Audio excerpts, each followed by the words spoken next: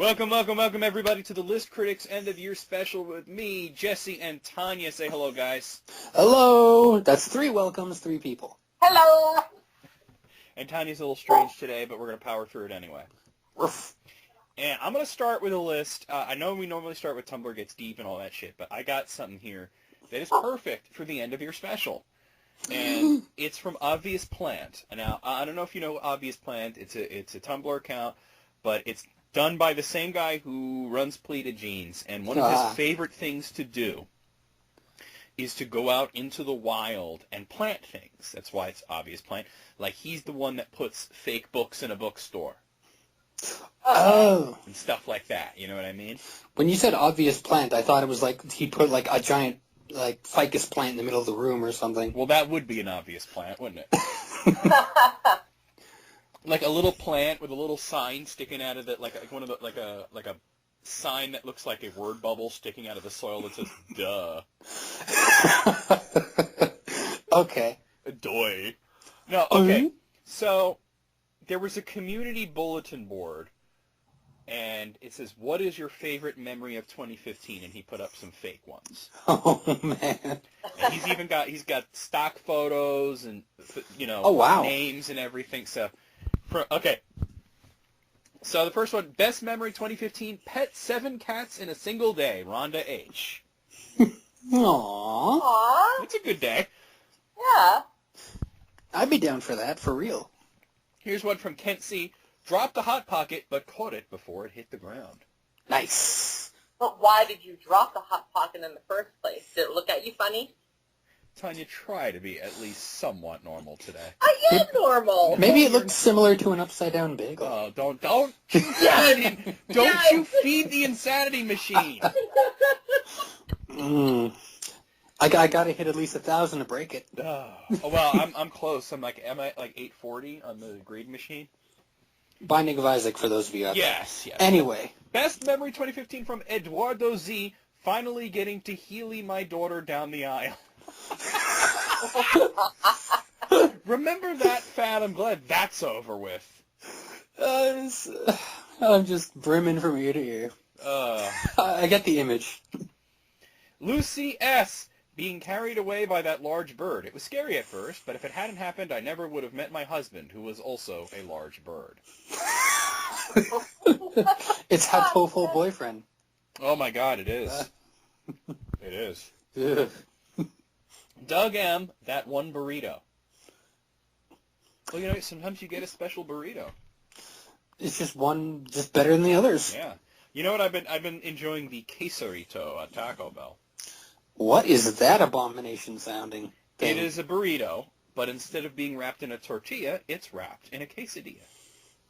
Holy smokes! So they're just Frankensteining food now. But it wasn't created by Taco Bell. It was originally a menu hack over at Chipotle Mexican Grill. A menu hack. Yeah, it wasn't something that's on the menu, but you could ask for it.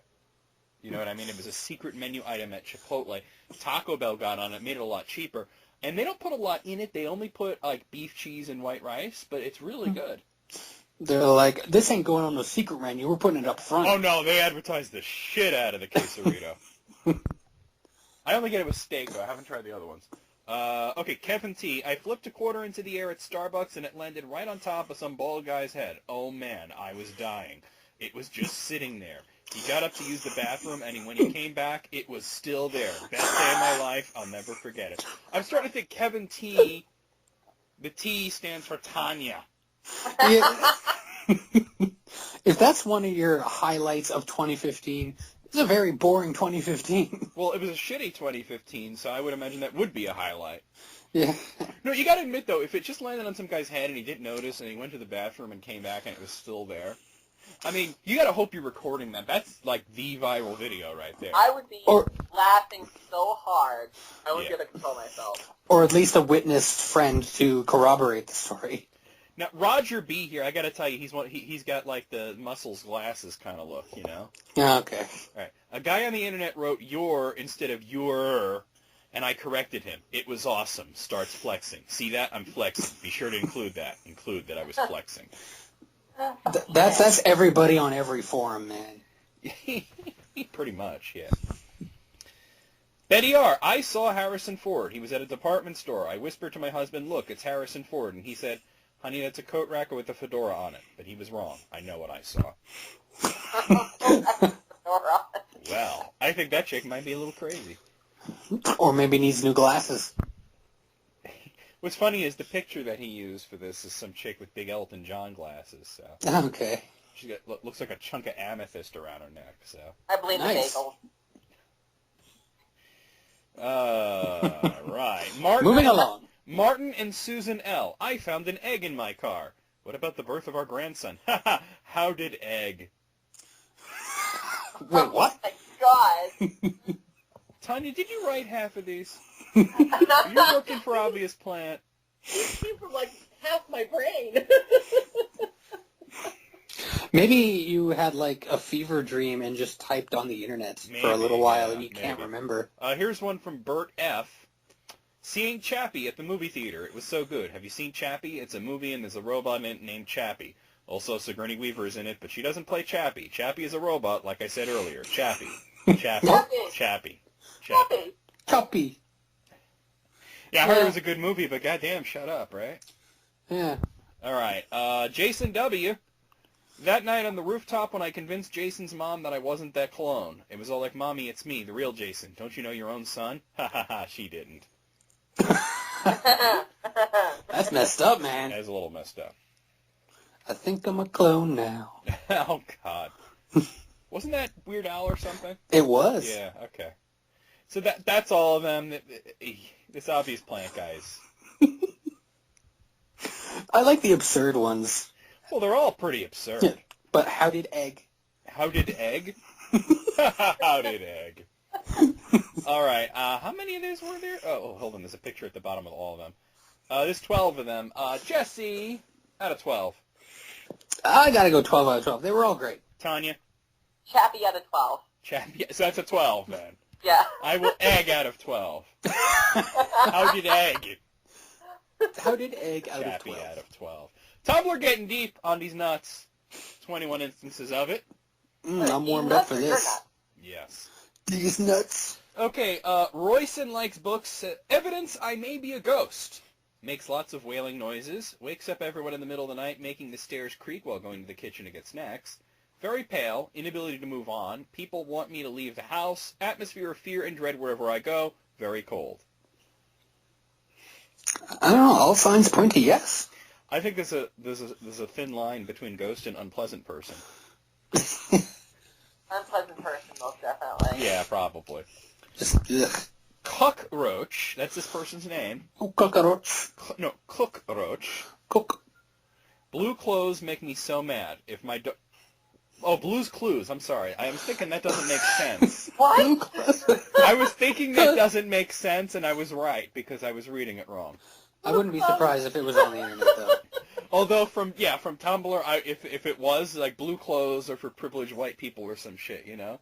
Or something hipsterish. Yeah. Blue's Clues makes me so mad. If my dog made me go through this much shit to figure out what it wanted for lunch, I'd give it to a different family. Blue out here like, I'm going to put my dirty-ass dog hands in these 3 random household objects and make your ugly ass figure out what I want, and Steve does it every time. Why can't the dog just put a paw print on the milk? Why Steve got to skedoodly do his ass into a graphic novel every time Blue want a fucking glass of milk with a snap? Blue'd be like, we got all 3 clues and snack time been over for 2 hours. I'd absolutely lose my fucking mind. You know, when you really lay it all out like that, it's true. Yeah, it's just a whole lot of nothing for, well, a whole lot of nothing. Yeah, pretty much. That's pretty much most children's programming these days is a whole lot of nothing. Yeah, you ever seen Dora? She just stares at the screen for like 10 seconds. Dora is the bane of my existence. Oh, really? I'll tell you guys a story. I had to get my car fixed, and it was serious, so it had to go to the dealership, right? And I was sitting there waiting for a ride to get me the hell out of there, and they had, I don't know why, on the television they had Dora the Explorer. And I was sitting there, and I couldn't see it. I was actually sitting right below the TV, but I could hear it, and they basically just say the same thing over and over and over again. Oh, it's like Teletubbies. Yeah, but they're not making sound. They're saying words. But it's Words. it's like they'll say a sentence, and then they'll say it 5 more times. But it gets And then- louder. And then go, that's right, at the end. Yeah, I guess, yeah. But they get louder with each iteration. That's what pisses me off. All right. Yeah. May says, why do all my favorite TV shows have such awkward names which make it hard to keep up with the fandom? Like I search Lost in the Tumblr tag search, and I get a bunch of depressing quotes when I search The Leftovers, and I get photo after photo of leftover food. Yeah. Regular Ant replies with, my problem is the exact opposite. Whenever I research how to get away with murder, all I get is that dumbass TV show. Is there a show called How to Get Away with Murder? Yes. I think Yes, there was, there is. actually. Bloody hell. I think there still is. I know a few people who watch it. Ugh. Fart Speaking of Gallery. those You people- guys remember Fart Gallery? We've seen that name a few times. It sounds familiar. Yeah. Great names for triplets. Waluigi, Watuigi, Waluigi 3. Mm. That is so awful. That is not very good. That's a big fat sack of no. Tanya, you gotta speak up. It's a big fat sack of no! Okay, There Dora, we go. that's right. That's right. All right. Dunn says, "Don't drink, kids," and then Nerdgull replies with a drawing of a woman holding a baby, and the baby's got like a straw poked through his forehead, and the woman is drinking the kid. Yeah, don't drink kids. Yeah. Commas That's pretty- are important, everybody.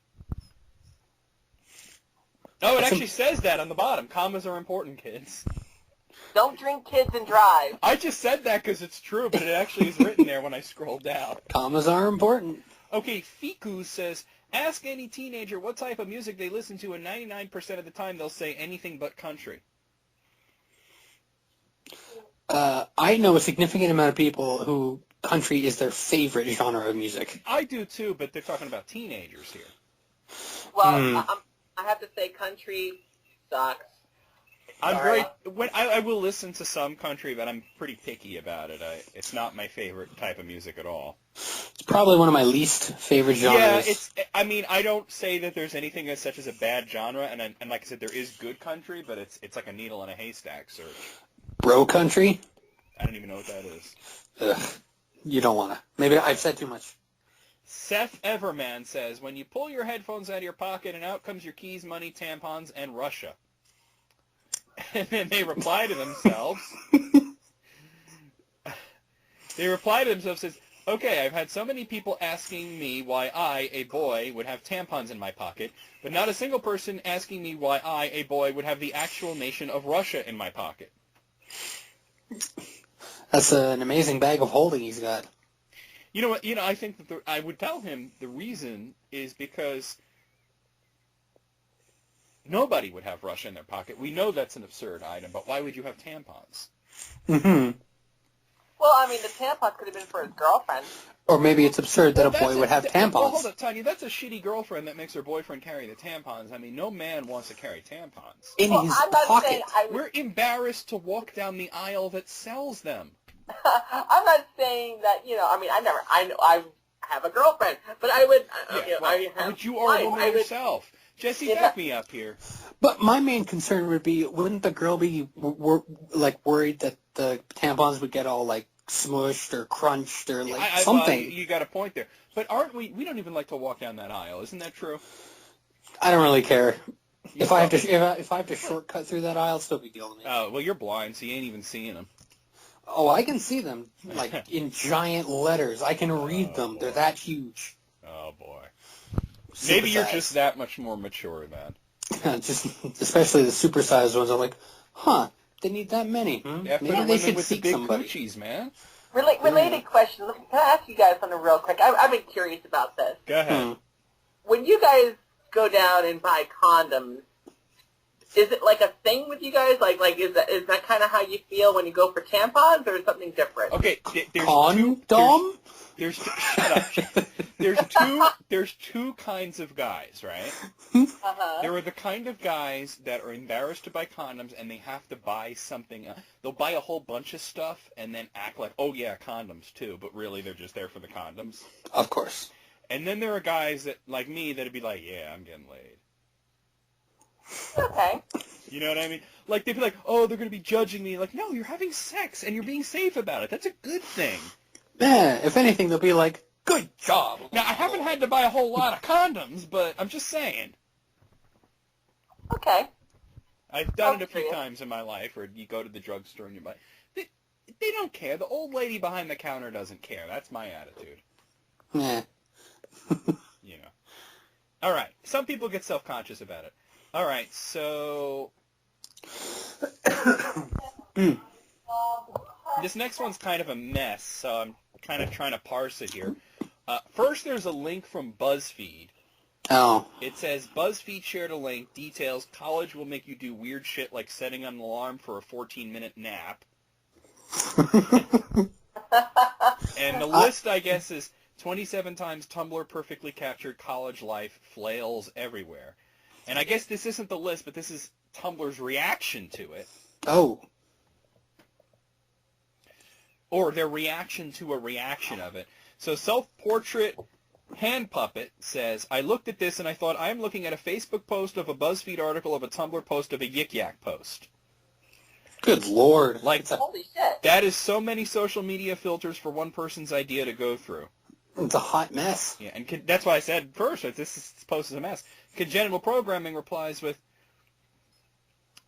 like, that is so many... I didn't finish the other thing. And now it's another Tumblr post, I guess. Then Congenital Programming says, the social media density is too high. If someone Reddits this, screens it, and Snapchats it to someone else, it will create a black hole.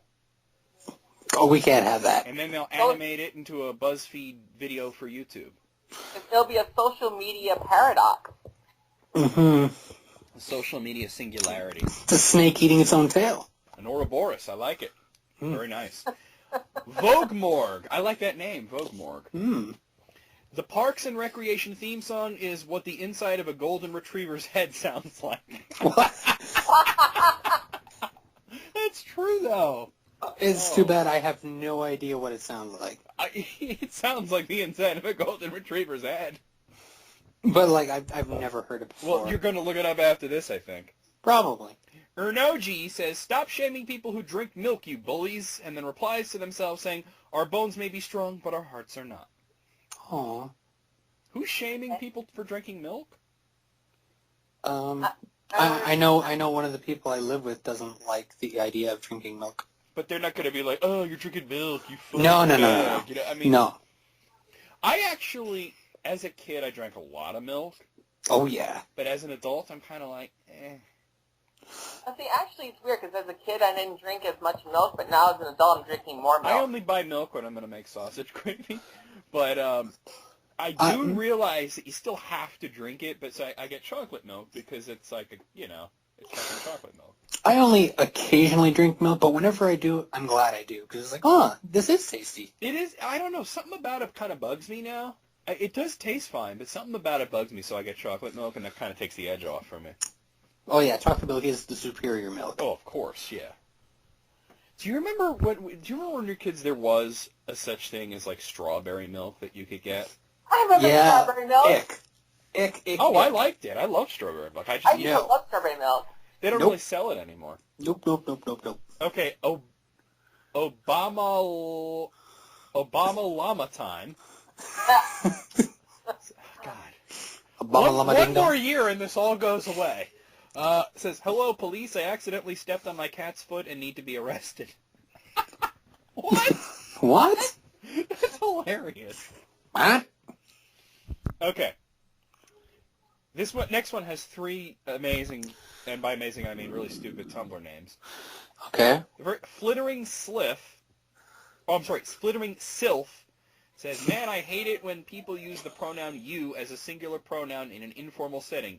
You is plural unless thou dost speak to an unfamiliar person. The correct singular second-person pronoun is thou in most cases. Grammar never changes. Pronouns must always stay one way until the end of time. Learn thy proper English. Kids these days. Then Gollyplot replies with, if thou this mistake shouldst make on thine own blog, then know, villain, that thou art a dirty descriptivist and no friend of mine. Ne'er should language itself alter, it doth remain fixed as such, untouched by change. Wouldst thou, vile descriptivist, that we forget the heritage of our great tongue? Nay, say I, thou art but a dickhead who sayest so. I love that. And then finally, Kind of wish we still talk like that. King Fucko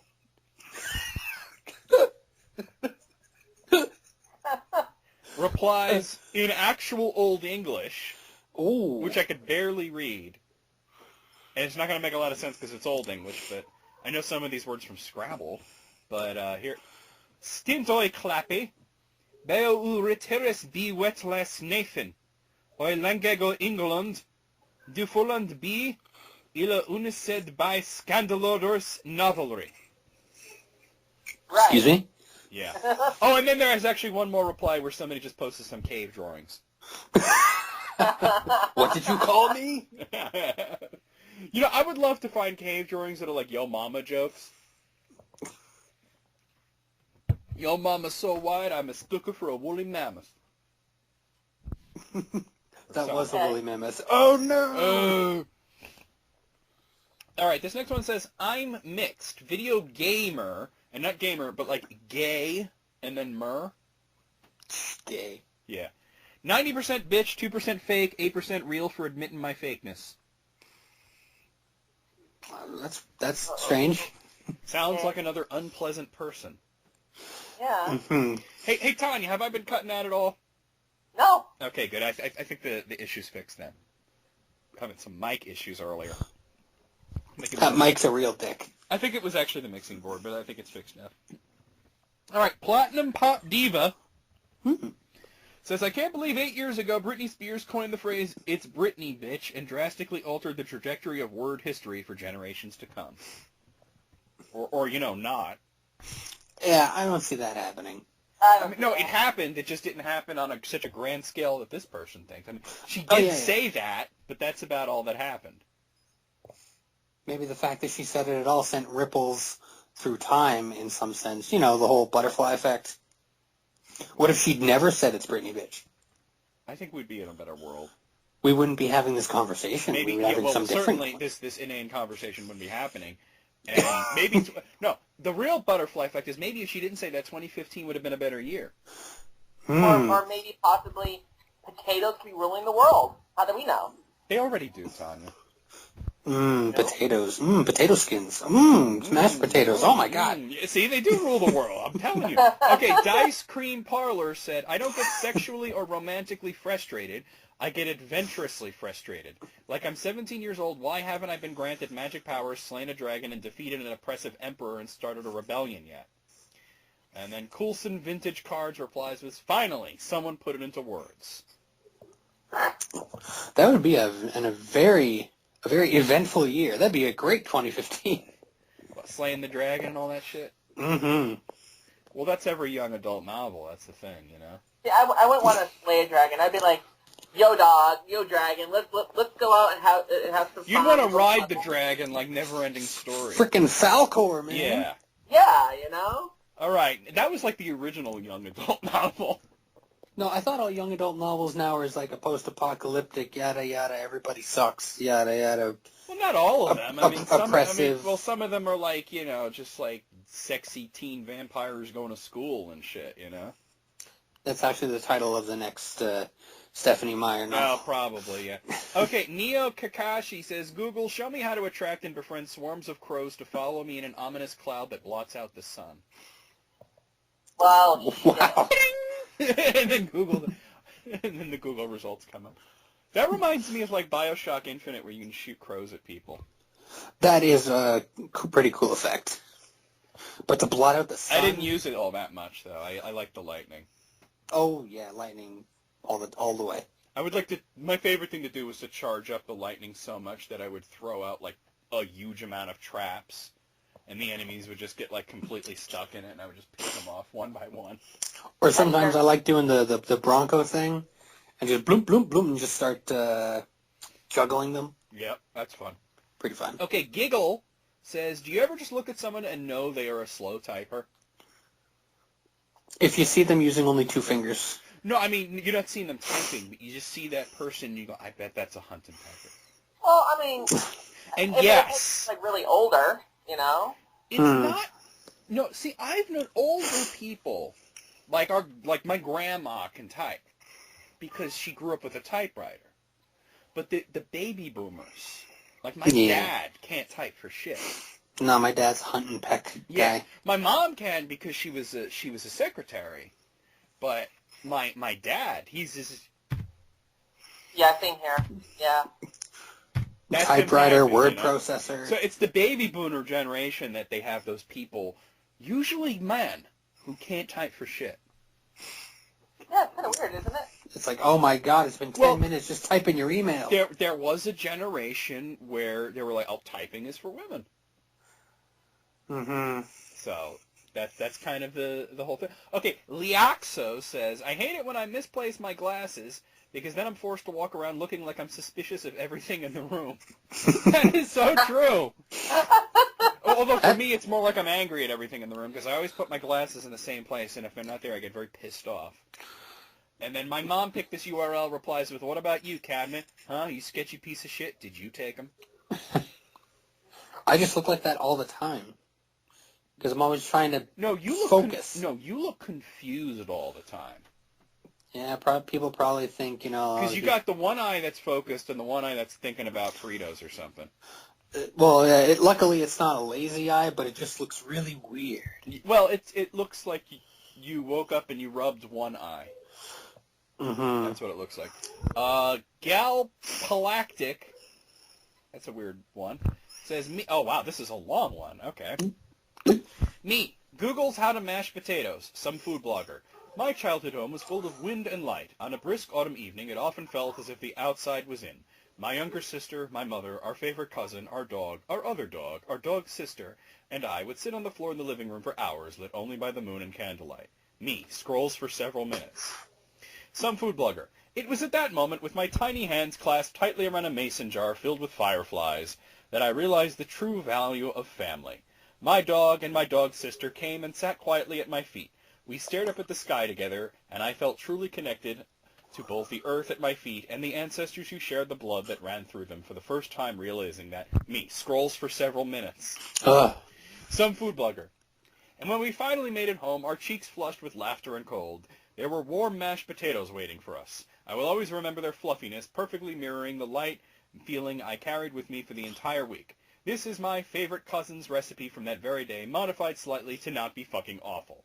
Boil a potato and smush it up with fork and butter, not a raw salt pepper in it. Jeez Louise, man, talk about a long way to get to the... I love how the language completely just decays at the end there. Just like a... Like butter is even spelled wrong. It's butter. And then not a raw. And that's in all caps. Salt, pepper spelled wrong too. I love, like, it's like this flowery language about your dog's sister and all this crap, and then it turns into like Hodor at the end. You know, it's crazy. Hodor. Yeah. All right. I like this next one. You know what? It seems like we're spending a lot of time on this, but it's not that there's a lot of them. It's that they're more involved this time, which I like. Okay, French. This chair is feminine. La chaise. Italian. This chair is feminine. La sedia.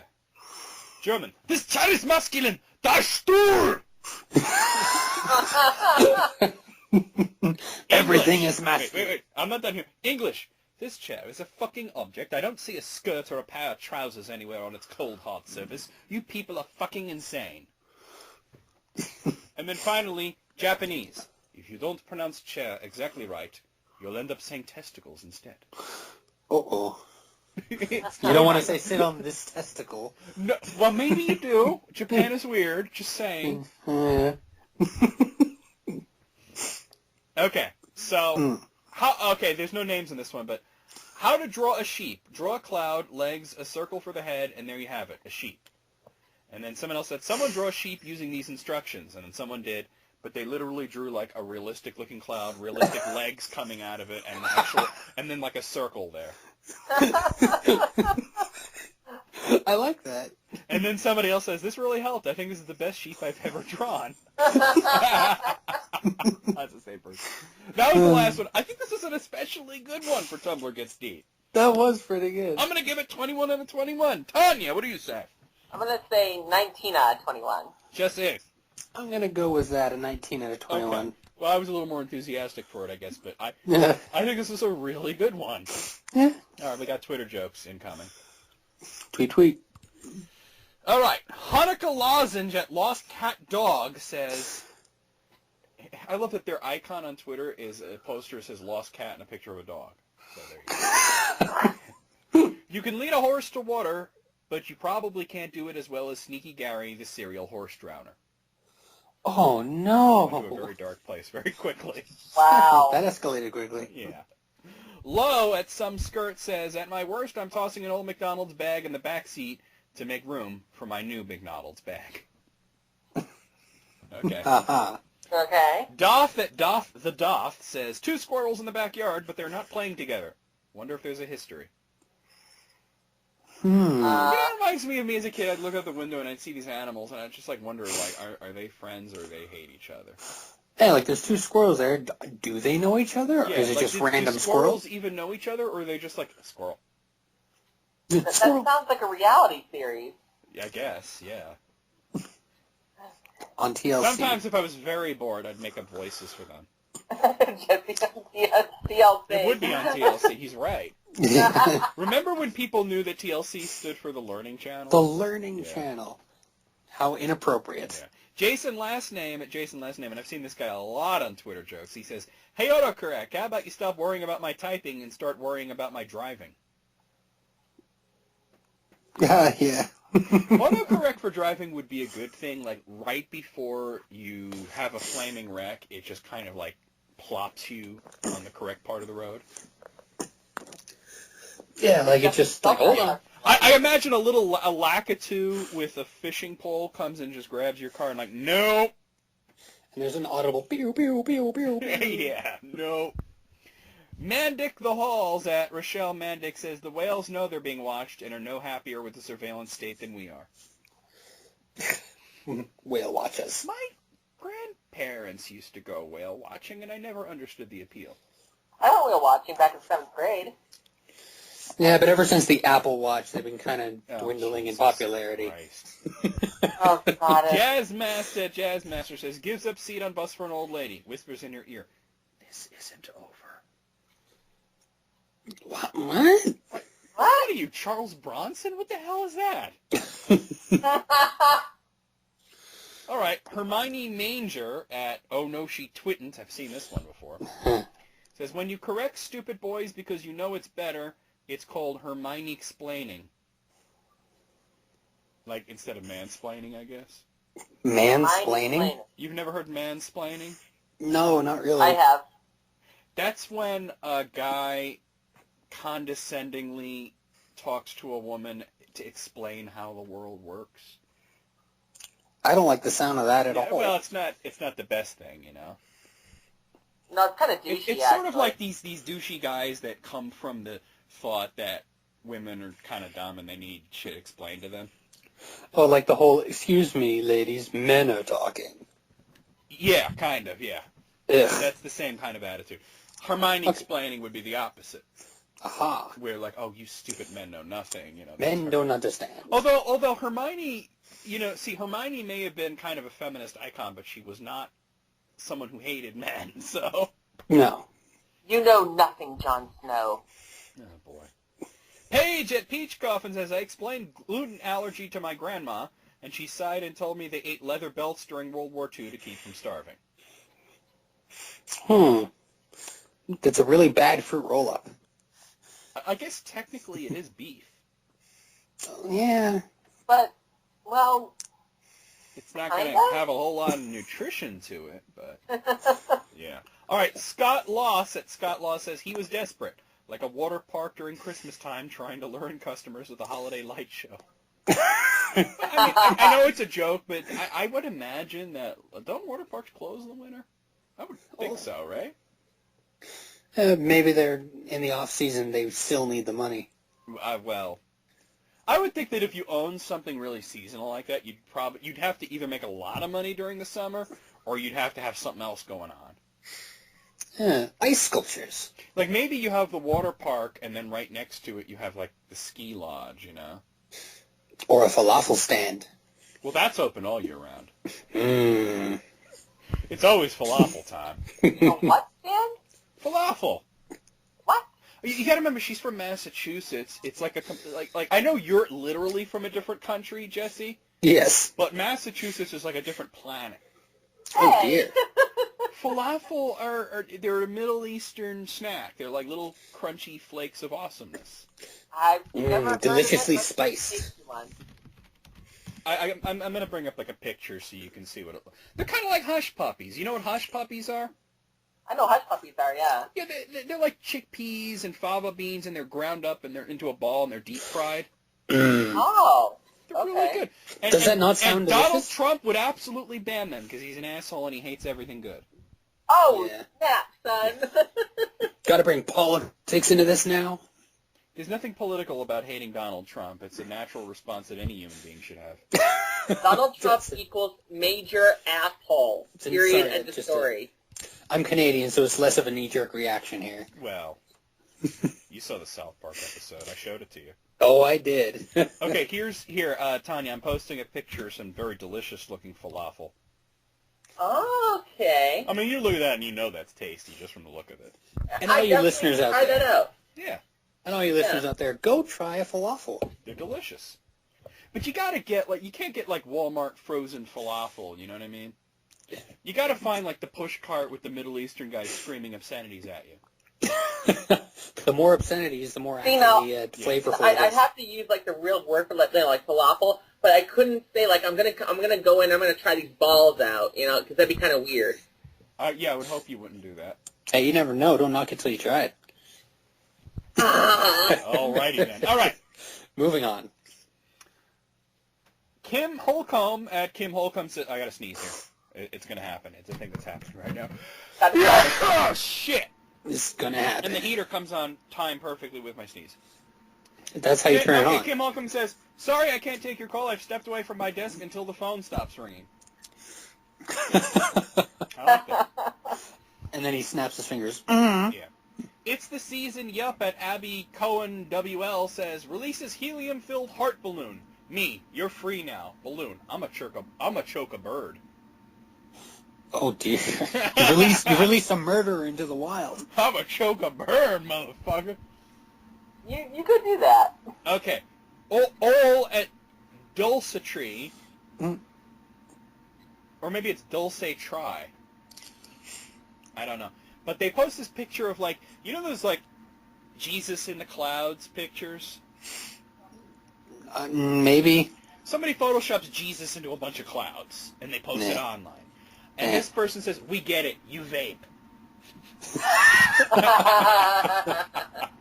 Well, he's got the long hair, and he's got some wild ideas, Yeah.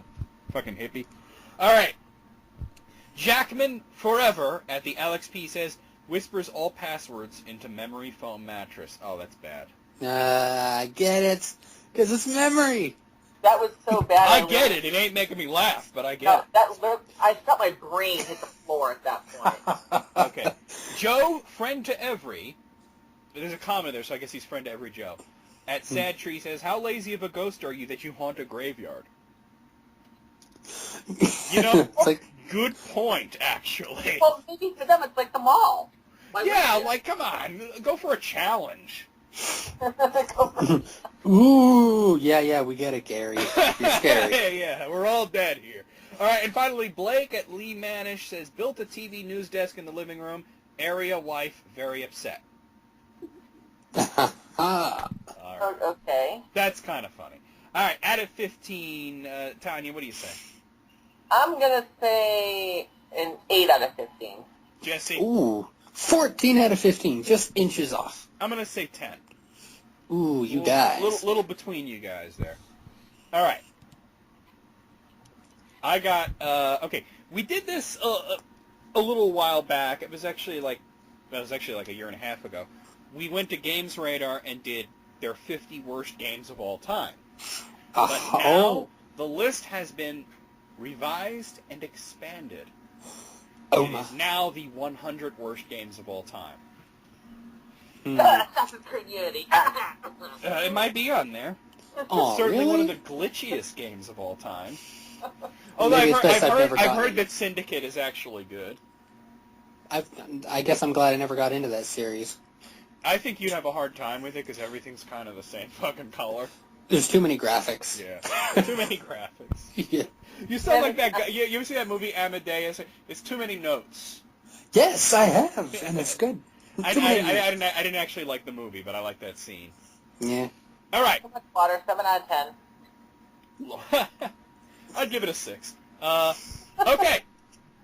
Number 100. I'm not going to go through this quickly because it's Okay. a slideshow and I can't. So, Yeah. so we get to discuss each one. Number 100, Rise of the Robots. Has anybody played this? Is this a fighting game? It is a That was fighting done game. at I SNES, have I think. Tanya, I have- I didn't hear you. You're talking over each other. What, was that on SNES, I think? No, it was a PC game. Oh, was? Oh, I don't remember it then. Oh, okay. I Yeah, think I'm it thinking. might have been on like 3DO or some shit. I'm thinking there. I think there is an SNES fighting game called Rise of the Robots, though. Is there? I think so. There's no way that these graphics are SNES because it looks like that cheap off-model early CGI that the 3DO is known for. I could have sworn it was on the SNES. I could have sworn. Hold on, I'm looking into it right now. I am a robot. I can only say robot. Robot. Robot. Okay, it was originally on the 3DO, but there were ports to Genesis and Super NES. I was not aware of that. Ah. That's where I remember it from, yeah. Okay, well anyway, it's a crappy fighting game where you only get to play as one character. Yeah. And and he's not very good. And there's no multiplayer. Oh, It's a bad fighting A game. fighting game with no multiplayer. What is this, Street Fighter 1? Huh. Good luck trying to Hadouken. Yeah. If you do the Hadouken movement like 10 times in a row, maybe you'll throw like 2. Yeah. Okay, and then at number 99, The Fight, Lights Out. I don't even know what this is. Another fighting game? It's on PlayStation 3. Oh. Oh, it uses PlayStation Move. ugh. Good luck with that. I think we might see some more basically of it's that the- and Connect. From what I'm reading, it's the HD version of like the Wii Sports Boxing. Did you guys hear what Krista just said? No, no. Krista goes, and she when she heard that the name of that game, she goes, and the winner and the loser has to wear a bra. Okay then. Oh, all right. That would make it a better game, probably.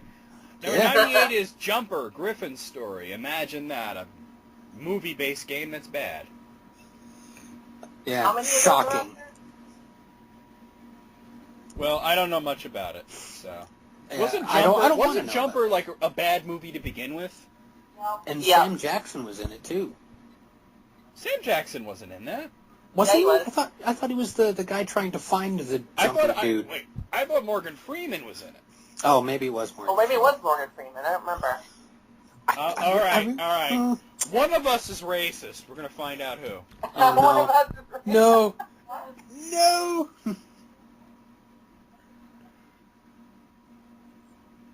Hold on.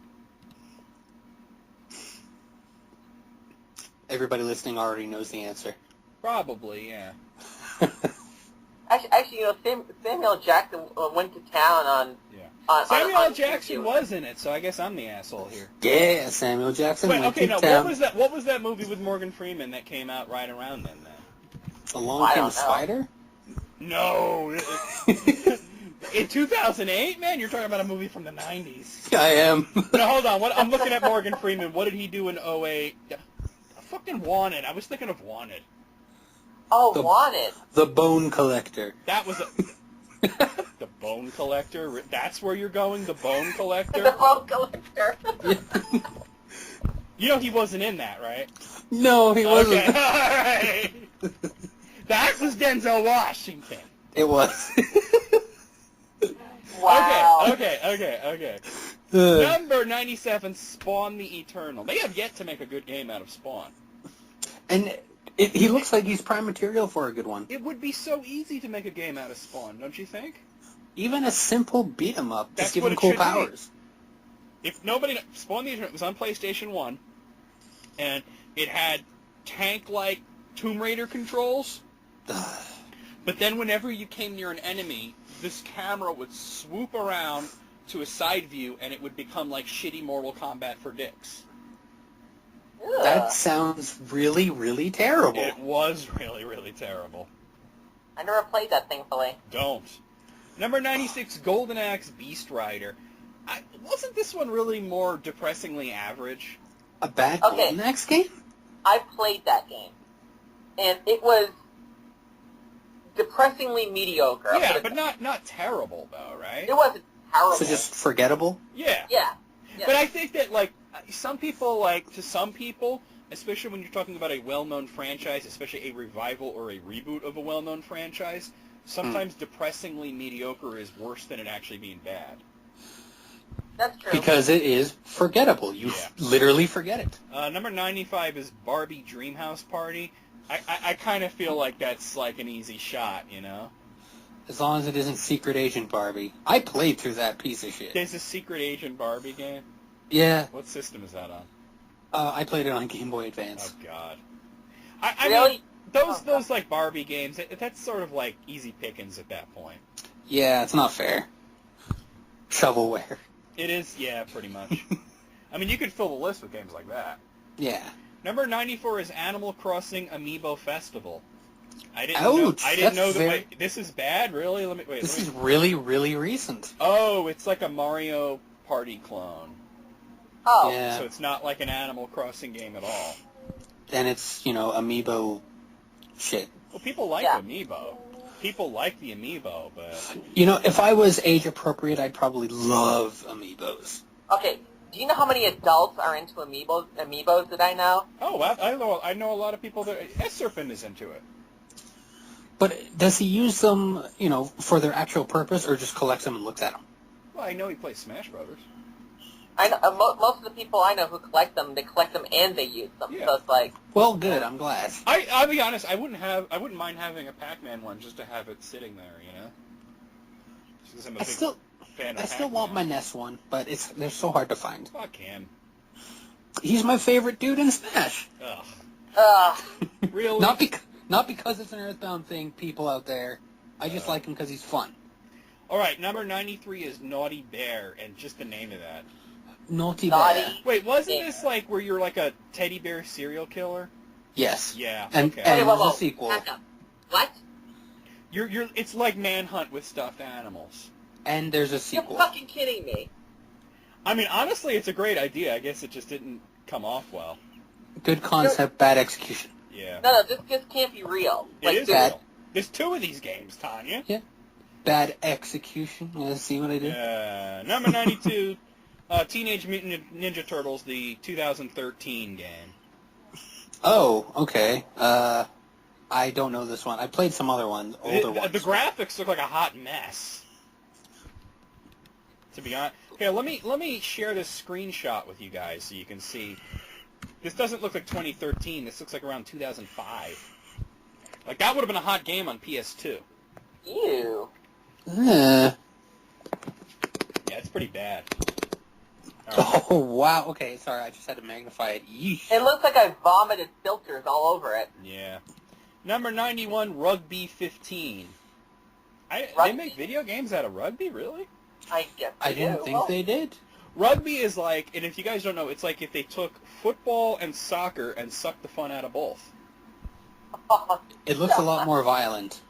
Yeah, but that's pretty much the only appeal of it. Mm-hmm. I do like the Australian version. Australian rules football? That's pretty cool, actually.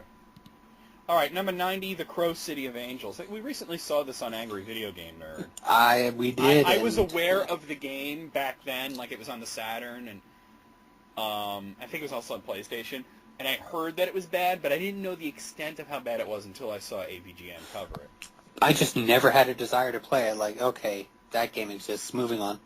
The Crow is not exactly a good choice for a game. That game is so dark, too. I wouldn't be able to see anything. Yeah. Okay, number 89, Super 3D Noah's Ark. Oh, I've seen this. It's Doom. It's Wolfenstein. Or technically. Wolfenstein Yeah. 3D. Yeah. Basically what happens is Wisdom Tree, who made all those crappy NES and Genesis unlicensed games, made one single unlicensed game for the Super NES, which is very difficult to make unlicensed games for. And they and to make it work, it actually had a slot in the top of the cartridge, kind of like Sonic and Knuckles. And you had to put a real licensed game into it to make it work. So you had to have like Super Mario World or some shit to put into there, you know? Lock-on technology. Yeah, except the game was just to get it to work. So then what happened is they actually did something right for once, and they bought, or they licensed rather, the Wolfenstein license from id Software. And they basically reskinned it where you're playing as Noah, and I guess you're on the Ark, and I guess the animals are going batshit for some reason, and you're shooting like fruit at them. I don't know why, but apparently you shoot fruit at them until they fall asleep. It's a really maze-like Ark. That's pretty fucked, actually. Yeah. It's not like a terrible game, it's just a terrible idea for a game. Mm-hmm. But then again, if you've played the Super Nintendo version of Wolfenstein, you kind of know how it plays. Not so good. Yeah. Number 88, Rise of Nightmares. I've not even heard of this. I've never heard of it. Oh, it's a horror game that uses Kinect. Oh, Oh, no, I God. haven't. Oh, no. How do you even do that? That would be a nightmare. For the controls. Yeah. Ugh. All right, moving on. Shaq Fu is number 87. I've played this. It's so fucking terrible. I played this, and I had fun with it. What? I thought it was pretty fun. Were you drunk? No. Were you high? It was fun for the duration of the rental, and then I was done with it forever. Yeah, but like, I mean, what did you play on? Like Super Nintendo or something? Super NES, yeah. Okay. Like, you couldn't get Street Fighter 2 or Mortal Kombat or something? I'd already played those, though. But Shaq Fu, and the controls are so bad. You can barely control where he goes. But you can play as a cat lady. That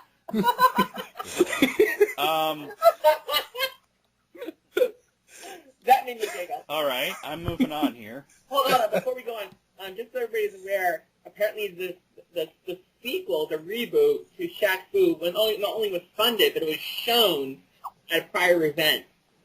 Yeah, I'm done with that, Tanya. Yep. All Number right. 86 is Ninja Bread Man, which is What's just, it? honestly, it's like somebody came up with the title first, and then they made the game based on that. Actually, it was supposed to be the sequel to the Zool. Yeah, or the next I'm Zool. aware that it was originally Zool, but I wanted to make that joke.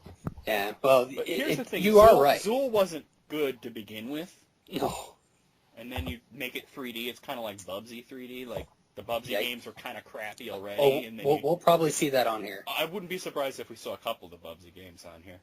I mean, there were 4 of them. I'm just saying. What could possibly go wrong? Yeah. Number 85, Nickelodeon Party Blast. Nickelodeon Party Blast. I'm looking at it, and the graphics are kind of nightmarish.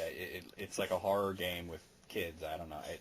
I thought it was gonna be like a Mario Party clone. It is Mario Party. I'm just like, the giant freakish Rugrats faces are freaking me out. Yeesh. I never saw the appeal to Rugrats. They're babies doing baby things. That's kind of like the Muppet Babies, huh? I used to love Rugrats. But Muppet I Babies, always saw like, it as the cheaper version of the Muppet Babies. Yeah. Okay, that is a good, You know, that is a here's really the good thing, way. I think the reason that this bothers me is I don't think that the Rugrats were ever meant to be seen in three dimensions. I think it makes them look creepy. Yeah, or PlayStation 3 dimensions. Well, that's what it is. It looks like Yeah. early PS2, you know? Yikes. It doesn't actually say what system it's on, but it looks like early PS2. Yeesh. You know, now I'm going to look it up just because I'm curious to know whether or not I'm right.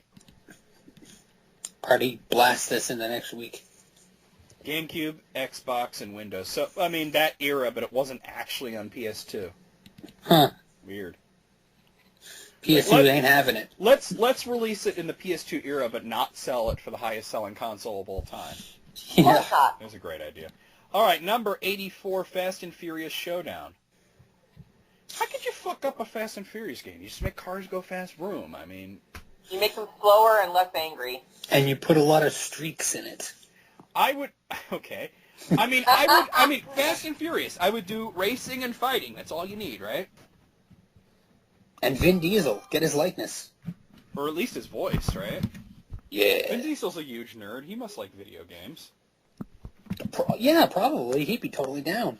83 is Bebe's Kids. The first time I heard about this game, Nintendo Power called it the worst game to ever be on a Nintendo system. And when I played it, I have to say, yeah. It's pretty bad. I rented this because cartoons and game that I haven't played yet. I've actually seen the movie Bebe's Kids. Me too, and I didn't like it then. It was bad, yeah. Yeah. It was bad. Number 82 is Bubsy 2.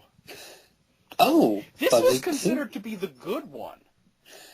Bubsy? I thought it was just a rehash of the first one. Yes, I know, but the level design was a little better. It's still bad. It's just that out of the heap of crap that is Bubsy, Bubsy 2 is probably the best one. It's actually on Steam now, both of them. Gotta get those achievements. So when did the other two come in as Steam? When are they in early access? The first two are out on Steam collectively. They're a collection. Why would anybody buy that? Part of the I don't know, steamy but- shit sale. They were under popular new releases You sure for a that's while. Steam? Wait, Tanya, are you sure that's Steam, not Steamer? Oh, I'm pretty sure it was Steam. All right, number 81 is Walking Dead Survival Instinct. Yeah, I heard bad things about this. I heard bad things too, yeah. I guess it's a first-person shooter or something? I'm guess guessing. It looks like one. All right. It ain't the Telltales. Ooh. Number 80, Daikatana. Oh, Like, what an unfortunate story. Now, I mean, Daikatana was already kind of bad, but what they should really be talking about is the Nintendo 64 version. Oh, God. Oh, God. Where That was a hot mess. there's people in cutscenes who just kind of disappear once the game starts Yeah, going again. they were cut from the game, but not from the cutscenes. Number 79, Charlie's Angels. I've not played this. I've seen videos of it, and it just looks atrocious. PS2? PS2 and I think GameCube as well. Mm. Never played it, thankfully. I wonder if you can play as the Chad. The chat. Oh, my God. Number 78, Pong Toss. Pong toss? It's fucking beer pong. We did this list when it was 50. So this one was like number 40 something. It's been bumped down to number 78, which shows there's a lot of new games on this. All right. Yeah. I mean, Beer pong? Woohoo. Yeah, pay $50 or whatever for a fucking beer pong simulator. Just And I think play I'm going to real say the beer same pong. thing I said back then. Get some beer, get a ping pong ball, the stupid red cups. Boom, you're ready to go. Yeah, play real beer pong. And you know what's funny is when we originally did this list, it was on an end-of-year special. No Do way. you remember singing Red Solo Cup? I might. I don't know. Yeah, you did it. All right, number 77 is Hannah Montana, the movie. Ah, no. The No. movie, the game? They shouldn't have even made a movie out of Hannah Montana, much less a game based on a movie, based on a TV show, based on crap, I guess. Do Miley Cyrus the game like Miley Cyrus now. You'd get a lot of content That'd be a horror simulator, I think. Oh, with tank yeah. controls. Number 76. Or tanked controls. Speaking of which, number 76, Silent Hill Book of Memories. Ah. Well, this was the Vita game, and the point that they're making here is that there are games for the Vita where people really get what the system's about, and there are ports for the Vita which is like, here's the crappy port. Oh, it was a crappy port? Oh, it's too God. bad. Well, this was made for the Vita. It was just a crappy set. I mean, it was top-down, first of all. Oh, dear. A Silent Hill game in top-down perspective. Fuck Konami. Hashtag fuck Konami. Hashtag Yeah. fuck Konami. Oh, I don't know if Hashtag you've heard. Konami? I don't know if you've heard, guys, but Hideo Kojima now works for Sony. Yeah, well, Oh, actually, he formed his own studio, partnered with Sony, so yeah. Number 75, NRA Varmint Hunter. Oh, It's actually spelled Varmint. Varmint. Yeah. Ah. What is this on Atari Jaguar? These fucking graphics. I gotta look this up and find out what system it's on. On the Jaguar, that's double bad right there. It looks like a Jaguar game. Oh, it's just PC. Okay. Do the math. It's a PC game. Okay. All right. It looks terrible. Number 74, The Fighter Within. That's when you have too much Taco Bell. One of you guys called this. It's a fighting game with Kinect. Oh, right. Yeah. Ugh. That would you think that would be a match made in heaven? You just fight, but probably the controls are ass. It's not really a match made in heaven. I mean, think about the way fighting games work, and then think about Kinect. It's like you'd have to go down, forward, and punch. Number 73 is Fester's Quest. I don't think it's a bad game. We've talked about this in the past. It's certainly a very fucking hard game, but I got this instead of The Legend of Zelda. no, we've had that discussion as well. Oh yeah. Now that is regrettable though, because Fester's Quest, I don't think it's bad, but it's no fucking Zelda, man. I'm in the camp of I think it's bad, but that's me though. Okay, my phone's going ballistic. I still like it. Fucking Twitter. All right, 72 Catwoman. Well, the Based movie on was the bad. amazing movie. Amazing that they made it. Amazing that Halle Berry agreed to the whole thing. Yeah. From my understanding, this was it was kind of like the Daredevil game, except worse. I played the Daredevil game on Game Boy Advance, and it was forgettable. Well, I'm talking about like the PS2 on the... Well, it's movie imitated art. Yeah. I mean, the Daredevil movie was slightly better than the Catwoman movie. Yeah, They're both that hot. makes sense, yeah. Yeah. Number 71, here's a very recent one, although from the graphics it certainly looks like an older game. Tony Hawk's Pro Skater 5. Oh no, that was bad. That was bad. Oh, incredibly bad. Dude. Our lead Oh. programmer Okay. went to town on that game. Here's the deal, and I can tell you guys what happened. Oh. Activision was about to lose the Tony Hawk license. They had to pump something up. Now, this has happened all throughout history. They're called ash cans. It's when a publisher publishes something just to hold on to a license. The recent Fantastic Four movie was an example of that as well. But usually they're not meant to actually be seen by anybody. But I guess Activision's like, well, some people buy it based on the name. But it is possibly one of the worst games of 2015. Oh, that's too bad, Yeah. because I'd heard I know about it, you and were I a was like, fan of yeah. the older, like the PlayStation ones, but this is Yes. not good, This, dude. this is apparently an insult to those games. Yeah. I mean, I go frumpy face on that. It doesn't look much better graphically. So if you squint, you might think you're playing it, but then it's very glitchy. And hold on, I'm gonna go to the Metacritic page here, and I'll tell you what's up. 32 on Metacritic Out of 30. out of 100. Oh yeah. User scores of 15. Oh Yeah. no. There you go. All right, number 70, Final Fantasy All the Bravest. Oh wait, is that the free game? Yeah, we talked about this last time. You have it. I had it. Well, you must have uninstalled it or something. I sure did. Yeah, not good. Not good. That is the worst Final Fantasy game ever created. Easily. Number 69 is a game I've never heard of called Mind Jack. Yeah, 69, Jack. Mind Jack. Apparently, it's just it's a third person shooter, but apparently it's not good. The graphics look nice, but they said the gameplay is just not that good. So Mind Jack, is that like you jack into I guess the... it's supposed to be kind of like Watch Dogs. Oh? How would you like to watch my dog? Oh God. All right, number 68 is Bible Adventures. Bible Adventures is pretty fucking shitty. Is that like the Zelda-ish game? No, that was you're thinking of Spiritual Warfare, which is actually not that bad. Bible Adventures is like the Super Mario 2 clone. Oh, It was okay. 3 crappy games in one. Alright. All right, number 67, Call of Duty Black Ops Declassified. This is another one of those, like, let's just throw something on the Vita. Throw something at the Vita. That's what yeah, piece of shit in this case. I was actually excited for this because I love Black Ops, I love the Vita, and then I was going to buy it, and then I saw the review scores, and I was like, oh, hell no. So, what sucks about it? Because I don't know much about it. It's really short. Yeah. Oh. It's really short. And apparently, the multiplayer is pretty bad even, so, yeah. Oh, that's too bad. And the graphics are like, I mean, it's like late PS2 graphics. You expect more from the Vita than that. At least early PS3 should Yeah, be. exactly. Number 66, Double Dragon 2 Wanderer of the Dragons, a game that is terrible. Tanya's actually played it. Oh. I think I they tried to, I do remember they playing... tried to piggyback on the success of Double Dragon Neon. This game, I literally wanted to actually take what was left of my sanity and just shove it out the nearest window, because it literally made no sense that I was playing in the first place. Okay. Number 65 is WCW Backstage Assault. For PS1?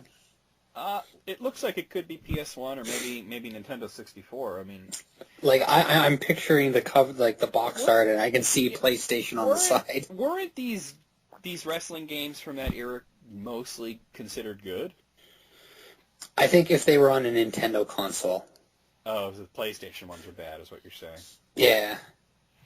Apparently there's no like actual wrestling in the ring. It all takes place backstage. Yeah, weren't there like a bunch of games, WWE games released that had nothing to do with wrestling? Like there was fighting. Well, there was a beat 'em up, and I think there was a racing game of some sort. Yeah, like that's just weird. Number 64. This one pains me. Mortal Kombat Special Forces. Oh, Ooh. God. You guys know I'm like the biggest fucking Mortal Kombat fan. Mm-hmm. I love this series. And yes, there have been bad ones, but usually they are bad ports of a better game. Like Trilogy. Trilogy wasn't the worst of that. Even like Mortal Kombat Advance is what I was thinking of. That was like the crappy version of 3. But Special Forces was just like a full game that just sucked. And it didn't even have that campy kind of quality like the Sub-Zero game had, where it had like the shitty cutscenes that were kind of funny. This was Mythologies. and to tell anybody the story, the reason that it's considered so bad, because people will play it and they'll be like, well, this is boring, but it's not like fucking awful. There was a demo, a playable demo at E3 that was way better than the finished game. So what happened? Well, I'll tell you what happened. But first, the demo, first of all, it had 2 playable characters. It had Jax and Sonya, and it was playable on Nintendo 64. They canceled the Nintendo 64 version. They rushed it out on PlayStation, and the reason that it was so bad is that it was literally unfinished. So you can't complete it? No, I mean, you can complete it, but the game was never finished. What happened was that John Tobias was working on this on his own.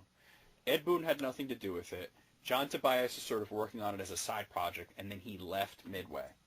Oh, no. And they just kind of rushed it out. It went immediately to the bargain bins. I guess the N64 game they did not release for whatever reason. So it was like a $30 PlayStation game right from release. Oh, dear. And it was bad. It was really bad. Yeah. So. But didn't Special Forces introduce a new character that is now actually part of the... Well, you're talking about Tremor, yeah. Tremor, yeah. And he's in Mortal Kombat X.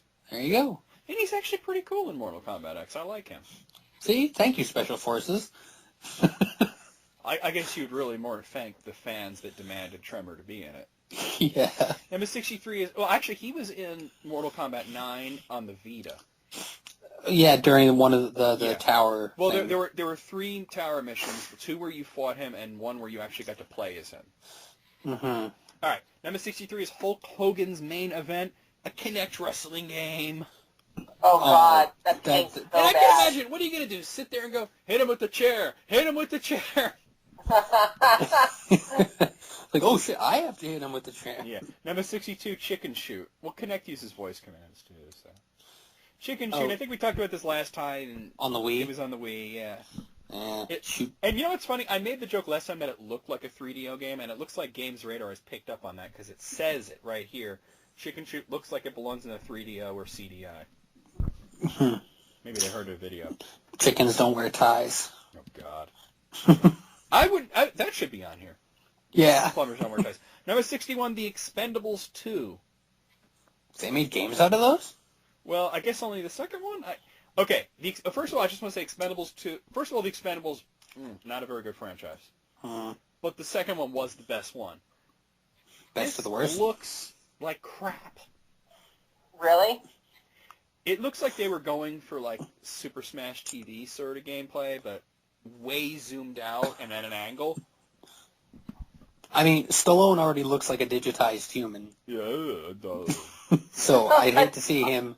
I'd hate to see him in video game form. It's so funny how, like, in Expendables, he kind of looks like he did back then. But then you see him in Creed, and he looks like an old motherfucker. Creed looks pretty I good. know. I loved Creed. Great Creed movie was by great. I enjoyed the hell out of it. It's Yeah. Alright. It's my third favorite Rocky movie. First would be Rocky Balboa, then the first Rocky, and then Creed. I agree with that. Yep. That's not bad. Number 60, Rogue Warrior. Okay, this is, I've talked about this. This was an actual Navy SEAL wrote the game, but it wasn't good. Oh, Very short. well, how good is a Navy SEAL at writing code? No, he wrote the story. Oh, okay. Although the way the game turned out, he might have actually wrote the code, too. Yeah, oh dear. Number 59, Night Trap. I'm so Night glad we're at Trap. the point in history where we can just come out and say this was a shitty game and not try to pretend that we love it for irony's sake. That boy will find you, Night Trap. See, Don't the look thing is, behind it's you. got a Don't do cult this, following now. Don't. It had a cult following, but I think people are coming around to the fact that it was actually really bad. It is just bad. It is a bad game. Number 58, X-Men for Nintendo. I found this game lying in the street, blah, blah, blah. It sucks. Blah, blah, blah. Been there, it's bought the terrible. T-shirt. Terrible. Number 57, Mario is Missing. Oh, Let's learn about history God. and Was- jump no, that on one- enemies no, that that don't one- hurt it. No, Mario's Missing was more geography. The history one was Mario's Time Machine, which was Time machine. even okay. worse, in my opinion. But yeah, let's also jump on enemies that don't hurt us. Yeah, it's how about impossible we to play a die. fucking good Mario game? How about that? Well, you're going to want one that was actually developed by Nintendo then. Yeah. Number 56 is Kung Fu High Impact. That sounds like a good possibility. Okay, I'm looking at a screenshot, and you got a huge guy holding a club. He looks like he belongs in Skyrim. Then there's like the ground, there's mountains in the background, there's some like fucking superhero guy, and there's a dragon. All of these elements are done in a completely different style. None of them belong together. I got to show you the screenshot. It literally looks like it was copy-pasted from like 5 different sources. Take a Oh, look. man. Oh my god. Oh, okay. And apparently this was also Kinect. Look at that cudgel. Yeah, but like, look how like you got the Viking guy or whatever is rendered in 3D. Mm-hmm. Then you got like the dragon looks like he's hand drawn. Like what is going on here? And then you got the little guy there who looks like he came from like... The little guy looks like a JPEG image. the little guy looks like a photograph of an action figure. And a Yeah. nuclear sky. I don't know what's going on there. It's terrible. All right. Number 55, Make My Video. Which one? You know, all of them. They were all the same exact thing. Yeah. I played the Feel it. I played the Marky Mark one. That was pretty fucking bad. Shit, more shit, more shit, Yeah. more shit. Crisscross. You know what was fun about the Marky Mark one was the cutscenes were so fucking ridiculous that it's like a Mystery Science Theater thing, you know. Oh, no. Number 54 is Dark Castle, which is just bad. Dark Oh, God, Castle. Dark Is that for NES? Genesis, and I think it was also on the Genesis. CDI and PC. Ooh, Mostly, that's a weird combo. Yeah, it was like Donkey Kong for assholes. Donkey Kong. Donkey Kong for assholes. Okay. Number 53 is the Genesis version of Action 52. That was the better version, so I can imagine the NES one is probably on here as well. Oh, Cheetah wow. Man still sucks. Yeah. Number 52, Back to the Future on NES. You know, I remember when I bought that game. Real quick story. I remember when I bought that game, and I was so excited.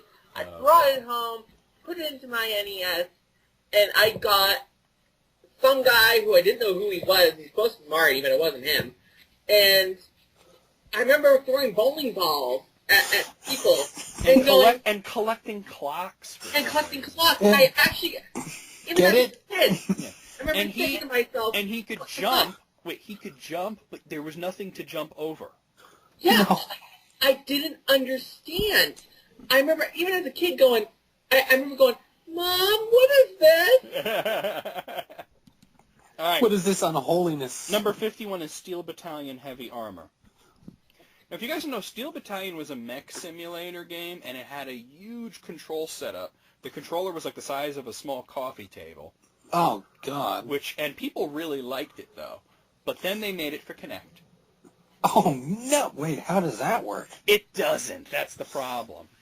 No. And the funny thing about it is that the Kinect is really bad at sensing people who are sitting down. And you're supposed to sit? In a Mac, yeah. And, I wonder the how thing does is, it didn't only use Kinect. You also had to use the Xbox controller. Oh, okay. Just real quick, I just wanted to say this real quick, and this is in relation to something you said earlier.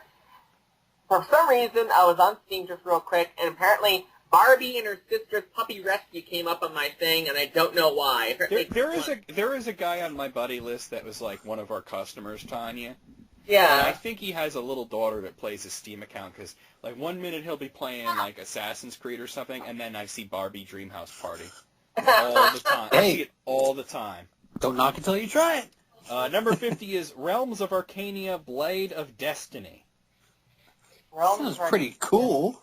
It kind of looks like Morrowind. Like, it literally looks like Morrowind. Realms of Arcadia. Huh. Apparently, it was incredibly buggy. Oh. Wow, okay. Gotta get yourself a can of Raid. Number 49, Hooters Road Trip. Yes, let's take a... First of all, I just want to say this is like the worst license ever because it is a license of a restaurant. Yeah. And by the way, I just want to say that I hate Hooters. I really do. You hate Hooters? I don't know, man. Okay, first of all, their food sucks. Oh, the And restaurant. secondly, the waitresses are caught in this like 1985 aesthetic of what's hot. You know, what I mean?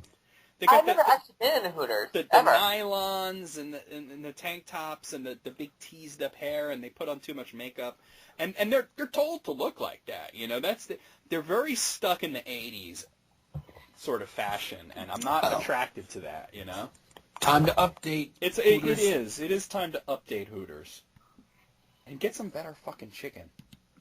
Man, Number the 48, Hotel Mario, a game where you close doors. I mean, it's a CDI game, so it's doomed from the start.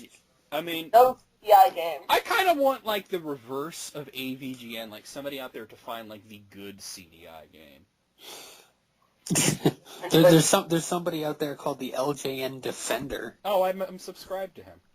Yeah, I just recently started watching him.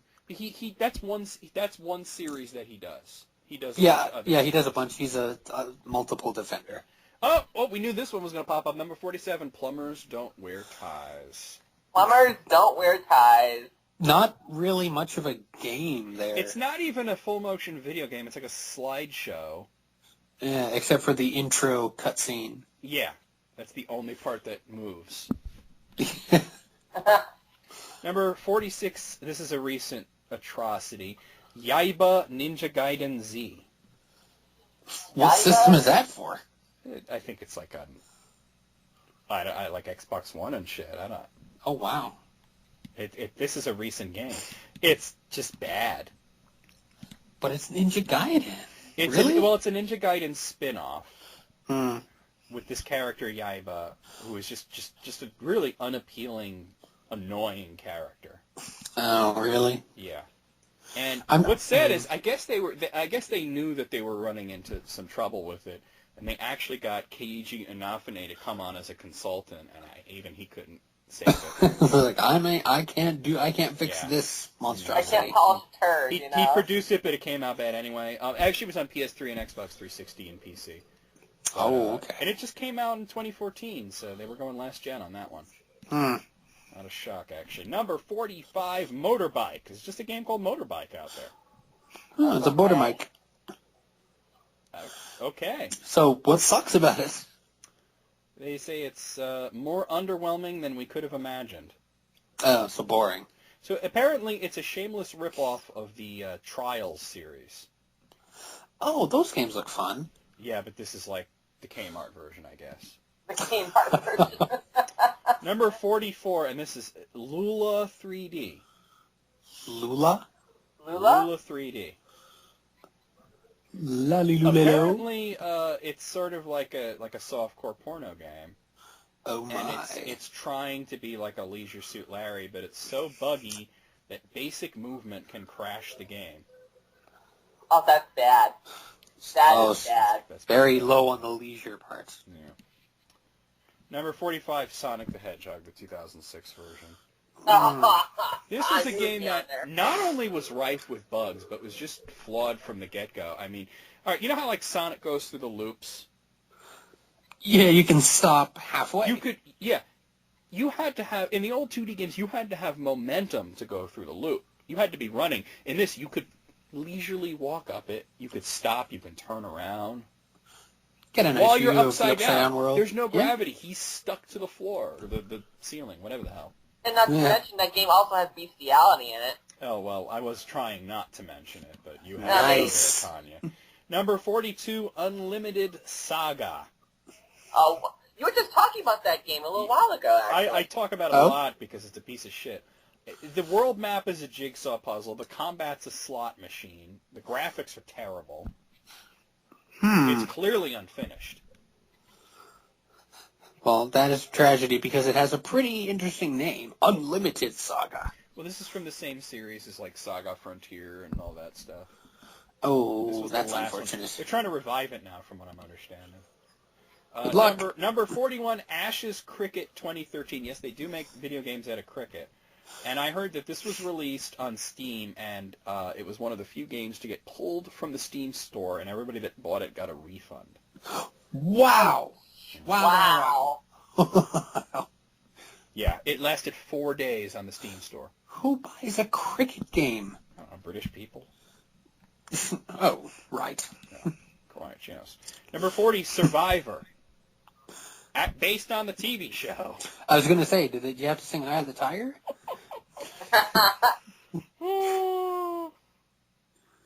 Now, this is interesting. Listen to this. They say nothing about the game makes sense. 1 minute a fellow survivor will tell you your alliance is stronger than ever, and the next second he's voting you off the island. I don't know. That sounds like the TV show to me. It does. I Lions think back to two. shit the game. I think guess all the the 2 challenges seasons of it and- I've ever seen. Yeah, I've only ever actually seen one episode, and I was Oh. unenthused. So We are not amused. no. Number 39 is Spogs Racing. Fogs Racing. What is a spog? It sounds like something you hork up after a night of drinking. A frog. Oh my God! Believe it or not, they're little motorized pogs. No way. No way. Here's straight from Games Radar. Spogs Racing takes pogs, turns them on their side, attaches a wheel, and makes you race them through uninteresting racetrack after uninteresting racetrack. I didn't know they had a Pog video game of any kind. I didn't either. That's such a bad idea. It is. Number 38, Grey's Anatomy, the video game. Oh, goddess. I've seen a whole playthrough of this.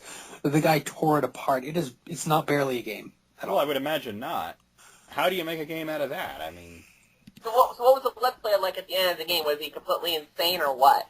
It's just a series of mini games while you watch an episode, pretty much. ugh. Oh, Number God. number 37 is Self-Defense Training Camp.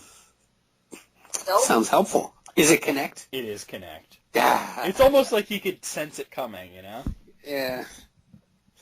It'll really help you Is there learn anybody real out there things that about likes self-defense. the Kinect? I just want to say, man. Fuck the Kinect. Yeah, it's a bad idea. Although Number the voice thing 36 seemed pretty cool. Number 36 is called Basement Crawl. I've never heard of this. That doesn't sound very good. From the makers of Basement Dweller. Basement Crawl, apparently it was one of the first downloadable games for PlayStation 4, Oh. but it's bad. It's basically a ripoff of Bomberman, but Oh. it's bad. They should make a game called Pub Crawl. And then you just go for a pub crawl. Just a drinking simulator. Oh, That should be for Kinect. yeah. Number 35, Pac-Man for Atari 2600. Oh, that was so bad. In case anybody doesn't understand why it's so bad, I will tell you. It was unfinished. It was actually a prototype. Because if you think, oh, well, the Atari 2600 wasn't really that advanced, it couldn't handle Pac-Man. Of course it could fucking handle Pac-Man. I mean, have you ever played Jungle Hunt? That's a way more advanced game than Pac-Man, and that's on Atari 2600. It was a prototype, and it could only render one of the ghosts at a time. And that doesn't mean there was only one ghost. It just meant that only one of them was visible at a time. So it would flash. Yeah, it was constant flickering. I've played it before, and it's bad. It's not. I don't know if it's super ultimate legendarily bad, but it is really bad. It is literally legendarily bad because they actually were so banking on it being a success that they made 12 million copies of it when they'd only sold about 8 million Ataris at that time. Okay, that's a bad idea. And most of them wound up getting fucking buried in a landfill. Just saying. And then AVGN found them. Well, he was the story he was telling was more about E.T., but yeah. Yeah. Number 34, Bubsy 3D, Forbidden Planet. Yeah. Oh, I forgot about the subtitle. I'm guessing that the first Bubsy and the Jaguar one are not going to be on here because the PlayStation one was definitely the worst one. It wasn't even a game. It was like... Well, I mean, it was a game, but it was like sort of like Kyle 1316's first game for like game-making class in high school, and he got Kyle 1316. Yeah, why not? And he got a D. I'm just saying. And he got a D. Oh, we got the D. Yeah. Ugh. Number 33 is called Yaris. Yaris Revenge? No, Yaris. Okay. Let me ask you, what kind of game would you expect from a title like Yaris? I don't know, puzzle game. Okay, I've got puzzle game, and I think you said RPG, Tanya? Yeah. I would expect like a space shooter of some sort, but I just want to say Toyota Yaris. That's an actual car. It's a racing game. Oh, yeah. So this is a racing game. Oh, God. Where you only get to use one type of car. The Yaris. Now, hold on. I just want to say that that's been done in the past, and it's been good. Like, the Volkswagen Beetle game on Nintendo 64 was very good. Beetle Adventure Racing. Yeah, but that was based on Need for Speed. It had a good engine. It had a management of tracks. Mm-hmm. This just looks like a piece of shit. Hold on. Now, I'm going to show you the screenshot, and you tell me what system you think this is on, based on the graphics. There it goes. Oh, God. Now, just based on the graphics, what system would you say that's on? I didn't get anything. It's in the chat, dude. Yeah, I didn't get anything. You might have to... I'll paste it again. Yeah. Tanya, what system would you say? Is this on like a console? Like, really? I don't want the whole episode to be this list, so could I get an answer? Just guess. It looks like a really crappy PC thing. Yeah, but guess a console, Tanya. Jesus. I don't know. 64. N64, yeah. It does look like N64, doesn't it? And Yeah. Xbox 360. Wow. Yeah. So there you go. It was. Honestly, I was thinking and like you know what? DOS, actually. It was actually removed from the Xbox Live Marketplace. Probably because of licensing issues, but I want to mention this was also a free game. Oh, no, and it was still removed. Yeah. Number 32, Eminem's Kart Racing. I mean... He had a game? No, like the candies. Oh. Oh, God. I would play, like, if it was Eminem, that would be funny. I would just crash him into a wall and see what he would say, you know? Like, Mom Spaghetti. Mom Spaghetti, yeah! That should be a track where, let's do Eminem, and it's like Micro Machines. Yes. And you're going across Mom's Spaghetti, like, watch out for the meatballs, Like, all right, I number hope they brought 31, lots of spaghetti. Navy SEALs Weapons of Mass Destruction. I heard about that game. I haven't, but Turns out the government didn't find any of them, though. apparently there's like no AI and the enemies just kind of stand there. Yeah, pretty much. That's sad. Number 30 is Amy. Oh, that's the escort game that never stops, pretty much. Yeah, pretty What? much, yeah. What is this? It was basically like a AAA indie sort of game, Hmm. and it was for like Xbox Live and PSN, and it basically was an escort mission. It was supposed to be kind of like a Silent Hill type of game, but it was really bad. Well, that sucks. Yeah. Number 29 is Little Britain, the video game. Oh, really? They made a What? game? Apparently, Little Britain is a comedy sketch show on BBC, and I'm seeing what looks like a 3D version of the Back to the Future game on NES. Oh, like I've seen this show and I was like, whatever. But No thanks to that. All right. Nah. That's gross. All right.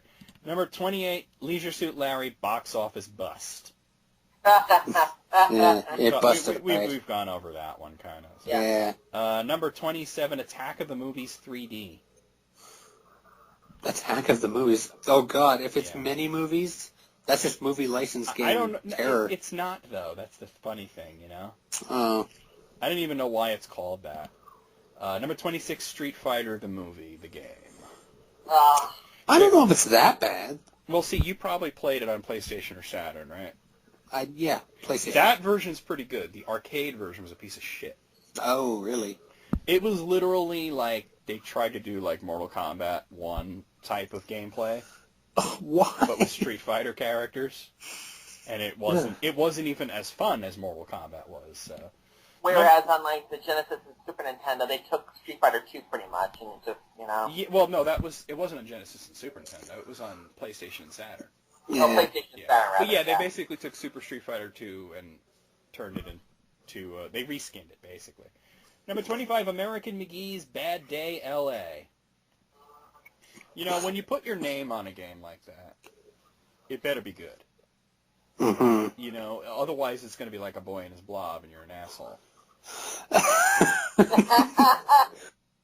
Like, remember me? I made Pitfall. Yeah, now you made A Boy and His Blob. Congratulations, asshole. Do-do-do. Number 24 is Extreme Paint Brawl. Ugh. Which was like, Paintball. I guess it was supposed to be like a Team Fortress type of game with paintball. Sounds fun, but apparently it was just shit. I saw a video on it. It was funny as hell. I remember that. Number 23, Dragon Ball Evolution. Oh, God. A movie licensed game based on a bad movie. And I think it was only on like PSP or something. Even Chris in the background's going, "Oh God, not that." Bad taste in your mouth. Number 22, here's a kind of a more recent one, Rambo, the video game, and that was bad. Oh, that was the on rails fucking It basically was an on-rails shooter, yeah. Yeah. I like that was on-rail horrible. shooters, but it's that bad? Not good. Huh. It's basically like if you took Time Crisis and just painted over it with 2014 graphics. I like Time Crisis. Yeah, but it belongs to a certain era, you know what I mean? Yeah. And then add the PlayStation Move into it. And Oh, okay, forget it. 21 is Bomberman Act Zero, Oh, the gritty reboot. and we still haven't seen Bomberman since then. That's too bad. We probably never Bomberman really- for Smash, man. Bring I him was back. just about to say, put him in Bring him Smash. back. Look, dude, we got Cloud, we got Bayonetta coming. Another Fire Emblem Yeah, dude? yeah, I don't know if you guys heard, well, I don't know if Tanya heard, Or lady? Corrin from Fire Emblem Fates is going to be in Smash Brothers as well. I heard about that. Yeah, That's pretty cool. pretty cool. Another Fire Emblem character. Woo! Well, if you're a fan of the series, like me, it's exciting. Number 20 Wonderful. is Girl Fight. Oh no, is it just like girls slapping each other or something bad like that? It looks like MMA sort of thing, Oh, but it's just bad. So, Pit Fighter bad. yeah. Number 19, Elf Bowling 1 and 2. These were free Flash games that they said, you know what, we're going to put them on the DS and charge money. Yup. So there you go. Number 18, Batman Dark Tomorrow. Now, apparently the game itself wasn't that bad. It's just that it was almost impossible to know how to play. Because, I mean, you know how to play it, but the thing is, like, all of a sudden you get the bad ending, and you don't know why. And the mechanism for getting the good ending is so obscure that no one's going to figure it out without a walkthrough. So there you go. I wonder how you get the good ending. Well, you could fuck it up pretty early from what I understand. Ugh. Number 17, Infestation Survivor Stories. I heard this was bad. This is kind of recent. Oh, Infestation. Yeah, it's a zombie game. Ah. I think we're all kind of over zombies at this point. Unless you still watch The Walking Dead. Yeah, but I mean, you notice that the Walking Dead games, like the good ones, are more like adventure games and not like shoot zombies. Yeah, it's like zombies come here and there. It's more about survival than you know. And good character development. Number 16, The Guy Game. Ew. Just the name alone, you're like, ew. Gives a bad name to men everywhere, I think. Yeah. We think we're going to plop down $50 to play a bunch of stupid mini games to maybe see a chick flash in, like, glorious 480p. You know what I mean? Ridiculous when you can go on your computer and download all the high-quality porn you want. Yeah, like, why For free! Without having to play a mini game first. Hooray! And there was a controversy. Apparently one of the girls was not quite 18, and they had to pull the game. Underage. Yeah, some 17-year-old girls in it. Which is why, by the way, if anybody out there sees a copy of this in the wild, you should fucking snag it and sell it on eBay because it's rare. Because of the recall. Number 15 is Catfight. First girl fight, now cat fight. Unless it's cats fighting. Aw. No, it is like Girl Fight, except this is an older one. It is such an obvious Mortal Kombat ripoff. The characters look like Mortal Kombat characters.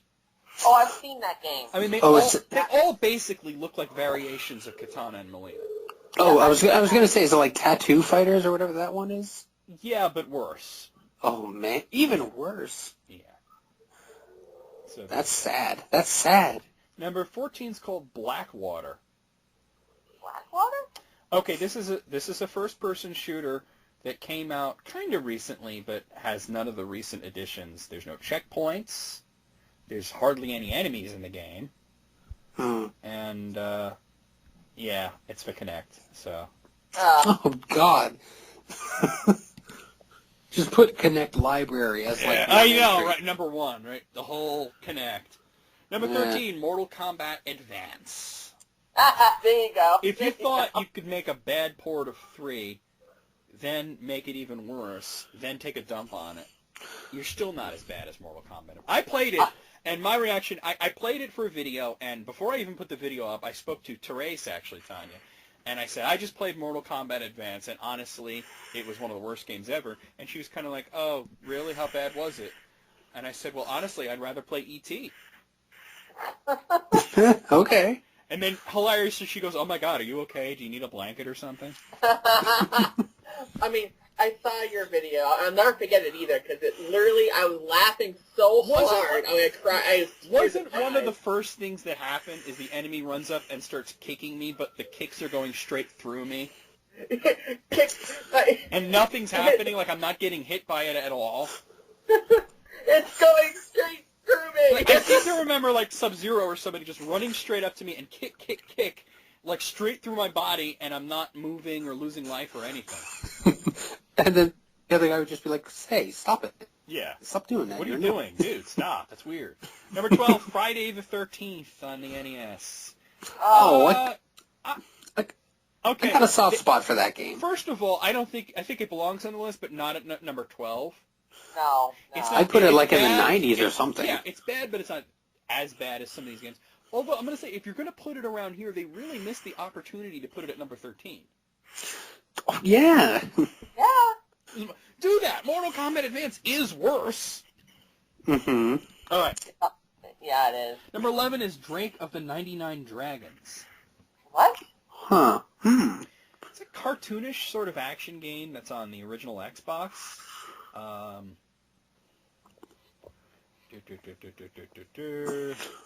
Apparently just everything about it is bad. They said the story makes zero sense. The camera is awful. Half the time you can't see what you're shooting at. Worst of all, the combat is glacially slow, and the visuals are flavorless. So, forgettable bad game. Yeah. Number 10, Ride to Hell Retribution. Oh, This I is mentioned one of that those 2 weeks games ago. that just looks like you want to play it just to see how bad it is. I remember playing it. Apparently the voice acting is god-awful. Apparently, you can be riding on your bike and all of a sudden just fall through the floor. Whee! Punching control schemes will come up on the screen while you're driving. Driving control schemes will come up while you're fighting. Carissa goes, teeny tiny bicicleta. There are graphic sex scenes where the characters don't take off their clothes. Oh yeah, that dry hump though. Yeah. Number 9, Link, The Faces of Evil. Here come the CDI games. Yep. I kind of feel that they could lump them all together, really. Wanda Yeah. Gamelon. Or at least but Wanda that's- Gamelon and Faces of Evil.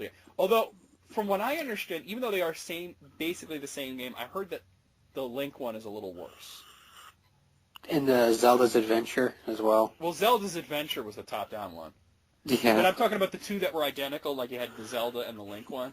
Yeah, They were I kind wonder of what's same for dinner exactly. and all that junk. Yeah, I heard the Link one's actually a little worse because of the ridiculous amount of like items that you have to collect at all times. Swat-a-la. Number 8, Aquaman Battle for Atlantis. Was that on GameCube? Yeah, it was on GameCube, and it's just bad, dude. Mm. You can't explore. There are invisible walls everywhere, and honestly, it sort of is like a more modern version of the Spawn game on PS1. Oh, geez. Where it's Oh. like behind him, kind of crappy controls, except you're swimming, and it kind of makes you nauseous because every time you move, the screen tilts. And then when you Oh. meet an enemy, it goes into that side view, like Spawn does. So it's kind of like the Spawn game just with Aquaman in it. Oh, and you're swimming. Yeah. Number 7 is Homie Rollers. The homies? Yeah, Those. the little action figures that came out of the vending machines. Oh, Wow. God. Everything gets a And license. they put them into little cars, and it's I gotta tell you, man, I don't know what system this is on. Hold on, before I judge this graphically, let me find out what system it's on, because holy shit. All right, I just looked it up. Oh my god, it's on the DS. Okay. I would have guessed Game Boy Advance. VIC-20. It looks like a Game Boy Advance game, but it's on the DS. Oh, no. All right, number 6 is Fugitive Hunter.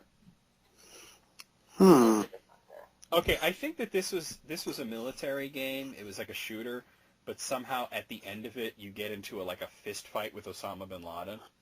Ah, and you kill him. Like honestly, this is what I've heard about it, that it's a shooter, but at the end, when you fight Osama bin Laden, it turns into Tekken. Oh, that's not good at all. No! Okay. Now I'm Tekken. radioactive. That can't be good. Number 5 is Custer's Revenge. I think we've said all we could say about Custer's Revenge. I mean, Everybody's seen the videos. what is there to say about it that hasn't been said? Actually, you know what the sad thing about Custer's Revenge is? How many times it was re-released under different names. Different names? Like Oh, what? yeah.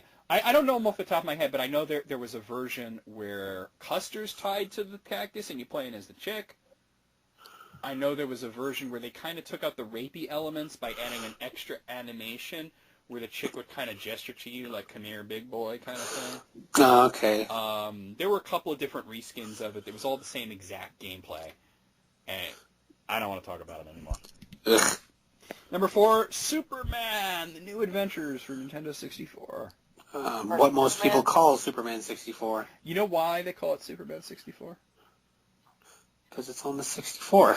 No, the reason that everybody thinks it's called that is because this is a game that is so bad that they literally did not put the title of the game on the box. No? Look up. Oh wait, you're on your phone, so I don't want you to look up. I'll bring up a picture. Actually, I'm going to type Superman 64 box art and see what comes up because I've seen the. Yeah, here it is. There is literally no words on the box. Oh, it's just him with the S? Yeah, he's ripping open his Clark Kent thing, and there's the S symbol, and that's it. Oh, okay. I mean, there's like Rumble Pack and all that stuff is written there, but nothing that says Superman New Adventures. Oh, because you got to have the Rumble Pack for Yeah. Superman 64. I played this, and my impression of it was the controls aren't as bad as people say, but everything else is. Rings. Yeah. Terrible. Yeah. I mean, it really is just kind of a tech demo, really.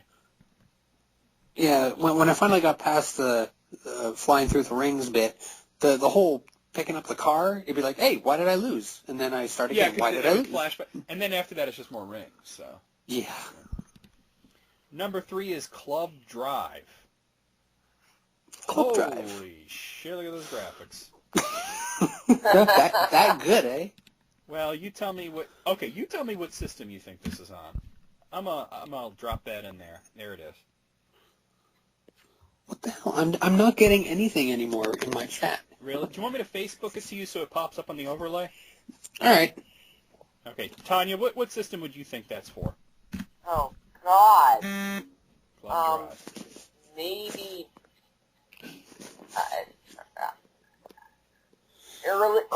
really early PS1? I don't know. You're being too kind, Tanya.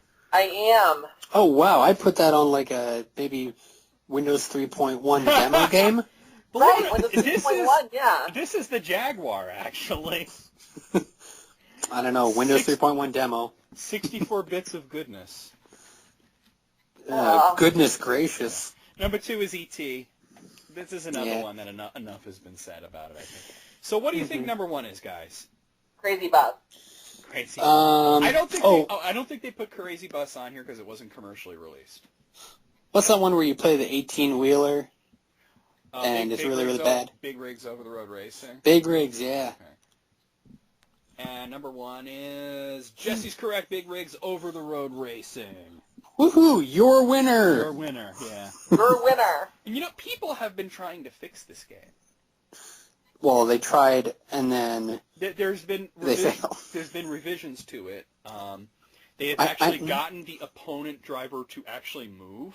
Yeah, that was the one that I know of. But it still won't finish the race. It stops right before the thing. Yeah. My God. Just drive in reverse. Your winner. Okay, so out of 100, I'm gonna say 80. What do you say, Tanya face? My face says 85 face. 85, and Jesse face. I was feeling 82. You The feel year I was 82? born. That sucks, man. You gotta eat some fucking protein or something. I don't even know what the fuck I'm saying. What the hell does that even mean? I don't know. I was trying to make a nutrition joke, and it didn't work. All right, I got a list here from this is perfect for Nicholas Jones sent me. This is perfect for the season. Top 25 Christmas movies. Oh, okay. Now, when you guys hear this out there, I'm releasing this episode after Christmas, but right now it's actually before Christmas. Right. And but Christmas movies are everywhere. But this is the 25 best Christmas movies, and this is actually on Rotten Tomatoes, so it's based on the tomato meter, I guess. Oh dear. Now, just kind of looking at this, I think that it doesn't have to be a Christmas movie. It just has to take place somewhere around Christmas. Oh, I think I have an idea of someone that's going to be on here. Because number 25 is Batman Returns. That was during Christmas. Lots of snow. It also wasn't very good. I liked it more than the original. You liked it more than the original? You bet I did. You're out of your Oh, fucking wow, mind. really? Yep. You are out of your mind. I you're am crazy. out of my mind. Is your favorite Star Wars Episode 2? Hey now, I put that on to fall asleep to. Well, me too. I didn't like Batman Returns. All right. Number 24 is The Bishop's Wife. What? That's an old one. It's Cary Grant is in it. So Oh my. I don't know. David Niven was also in it. Something about praying for a new church. I don't know. Number 23, Lethal Weapon. Yeah, it took place around Christmas. The first one did? Oh, Yeah. oh man. All Shane Black movies seem to take place around Christmas. Iron Man 3 is probably on here somewhere. Well, maybe not, because it's, not that amazing. But I liked it. I liked it too, but not as much as the first two, all right? Yeah, yeah. All right, number 22 is Elf. I actually liked Elf. I thought I was going to hate it, but I didn't like Elf. it was cute. I liked it. I thought it was boring. I honestly walked into that thinking, well, I did not like I went to the theater, but I walked into it thinking, this is going to irritate the fuck out of me. And then it didn't, so my expectations were really low. No, it's not that it irritates me. I agree with Jesse. It was so boring. Yeah. Like I said, I walked into it with such low expectations. The fact that I didn't hate it is a plus for me. Number 21 is A Midnight Clear. All right, got to tell me what this is about. I guess is a World War II movie that just happens to take place around Christmas. Oh. Okay. So there you go. Number 20, Trading Places. That did take place around Christmas. And I like that movie. That's a Great good movie, great movie. Yeah. I just remember, like, Dan Aykroyd as, like, the gross hobo Santa. Remember that part? Yeah. Number 19, one of my favorite Christmas movies, Gremlins. Oh, Gremlins. I knew this would be on here. Of course it's Yeah. on there. Of course it is, yeah. Good puppet. There is something about horror Christmas movies. You know what I mean? Black Christmas. I love Black Christmas. It's Canadian. It was filmed in Canada. That is true. Yeah. Number 18 is A Christmas Carol, the 1951 edition. Well, that's classic, though. Because That they're is so... That is pretty much like the classic one. Yeah. Like we don't need like the Whoopi Goldberg version. Just get, Only ever made once, right? yeah. You know, actually, there is one version of that I do like, though, aside from the original, and that's the Patrick Stewart version. Oh, but really? That was a play, though. I really like that, though. You know. I mean, it was. He played every character. Yeah. that Come was on really now, cool. we all know this is based on the Muppet Christmas Carol. I liked Muppet Christmas Carol. Don't That was talk cool. I shit. like that too. Don't talk shit about Muppet Christmas. Hey, it's good stuff, man. I'm with you. Number 17 is Un Conte de Noël, which is A Christmas Tale. Okay. Apparently, it's a comedy, sort of a darker comedy about a holiday gathering, sort of. Commedia dell'arte. Number 16 is called Rare Exports: A Christmas Tale. These are the Rare best Exports? movies, I've right? never heard of this. well, this is another foreign film. Apparently, it's something to do in Finland. So, wait, hold on. Why am I on the second page here? Ben? Oh, because the first page is just a header. Okay, because he linked me to page 2. The first page. I hate that they do that. They make the first page just a header so you can load more ads. That's it. Well, I have ad block, so fuck them. I only turn it off for YouTube because, content creators and whatnot. Yeah. Number 15 is Kiss Kiss Bang Bang. Does this have anything to do with Christmas? It's got Robert Downey Jr., and that's all I remember. Yes, Val Kilmer. too. Val Kilmer, thank you.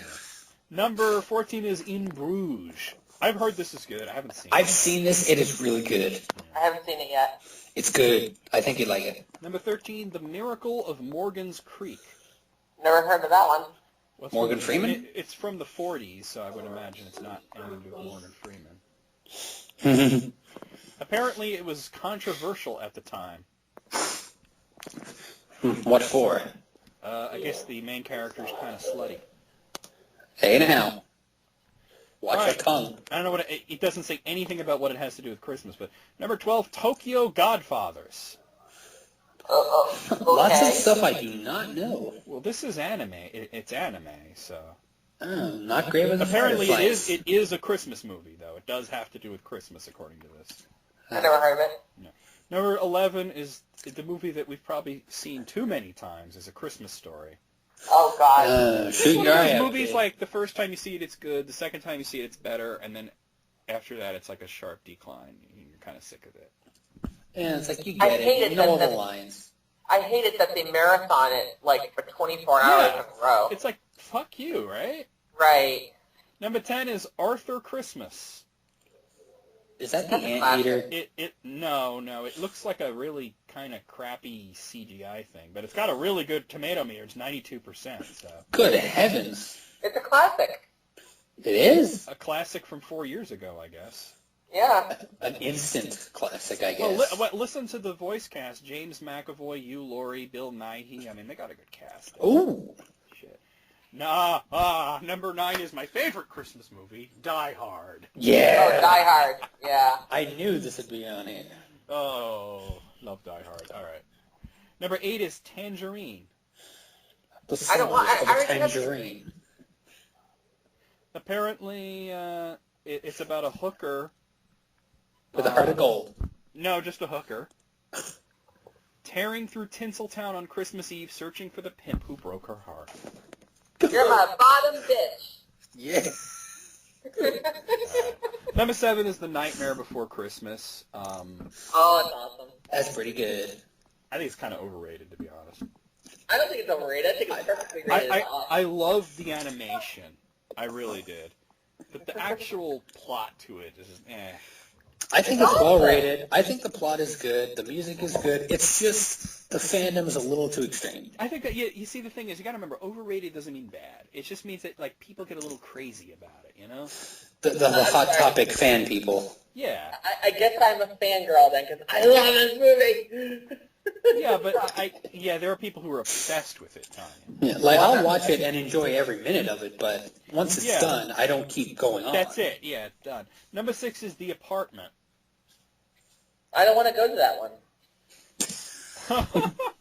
That's a Are there It's singing actually cockroaches? a classic, Tanya. No, it's Joe's Apartment. This is an old Jack Lemmon movie from the 60s. Oh. Okay, he's funny. So there you go. It was supposedly one of the best comedies of its time. Oh, Number wow. 5 is Stalag 16. Stalag 16? Or 17. Why did I say 16? It's Stalag 17. I guess this was like, you know, it was kind of like Hogan's Heroes kind of thing, you know? Shows! Number 4 is Holiday Inn. Holiday Inn? Bing Crosby. Just chilling at the Holiday Inn. Fred Astaire. It's a musical. Oh. Okay. Not my kind of thing. Number 3 is The Shop Around the Corner. This is number 3. I've never heard of it. I've never heard of this. You never heard? Really? Is it Jimmy Stewart? It's a classic. What is wrong with you people? See, these are things way before, you know? All It's right. like, Well, number 2 is Miracle on 34th Street. The original, not the remake. oh, okay. Is Okay. number 1 It's a Wonderful Life? Of course it is. You know, I can't stand that movie. I'm sorry, but I can't. It's a Wonderful Life. I don't dislike it, but I do feel that it's pretty overrated. No, I literally loathe that movie. I hate Oh, it. wow. Okay. You're rooting for him to kill himself, aren't you? I Jump, actually jump, was sitting, jump. at one point, I literally said out loud, and my parents were right there at that point. I literally said out loud, "Just die! Just die!" Oh, wow, you're terrible. All right, so out of 25, Tanya, what do you say? I'm gonna go a little low. I think I'm gonna go with 14. I'm also going to go a little low. I'm going to go with 15, Jesse. 10. Ooh, Not very good. Not a good list. not a good list at all. Well, okay, not a good list for me. Okay, so Nicholas Jones also sent top 10 obscure movies you haven't seen but should from what Yeah. culture? There was no Bad Santa on that list. Oh, you're right. And I Oh, like you're Bad right. Santa. That was That's very it. funny. Yeah. Yeah. Right, I hadn't even thought of that. All right, I'm lowering it to a 12. Uh, All right, so this is 10 movies you haven't seen but you should. So I guess if any of us have seen any of these movies, that's, like, good for us, huh? Chronicles of Dark Lord, the movie. nice. Doesn't yet exist, so. Damn it. Yeah. It exists in her mind. Number 10 is Spider Baby. Oh. If this is about baby spiders, I'm out. No, it's an exploitation movie, and apparently it's sort of like they're going for like a Tennessee Williams sort of exploit, like kind of like Baby Doll kind of thing. Oh. Oh, okay. I like exploitation movies. But they said it's a little too good to be considered a true exploitation movie, so. Oh, too good. Damn. There you go. There you go. Oh, crap. Hold on a second. All right, there we go. All right, moving on. Number 9 is River's Edge. Okay. Apparently, this is a movie so insane that Dennis Hopper plays the sane one. That's saying something. That is Dennis Sane Hopper is something. sane? Really? Sane something, yeah. Hmm. That's something, all right. River's Edge. Oh, number 8. I haven't seen it, but I've at least heard of it. It's called At Midnight I'll Take Your Soul. Whoa, I have not heard of that. I haven't heard of it either, no. Well, I've only heard of it because of Cinemassacre. They reviewed it over there. I'll swallow your soul. It's one of those. It's a Brazilian movie. It's one of those Coffin Joe movies, and it's basically like there's this guy, and he's just an asshole, and it's very nihilistic. I was going to say, cut the Basically credits. just goes around like beating on people and breaking shit and screaming, and the guy, it's just like supposedly very entertaining, just because this guy is such a maniac. So there you go. So the guy goes around and beats people. Number 7 is Phantom of the Paradise. Oh, it's that Phantom of the Opera 70s bullshit. Ew. Well, it did come out in 1974. I don't know if it's based on Phantom of the Opera, but I think it's supposed to be. It's loose, very loosely. it says, if you liked the Phantom of the Opera but felt it was lacking in better tunes or a glam rocker named Beef, then Brian De Palma and Paul Williams will be your new best friends. Phantom of the Beef. I'd watch that. But I would not watch Phantom of the Paradise. I've heard the soundtrack to that. Ugh. All right, number 6 is Perdita Durango. You do that.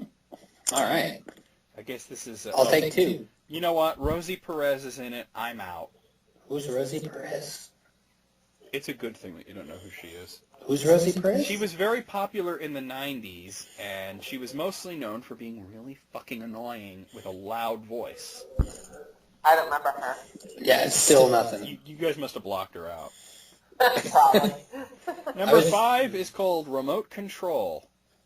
MTV. Oh, I know that movie. Okay. Wait. I didn't What like is... it. What is... Okay. Yeah, it looks like some like 50s sci-fi movie, actually. It was horrible, actually. Number So what- 4 is Trick or Treat. Wait, didn't they... Aren't those more recent? This is from 1986, so no. Oh, okay. So that's a trick or treat. It looks like a heavy metal horror movie. Nice. I'm down. Huh? Yeah. Number 3 is Multiple Maniacs. Oh. How recent is that?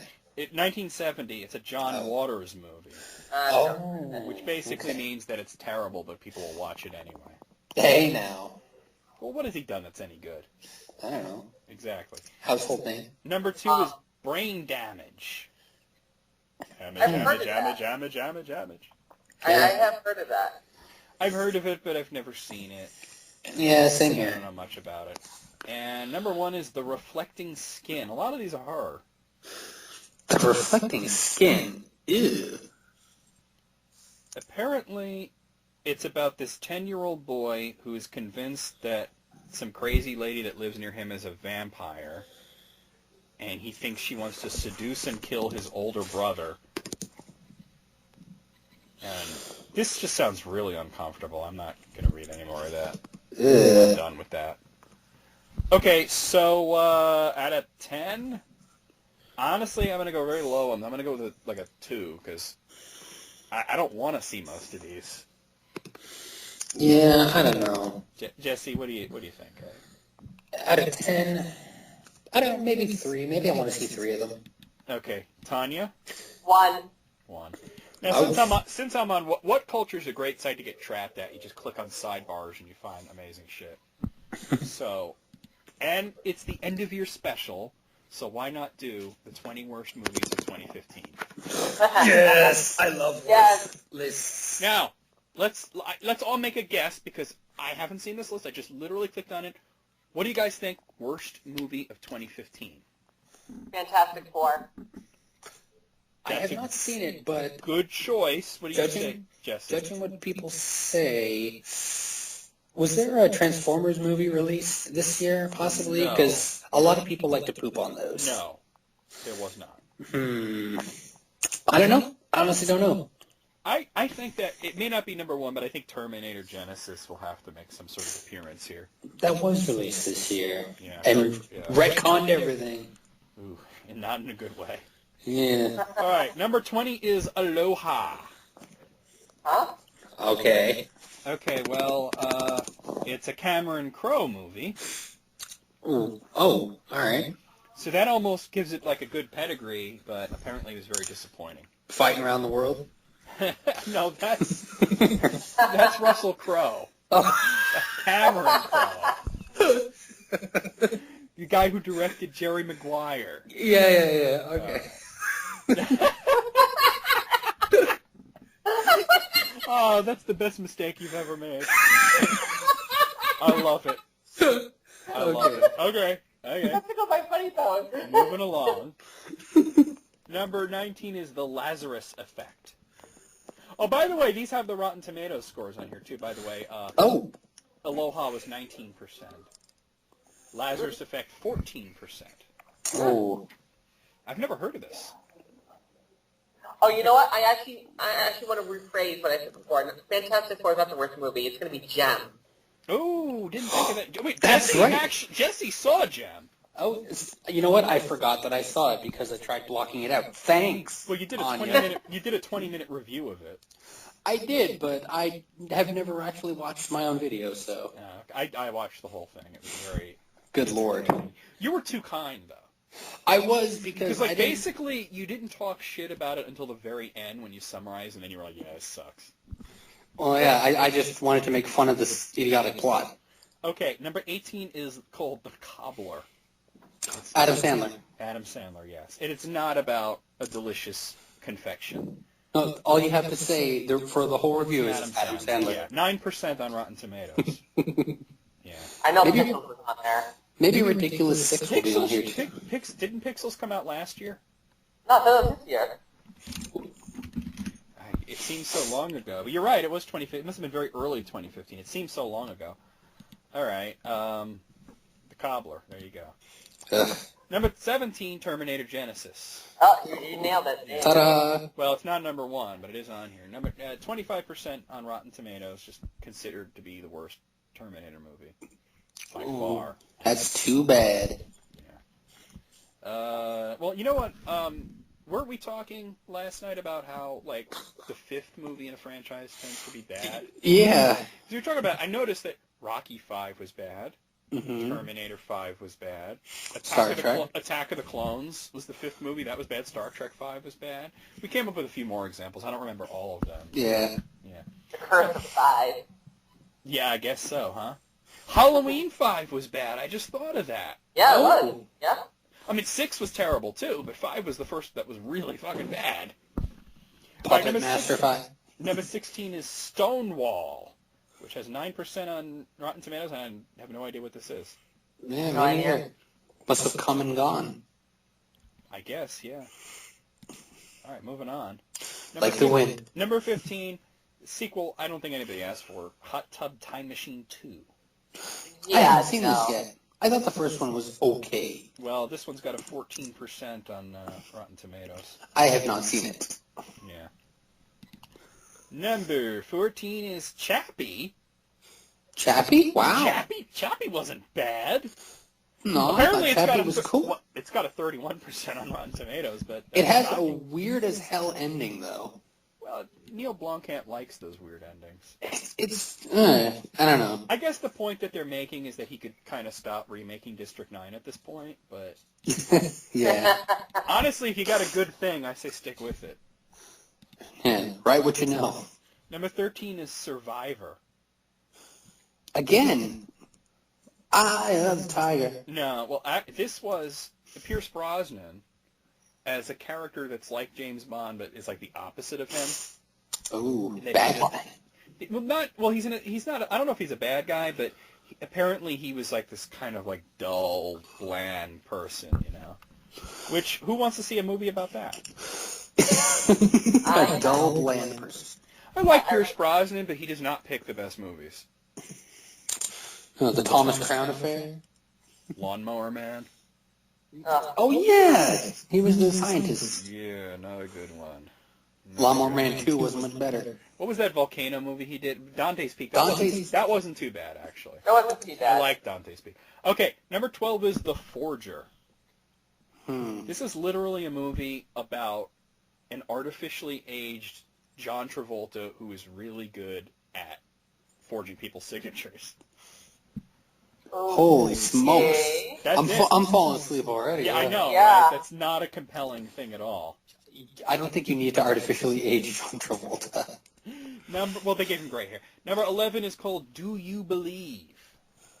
Oh, no. Is I it one of don't. these Heaven Exists movies? Yes, it is. Really? Seriously? You know what? These kind of movies can be good if you get, decent actors, a decent script, and you do it well, but it seems that they think we got a built-in audience. It's almost like the Faith Plus One of movies, like Faith Plus it's One? so easy and crappy, and everybody will buy it. Well, it can't be as bad as long as it doesn't have James Cameron in it, So, I mean... James Cameron, the guy who directed Titanic. Fighting Yeah. around the You're world. thinking of Kirk Cameron. No, I'm thinking of... No, I met James Cameron.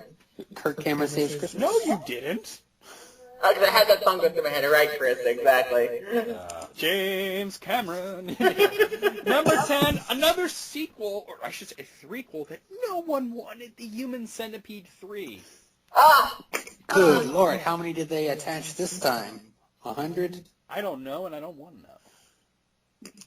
Please tell me that series is, done, please. It's a franchise. You can say that it's a franchise. I would hope so. By the way, number 9 is a movie that actually has 0% on Rotten Tomatoes. Whoa. Literally meaning that no critics gave it a positive review. Joe Dirt 2, Beautiful Loser. I didn't even know that came out. It didn't come out in theaters. It was, I think, Crackle had it. That's it? They literally had to crowdfund it to even get it made. Oh, So there my you God. Who's asking for a Joe Dirt 2? I've heard David Spade, in interviews, and what's funny is, he's such a fucking shithead in the movies, but when you hear him, in interviews and shit, he seems like he's pretty cool, and he said that he does get people that ask for it. And apparently that's why they did the Kickstarter. But maybe as a joke, hey, where's Joe Dirt 2, right? Maybe he's such a nice guy, he didn't know people were fucking with him. Oh, That's kind of sad, ain't it? Number 8 is Home Sweet Hell. that sounds pretty cool. Yikes. It's Coen Brothers. Oh, so it should be good, shouldn't it? As they say. They don't really have a good track record. The Coen Brothers? When you really think about it, they get way, way more credit than they should. Up their own ass. Oh, well, I'm not going to go that far. Yeah. But, I mean, okay, first of all, I just want to say I hated The Big Lebowski. I don't know what the big deal is behind that movie. I I've never seen it. hated Fargo. And I really never saw the urge to see any of their other movies. Maybe I haven't seen any Coen Brothers movie. I mean, they did No Country for Old Men. That was supposedly good. But Haven't seen it. But people said The Big Lebowski was good, and it was a piece of shit. There's a freaking religion behind that movie, and I don't know why. It's called people being stoned. Yeah. So there you go. All right, moving on to number 7 is called Outcast, and the only words I have to say is Nicolas Cage. Oh, that's it. Okay, yeah. I don't know, man. I like his eccentric acting. Here's the thing. He is a good actor, but I think he really cannot say no to anything. That's true.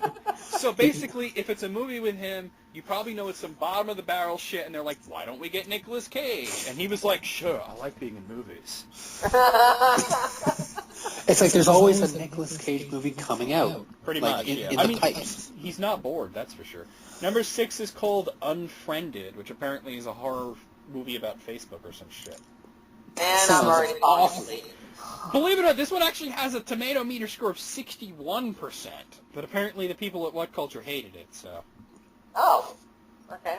Unfriended. God, talk about a millennial movie. I know, right? First World Problems, the movie. Yeah. Number 5 is Taken 3. How many sets of skills must Liam Neeson have for people to stop getting taken? Yeah, here's the thing. Yeah, well, right? Here's the thing. the first movie was good, but it was not asking for a sequel.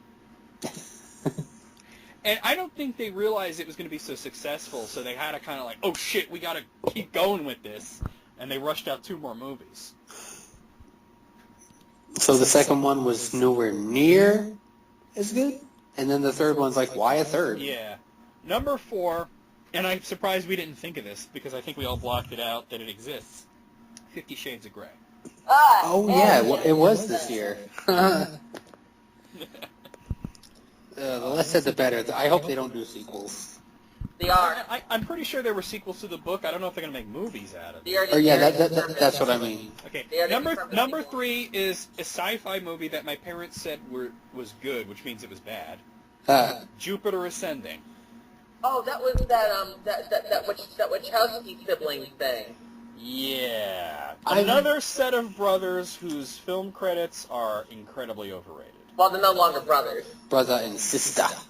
Yeah. One of them went trans? Yep. Oh, you didn't know? Oh, yeah. No. Oh, yeah. One of them is transgender. Yeah. After the whole Matrix thing. Oh, I guess I just saw a picture. Lana Yep. Wachowski?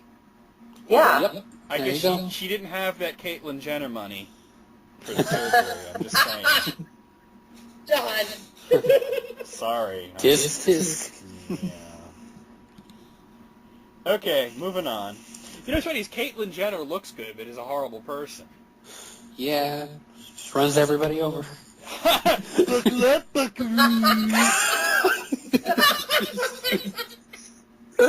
Number 2, Paul Blart Mall Cop 2, another sequel that didn't need to exist. Oh, like the And, you know, first here's the movie thing. was... I like Kevin James. He could do better than falling down over and over again.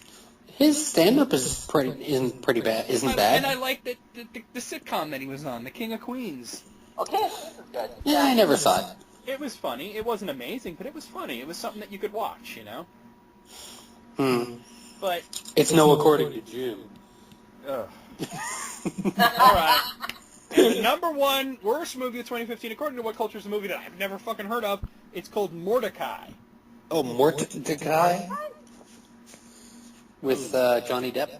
Yeah. Johnny Depp is a guy that I think is trying to find exactly where rock bottom is. I don't know. He has very high highs and very low lows. He's so fucking talented, but he's sort of almost becoming like the next Nicolas Cage, where he's just in a lot of bad movies.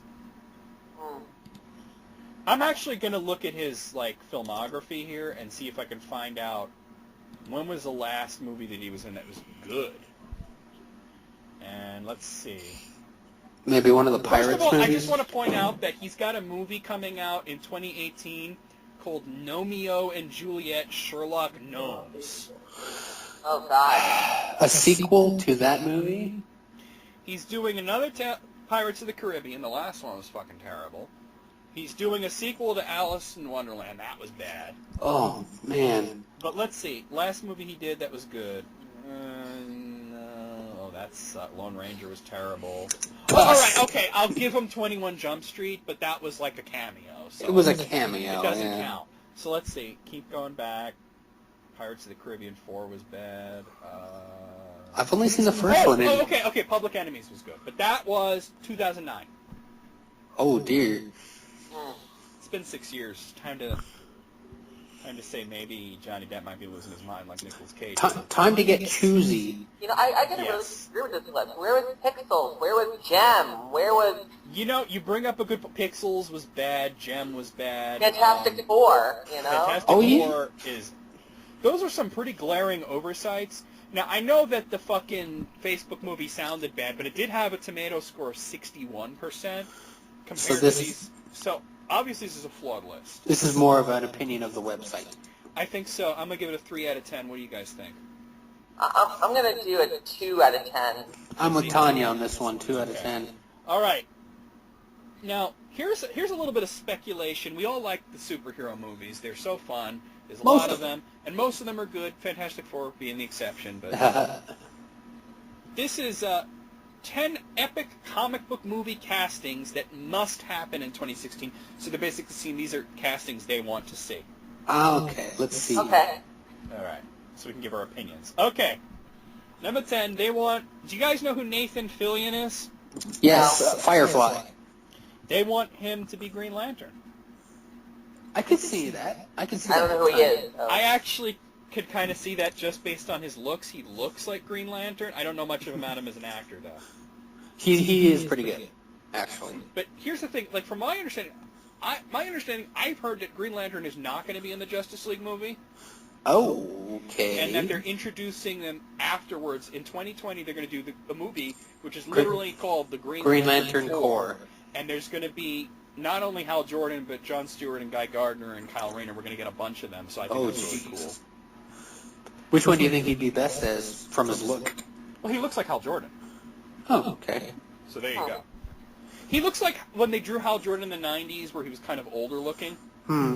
More square-jawed. Well, they gave him the gray hair at the sides, you know. And later they tried to explain that he was aging because of parallax, but whatever. All right, I could get behind Nathan Fillion. All right, number 9. Do you guys know who Ariel Winter is? Yes. No. She's from Modern Family. Yeah. Which one is she? The redhead. She's the daughter. Yeah. Oh, Yeah. okay. The redhead. They Okay. want her to play Mary Jane Watson. I can kind of see that.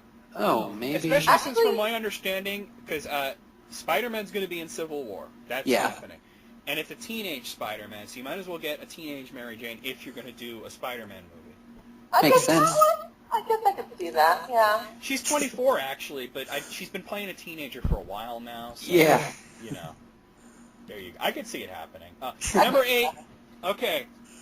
Oh, this is an interesting choice for Batman. Okay. Uh-oh. Now, there have been talks about there's going to be a Batman movie that might be directed by Ben Affleck, which I think is such a great idea. Why not? He did But Argo. you already have him. We have a Joker. We have a Harley Quinn. We have an Alfred. What about Jim Gordon? They want Matt Damon to play Jim Gordon. No. Sure, why not? No.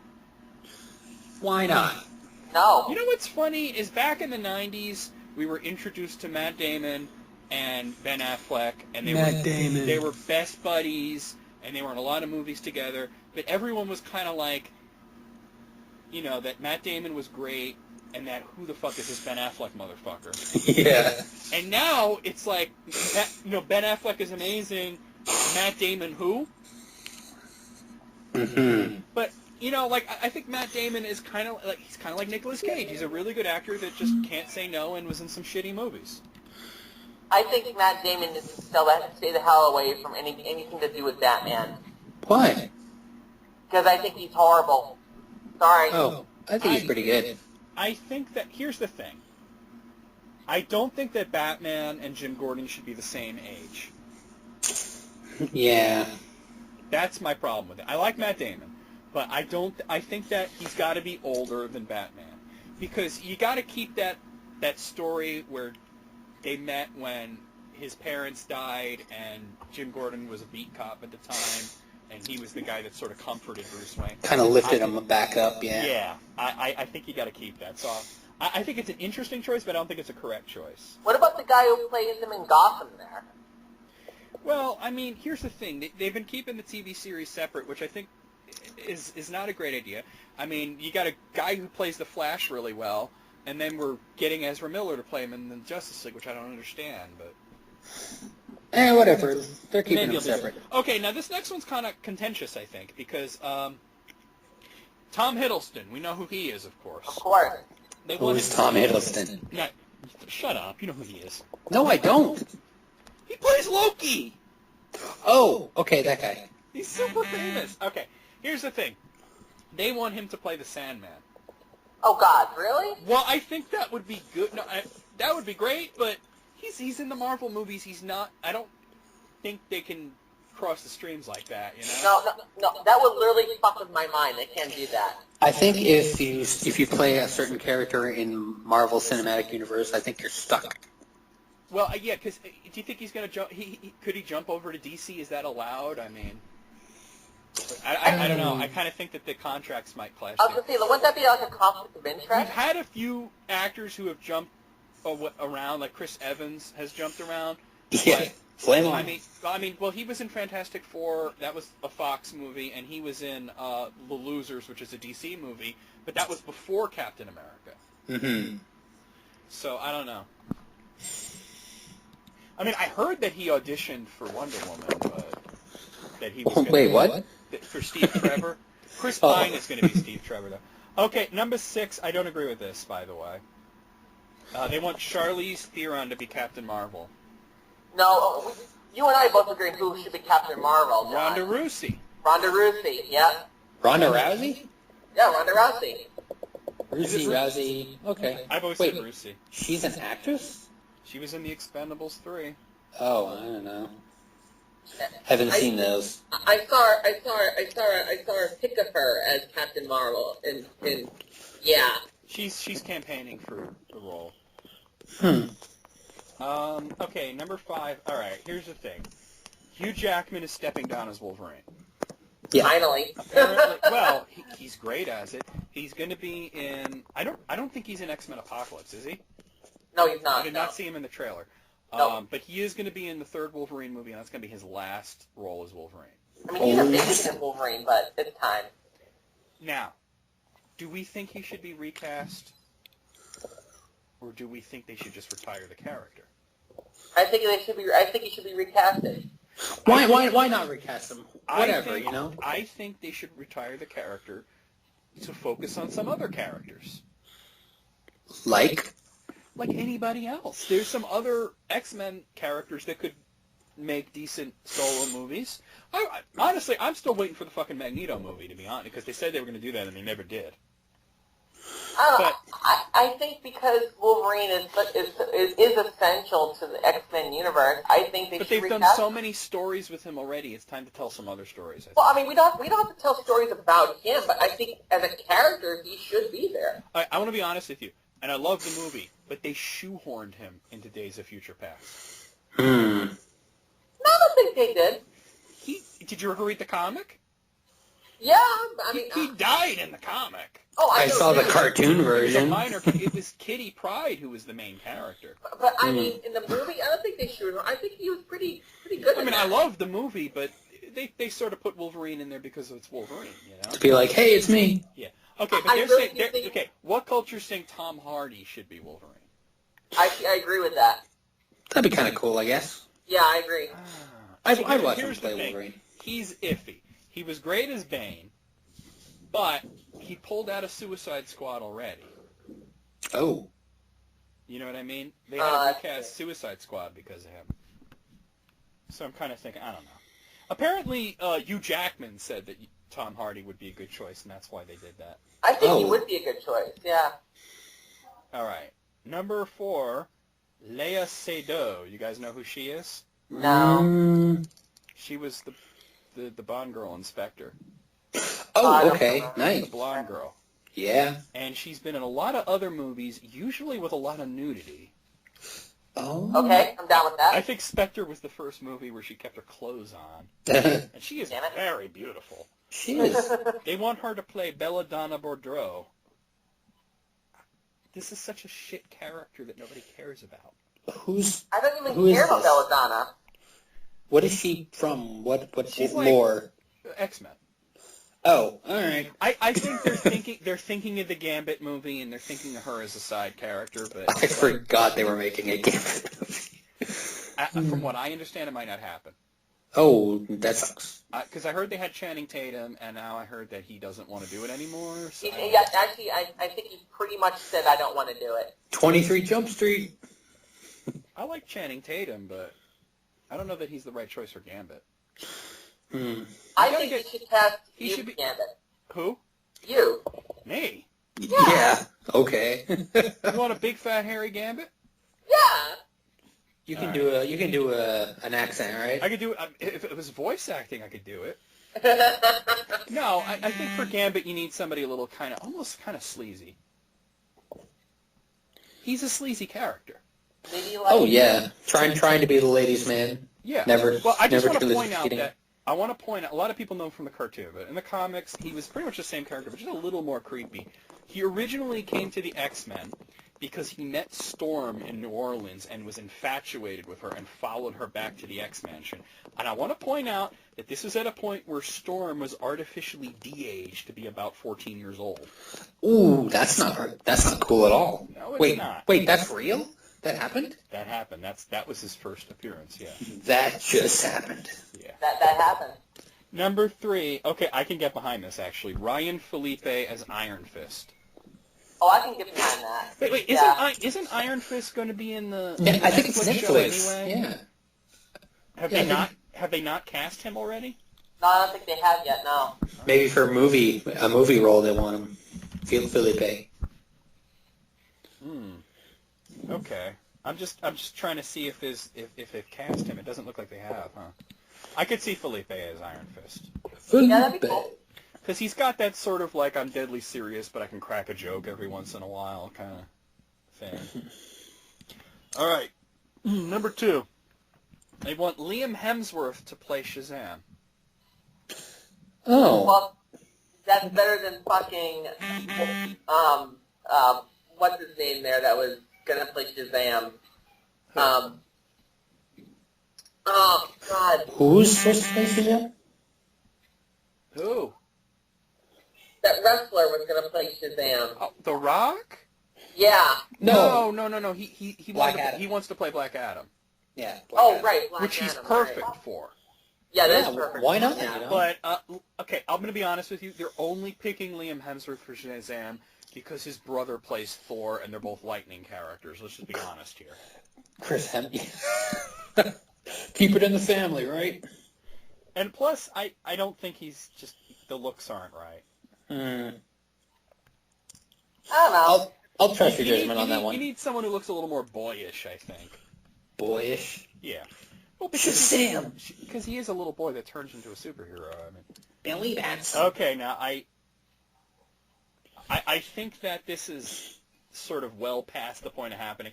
Okay, maybe back in the day I would have loved to have seen Willem Dafoe play the Joker.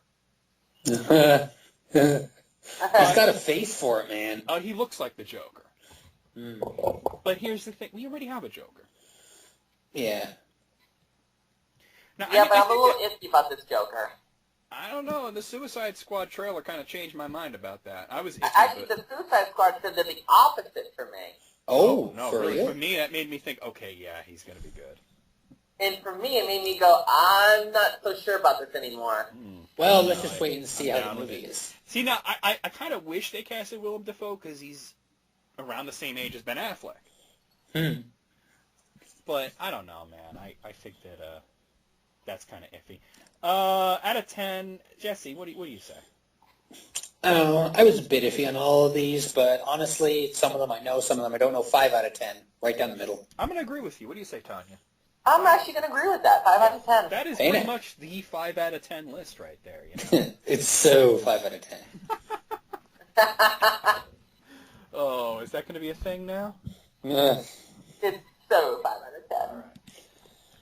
Can it be any here's a more list. Here's a list for next year. 10 sequels that you didn't know were coming out in 2016. So apparently there are movies that I guess we didn't know they're going to be sequels, and maybe they don't need sequels, but they're coming out next year. Straight to video. Maybe some of them will be. Let's see. Blah. Oh, this is starting in a bad place. Arg? Number 10 is My Big Fat Greek Wedding 2. I knew this was actually going to come out. I mean, what is it, that she's going to get married again, or... Yeah, like, oh, it didn't work, so let's try Don't again. know. No thanks. No thanks. Number 9, Barbershop The Next Cut. I knew about this because I saw Angry Black Man review the trailer. Here's the thing. Even though these movies haven't been good in a while, I'll see it anyway. Oh, really? Ice Cube's in it. I'm going to see it. I saw the first one and I thought it was actually all right. Yeah, the sequels haven't been so good. Number 8, oh God. The Huntsman Winter's War. Oh, God. They're doing another one? They're doing a sequel to Snow White and the Huntsman, which is notoriously bad. That was so Is bad. What's-Her-Face going to be in it? I looking at him right now. Yes, Chris Hemsworth is staring at me. No, but I mean the Snow White. What's her name? Bland actress. Oh, Kristen Stewart? I don't know. Yeah. It doesn't say Snow White in the Huntsman Winters. It just says the Huntsman. Maybe it's a spin-off. Maybe it's based on the Freakazoid character. Maybe it won't be as boring. Number 7 is Neighbors 2, Sorority Rising. I've never even heard of the first one. Oh, that's with Seth Rogen was in the first one. Yeah. And he's got like a family, and they moved next to fraternity. So I guess now it's a sorority. Yeah. Yeah. Well, I don't know. I don't know how the first one was. Maybe it was good. Okay, now, this is weird because the number 6 is the Teenage Mutant Ninja Turtles sequel. First of all, we know it's coming because they've been talking about it for ages. We just saw the fucking trailer, and they got the title wrong. They got it as Teenage Mutant Ninja Turtles Half Shell. No, it's Out of the Shadows. It's Out of the Shadows, which wasn't that a video game? Yeah, it was, but I don't care because the trailer was fucking awesome. Oh, really? You know what? I was prepared to be like, well, let's see how this is, because the first movie, I liked it better than most people, but it was flawed. Oh, of course, Yeah. absolutely. But this one, it does look better. Bebop and Rocksteady? It Fuck does yeah! Look, it does look more fun. It does look brighter. They're not trying to go as dark and gritty. Which The I'm right for. guy is Shredder. Fucking Crane's probably going to be in it. Yeah, you're damn Probably. right. I hope like hell Krang is in it. All That'd right, be now- weird. How are they going to explain that? Well, they're already. Did you see the trailer? Nope. I mean, it starts with a portal over New York City opening up and like Dimension It's like X shit Dimension coming X, out of dude. it. I've only seen stills. Bebop and Rocksteady are in it. I mean, Yeah. it's so cartoonish, which I think they should do. Because Why not? first of all, this is a movie that should appeal to kids, so why not make it cartoony? Dude, it's like my child. The last one was just a little too dark. I mean, they show the turtle van shooting out manhole covers. That was great. There's a scene where they're surfing, and there's a tidal wave coming behind them with a tank driven by Rocksteady shooting fireballs at them. Dude, It is I so was fucking so- cartoonish, and I think that's exactly what you need to do. If they ever end up hitting Bebop or Rocksteady, they should start flashing. Casey Jones is in it, so it looks like it should be good. All right. Number 5, Mechanic Resurrection. What's No. oh? Could we stop with the Jason Statham sequels where he plays the same guy? That'd be great. A guy who can drive on the run and is a good fighter. That's every movie he's in. Yeah. Every movie. I got a place to go. Yeah. Number 4 is Inferno. What is this a sequel to? Oh, God. It's another Da Vinci Code book. Oh, for real? Yeah. You know what's Can't funny? wait. They started with the sequel. Yeah, Angels and Demons is No, the no, first, isn't it? Then they went back and they did Angels and Demons. Yeah, it was And now they're weird. doing, oh, God. And Tom Hanks is there. Tom Hanks, he's getting up there. Number 3 is Jack Reacher, Never Go Back. Oh, You're right, I'll okay. never go back. Well, I mean, Jack Reacher wasn't bad. It's Yeah. just, I didn't know that they were doing a second one so soon.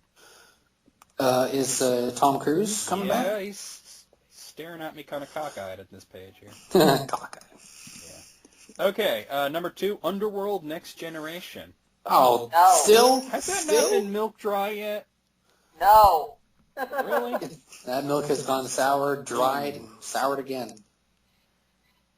I don't know, man. And number Underworld. 1 is The Strangers 2. What was The Strangers 1? It was a horror movie back in like 2008 or something. Eh. Well, that's That's a a thing. long time waiting for a sequel to a movie that barely anyone remembers. Okay. All right. Well, okay. I mean, based on the title, 10 sequels you didn't know were coming in 2016. I agree. Most of these, other than Ninja Turtles, was like the one that was like, what? Yeah. Most of these I did not know were coming. 9 out of 10. 9 out of 10. 7 out of 10. I knew 3 of them. Oh yeah, that's right. You did say a few of these you were aware of. Yeah. That Huntsman or whatever. Oh no, the barbershop one and the big fat Greek waste of time. Get a big fat waste waste of of time. time. I like it. Okay, now here we have we did the 20 worst movies of 2015. Let's do something a little bit not opposite, but a little bit converse to that. This is a list of 14 awesome movies from 2015 that everyone thought was going to suck. Oh. Okay. All right, so let's see. Oh. Number 14 is The Walk. Well, all right. I heard about this, and when I heard about it, I thought, why? There was this guy in the 70s. He was a wire walker, tightrope walker. Oh, that movie. Okay. And he walked between the Twin Towers, which if he would have fallen, he would have been a smear. But it's kind of contentious to do anything with the World Trade Center these days. But apparently it was good. Why would it be contentious by this point? I mean, they existed in the 70s. Yeah, I they know, were there. but it makes people sad, dude. All right. You know. All right, number 13, Spy. Spy was a movie we all saw the trailer for it, and we're like, Fat Girl's a spy, fuck you. But it was one of the best reviewed movies of the year. Really? Yeah. It had bad marketing. It's like a fucking comedy about a fat girl as a spy, but apparently it was really good. I didn't see it, but the reviews for it were kind of insane.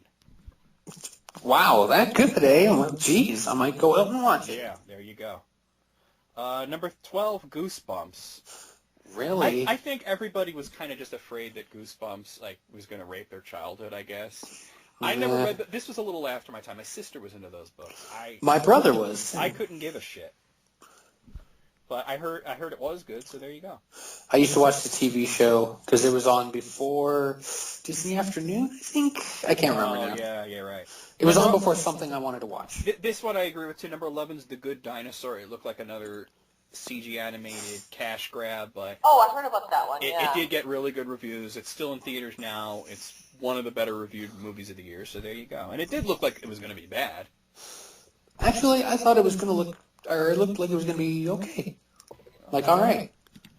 It's CG, it's for kids, it's going to be good. Yeah, but it didn't look like it was going to be an Inside Out. It looked like it was going to be Meet the Croods, you know what I mean? And number 10 I've never heard of, Run All Night, but I guess it's another one of those don't piss off Liam Neeson movies. Oh. But apparently it's good. So there you go. And Liam Neeson's in it? Yes. All right. You can't have a don't piss off Liam Neeson movie without Liam Neeson. That would be weird. Everybody talks about him, but he never shows up. Yeah. Actually, that would be kind of existential. They should do it like a short or something where everybody's talking about don't piss off Liam Neeson. He's not actually in it. David Lynch directs. Oh, God. Number 9 is The Visit. This was M. Night Shyamalan. You expect an M. Night Shyamalan movie to suck. This one, I guess, didn't suck. Well, what was, I don't know, was there a twist? Yeah, the twist was that didn't suck. Yeah. Apparently, it was a little bit more comedic than people expected, and it was actually very funny. Maybe that's what he should do instead. Yeah. Go comedic. Number 8, Everest. This did look bad. I didn't know that it was good, but it did look bad. Why do you climb Mount Everest? Because it's there. Of course. Why not? Number 7 is Paper Towns. Okay. What are they referring to? Apparently it was based on a book by John Green. Oh. And it was sort of, everybody thought it was going to be a cash-in to, like, The Fault in Our Stars kind of thing. And apparently it wasn't that bad, so there you go. Oh, he wrote a Fault in Our Stars book thing? Yes. Ah. Number 6, okay, I don't know anybody that thought this was going to suck. Because ever since November of last year, was madly looking forward to Straight Outta Compton. Oh, fuck yeah. Who thought it was going to suck? Okay, I guess they make a good point that biopics of rappers are usually bad. That is true. But I thought the Biggie biopic was pretty good. But you had a really good cast, you had a really good director. I mean, and it was really good. A good soundtrack. One of my favorite movies of 2015. Right now, it does have my number 1 spot. I am sort of like waiting to see how Star Wars turns out. Ooh. Although, based on the reviews, Uh-oh. it's pretty insanely good. Oh, that's good. I'm seeing it tomorrow. Well, as of this recording, tomorrow. Yeah, it has a 95% on Rotten Tomatoes right now. Good God! They are calling it the best Star Wars movie. And by the way, I've heard all the spoilers. People on YouTube don't bother with it. I don't care. I just want it to be good. I kind of care a little bit. Just Well, a little. I wouldn't spoil a movie for anyone else, but I think I may do a video sometime soon about why I don't care about spoilers. Yeah. Why you can't spoil a movie for me. Because my opinion is, if somebody tells me, like, okay, give you a perfect example. Harry Potter. The last two books. Okay. Half-Blood Prince, I was well aware that Dumbledore died before I even started reading it. Oh. Because it was all over the internet, and you couldn't escape it. Yeah, the memes. Yeah. And it did not sully the experience at all. Last book, Deathly Hallows, I'll be honest to you, I fucking flipped to the end. Right away, just to see if he survives. And it kind of takes away your anxiety about it. Then you're not so caught up in what's going to happen, and you can actually enjoy the fucking story. See, actually, I was already spoiled through the whole movie series because I read all the books. So it's like, Yeah, well, I was talking specifically about the books, but yeah, and then that's again, like, I went to see the movies, I knew what would happen, I still enjoyed the majority of them. Yeah, me too. So, there you go. Especially Deathly Hallows Part 1 was, like, my favorite. But, I much prefer the second one, but Really? the first one's still alright. I mean, they're both great, I just think the first one's better. Straight Outta Compton, right now, is my movie of the year, but we'll see how Star Wars is. But from everything that I've heard, and yes, even all the spoilers, it sounds great. By the time you guys hear this on YouTube, I will have already seen the movie anyway. Mm-hmm. Okay, so, number 5, Wild Card. Okay, this is a remake of a movie that sucked to begin with. Oh. And it's another Jason Statham can hit people really hard movie. Oh. But apparently it was good. You know, it's not that those movies are bad. It's just kind of the same movie. Yeah, we like Jason Statham. We wish he would stop playing the same character. Mm-hmm. Apparently this was the one movie where he did play something different, so there you go. Well, I like his snarky character in his earlier movies. They let him act in this one. Yeah. Number 4, Magic Mike XXL. Who thought it was going to be bad? People were going to see it anyway. Well, I mean, here's the thing. None of us are in the demographic for this. You know what I'm saying? definitely not. I mean, like I said, I like Channing Tatum as an actor, but I don't want to see him naked. I don't Yeah, think I'm not really- Thank you. I'm not really in the mood. No desire to see him naked. You know, and I guess like they were saying that, let's see, different director, Matthew McConaughey didn't return, so it looked like it was going to be inferior. But apparently, for the people that did want to see it, it was good. Well, boogie to that. Yeah, that's kind of how I feel about it. Next up, Triple XL. Oh. Number 3, Danny Collins. Who? What is this Yeah. a sequel to? Okay, it's got Al Pacino in it. Sequel to Phil Collins. Hey now. Yeah. I'd see the Phil Collins movie. All right. Al Pacino is kind of a red flag anyway. He hasn't exactly been great lately, but I don't know what this is a sequel to, and it doesn't actually say.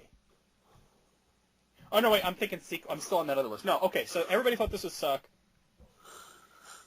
Yeah, and apparently the person who wrote it does not exactly have a good track record either.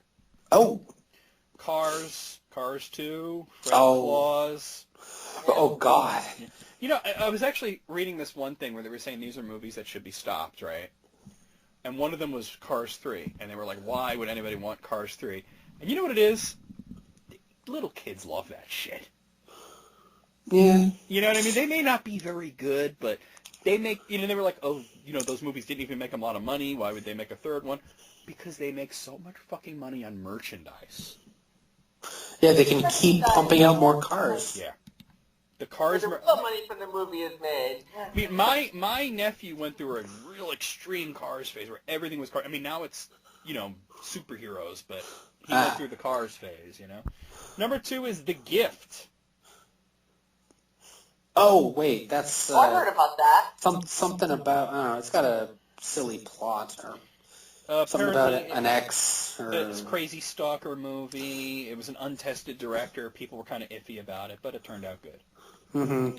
And finally, number 1, Furious 7. Well, I mean, did anybody think it was going to be good? Was it good? Apparently it was really good. I couldn't give a shit. But I didn't like the first 3 movies, and 3 strikes you're out. I have not seen any of these because they just don't appeal to me. I mean, yeah, if cars go fast, blah, blah, blah, who cares? Cars go fast. Cars go fast, blah, Who blah, gives blah. a shit? It doesn't appeal to me at all. But out of 14, I find that last one to be a little contentious, but I'm going to give it a 10. Time. What do I'm you going to go with an 8. I think I'm actually feeling a 10. You're feeling a 10. I'm feeling a 10 right Well, now. we all want to be feeling a 10, but... Yeah. Oh, my... What, do you guys want me to review the list? Oh, let me think. Right. All right. I got some stuff from Moogle Master. Oh, boy. He's been a little creepy lately, but... All right, how many lists are going to have Bolt in it? Well, he sent me a picture of himself in a fursuit, and I'm just like, dude, don't send me that. I don't want to see that. Was it just him in like a dark room in just sitting on a chair? It was like on a porch or some shit. I don't know. No. All right. Well, anyway, here's a list from GameFAQs that he sent me. Did he write this? No, somebody named Raid Ramono wrote this one, and it's top 10 movie references in gaming. Okay. It's very specific, but okay. Okay. Well, sometimes you see something in a game, and you know that's a reference to a specific movie. Mm-hmm. You know, I mean, like think of like Duke Nukem is basically just one big movie reference anywhere. Or everything Gex says in his games. Well, I wouldn't put that in the top list though. Maybe the bottom. Yeah. Number 10. Okay, well you've played this, Jesse. Metal Gear Solid 3 Snake Eater. Yes. And apparently there is a scene that is pretty much cut from The Fugitive. Oh, is it where Tommy Lee Jones does his whole spiel? No, it's more where Harrison Ford jumps off of the storm drain. Oh, it's been a while since I played Snake Apparently, Eater. yeah. It's really good, Snake though. does that at one point. Probably the best story out of the first 3. Okay. Number 9, I didn't play this game either because I didn't want to. Dragon's Crown. Oh, Dragon's Crown. Yeah. Sounds like a forgettable title. Well, Like- it had a really good developer, but I didn't like the aesthetic. Like so- Dragon's Dogma. You mean tits galore? Hey now, really? Yeah, but frightening titties, though. Yeah, not even good titties. Like boobs with mouths and eyes? No, I mean, like, imagine... No, that's disturbing. Okay, imagine a girl that is super, super skinny, but has, like, F-cup titties. Not And they're possible. And they're just, like, pendulous, just hanging Just- out there. Continually undulating. With completely impossible physics. I think they call that gain-axing these days. Jiggle physics. Yeah. Mm-hmm. But apparently there was a reference to Monty Python and the Holy Grails. It's just a harmless little bunny, isn't it? Jesus Christ!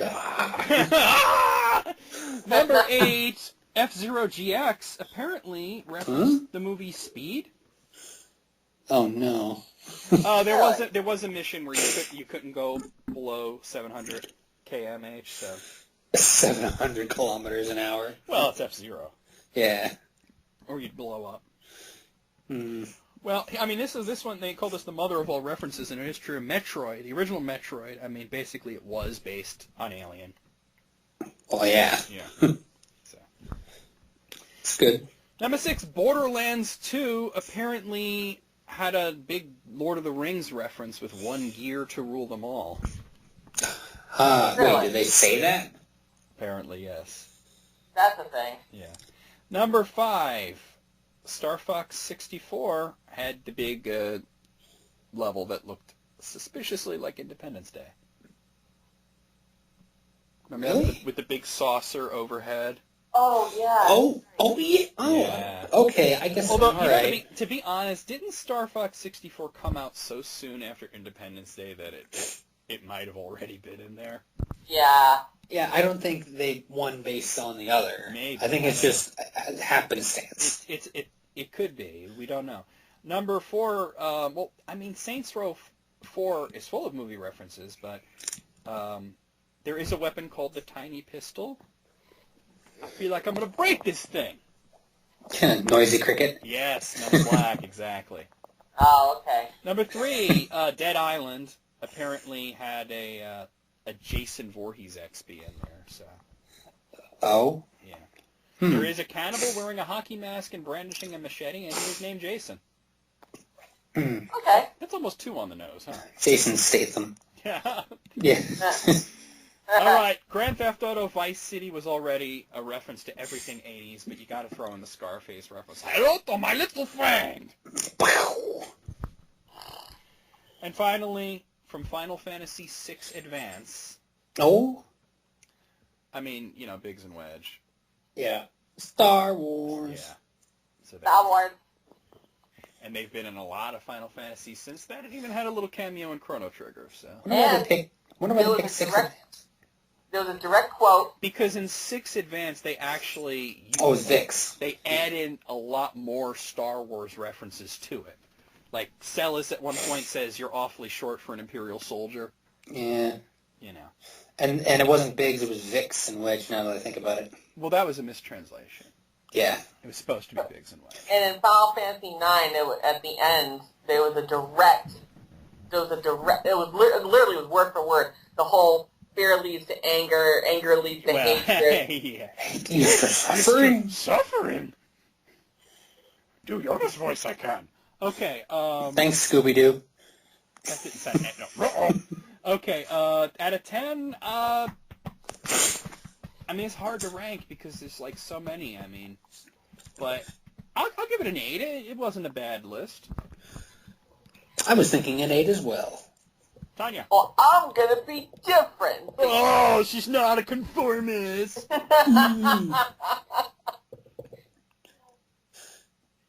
Well, what is it? Yeah. I said 7. Oh, I didn't hear you say it. Okay. Oh. All right. Here's another one from GameFAQs. It is top 10 games that have never appeared on a top 10 list. Okay. Oh. This is for Luigi for President. Wrote this one. All right. So number 10 is SOS on the SNES. You do that. Well, that's just fun to say. That's pretty obscure, so it wouldn't really be on a top 10 list, would it? Yeah, this is top 10 obscure games right here. Some of these are not so obscure at all. Oh, okay. Number 9 is Glover on the N64. Yeah, I get. What top 10 list would that appear on? Maybe top 10 games that are... Based on clothing. Top 10 really average games. It's true. It's not a great game. It's not a terrible game. It's really just an average game. Now that I think about it, this list makes no sense.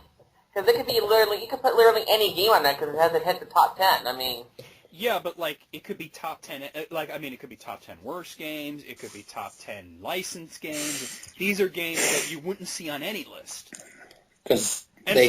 So far, I think they're 2 for 2. We've seen a lot of lists with games, and I've never seen Glover or SOS on these lists. Oh, that's true, yeah. Okay, now number 8 is the opposite of obscure. This is a very well-known game, but they're picking New Super Mario Bros. 2 on the 3DS.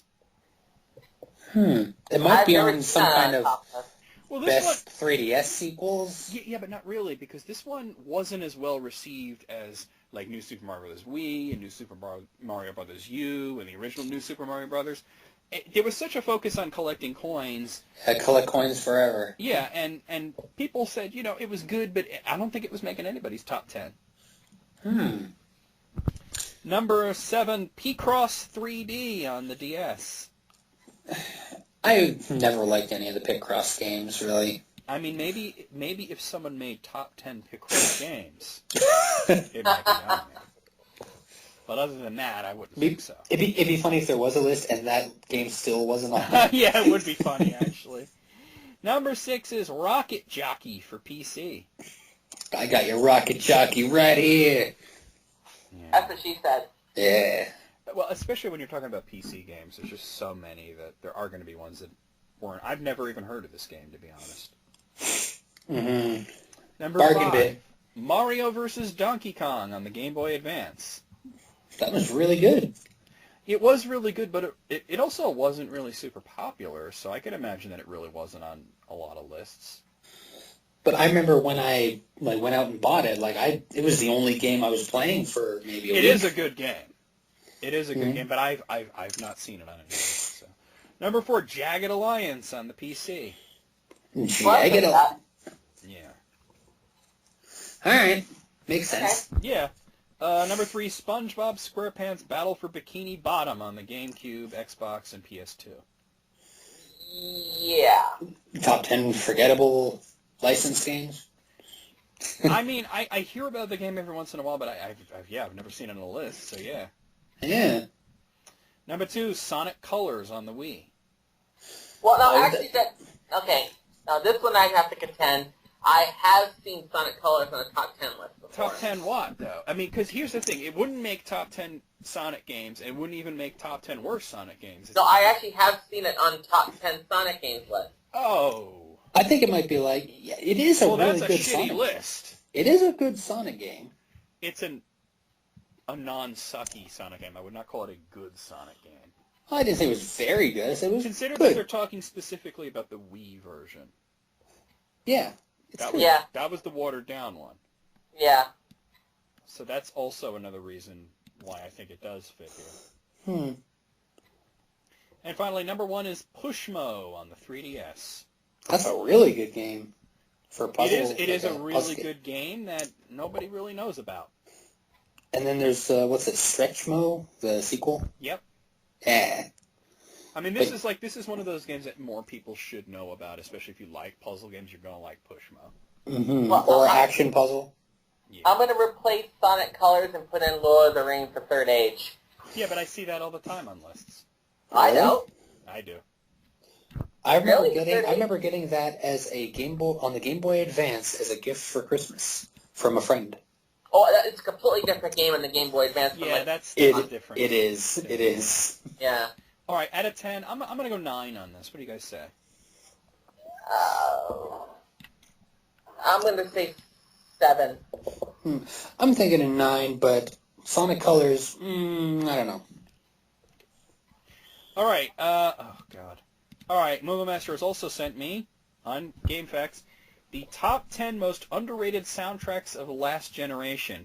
Now, you'd think last generation would mean like Xbox 360 and whatnot, but this list is kind of old apparently because it's all like GameCube, PS2, original Xbox games. But I think Katamari might show up on here. Yeah, but the title is underrated. Oh, okay. Everybody knows the Katamari soundtrack. All right. Fair enough. Number 10, Mega Man X8 on PS2. No. No. Well, hold on a second. We're talking about the music. Yes. No. No. It's all that digitized, forgettable. I know the songs. I've had the game for an extended period of time, and it's pretty forgettable. Yeah, I don't like it. I think you're letting the fact that the game isn't that good. Actually, I think the game is pretty good. Well, I don't think a whole lot of people played it either, to be honest. No, there was a period where I wanted to 100% that sucker, and because I remember it pretty well. X7 was so bad that it hurt me. It was pretty bad. That I almost didn't buy X8 at all. Number 9, Mario Kart Double Dash.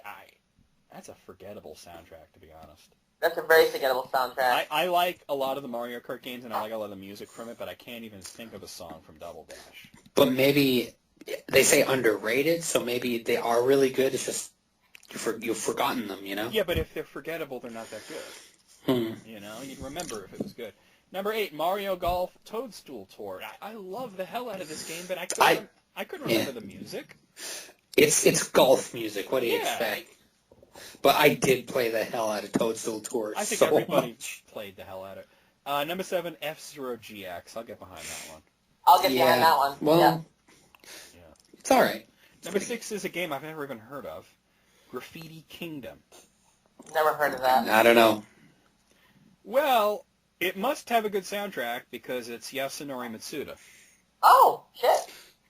Who's that? Chrono Trigger. Chrono Trigger? He did the music for Chrono Trigger. All right, I'm not up on on a lot of names. All Well, right, now you know. don't crucify me. Number 5, Jet Set Radio Future. Not exactly my type of music.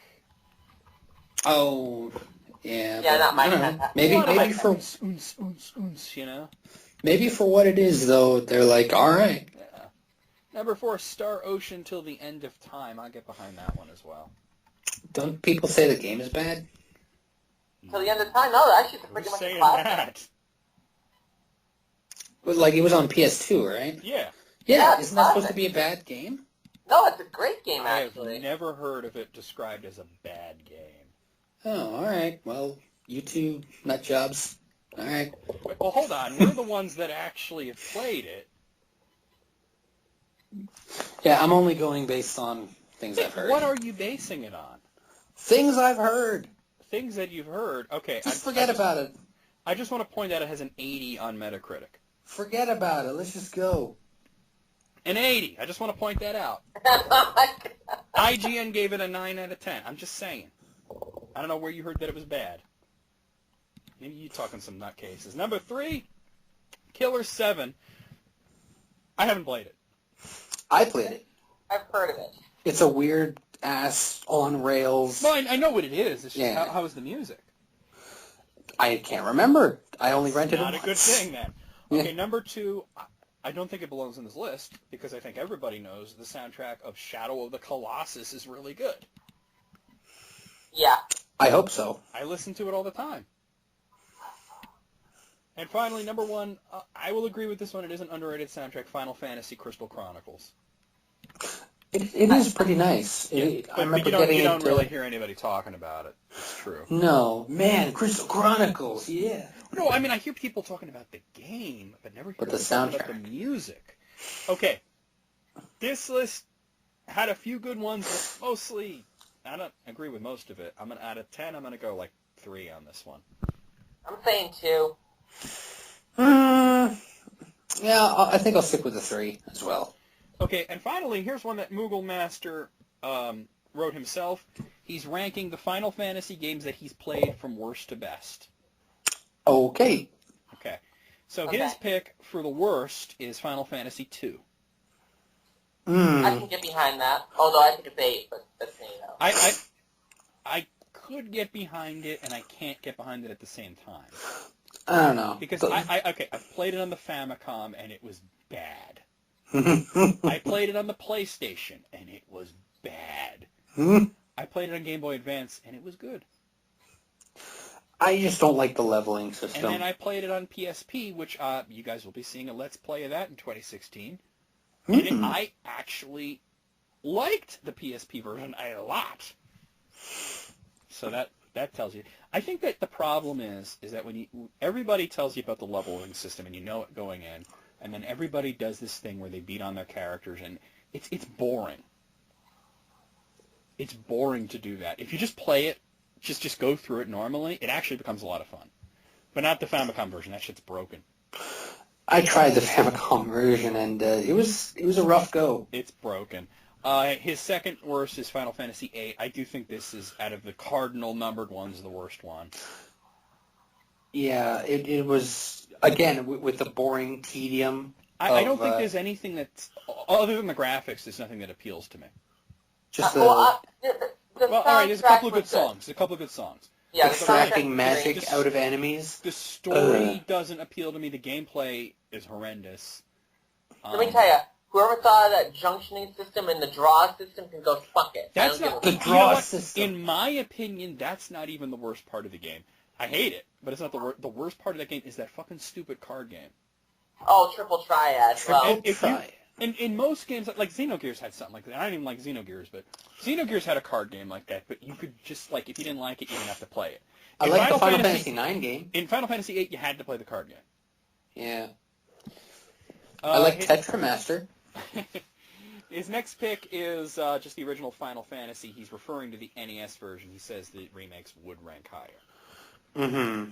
The Game Boy Advance is a pretty good one. I agree and don't agree at the same time. Like, I agree that it is flawed on the NES, but I I have the nostalgia goggles on for that one.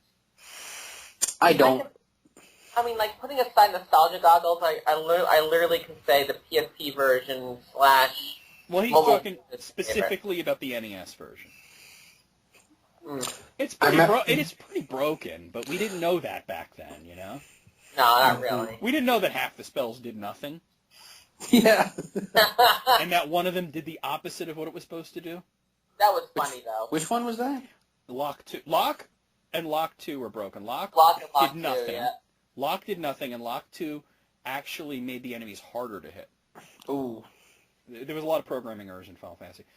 His next pick is Final Fantasy 3.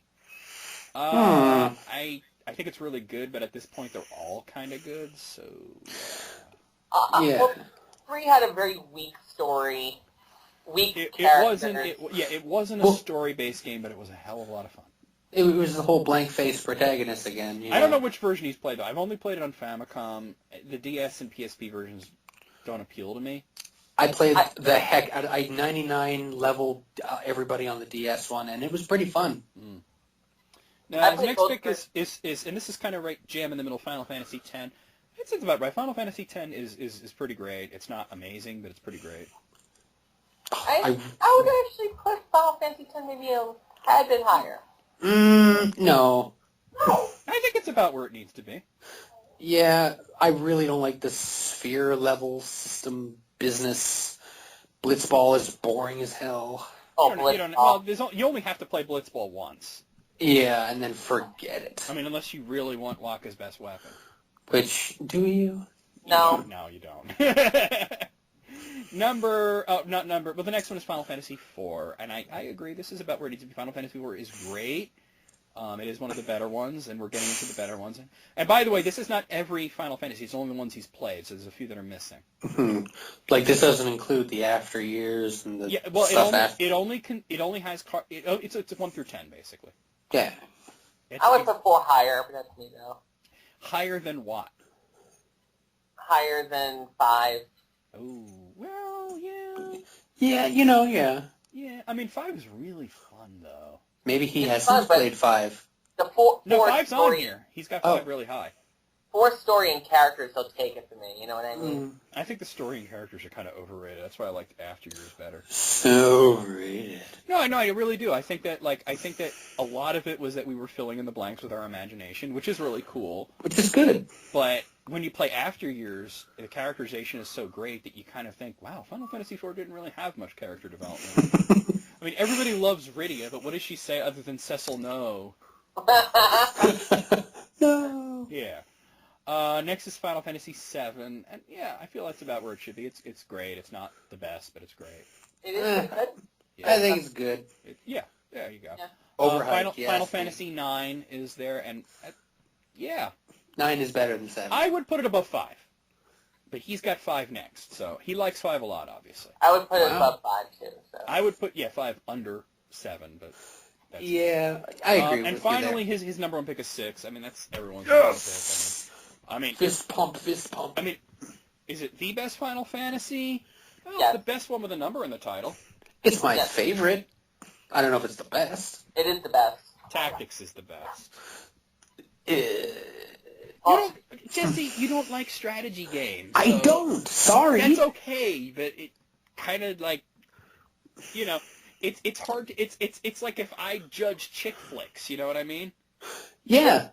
6 for me So- is the best in number Final Fantasy. But Yeah, Tactics, like I said, it's the best one with a number in the title. but Tactics, now that, ooh, Tactics has the best story. I think it does definitely the best story. Yeah. That's a given.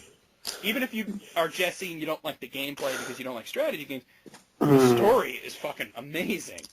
See, if somebody could play through it and I would watch it and then enjoy the story, I may do that one day. there you go. I'll watch that. I just really don't like strategy. I'm just not really Stuff. doing Final Fantasy right now because I still have an LP of 2 sitting in the pocket that I haven't gotten to yet.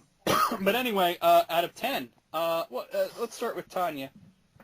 Some things were out of order, I think, for me, but I'm going to go with a 7. I'm going to go with an 8. I'm going to stick with 7 as well. Okay. Out of 10. I think that to fix this list and make it almost exactly what I would do is I would move 5 down and 9 up. Yeah. That's it. I would move 5 down, 9 up, and 10 up a little bit. Well, what would you put 10 above? 5. Okay, so you'd move 10 way up, or you'd Yeah. move 5 way down.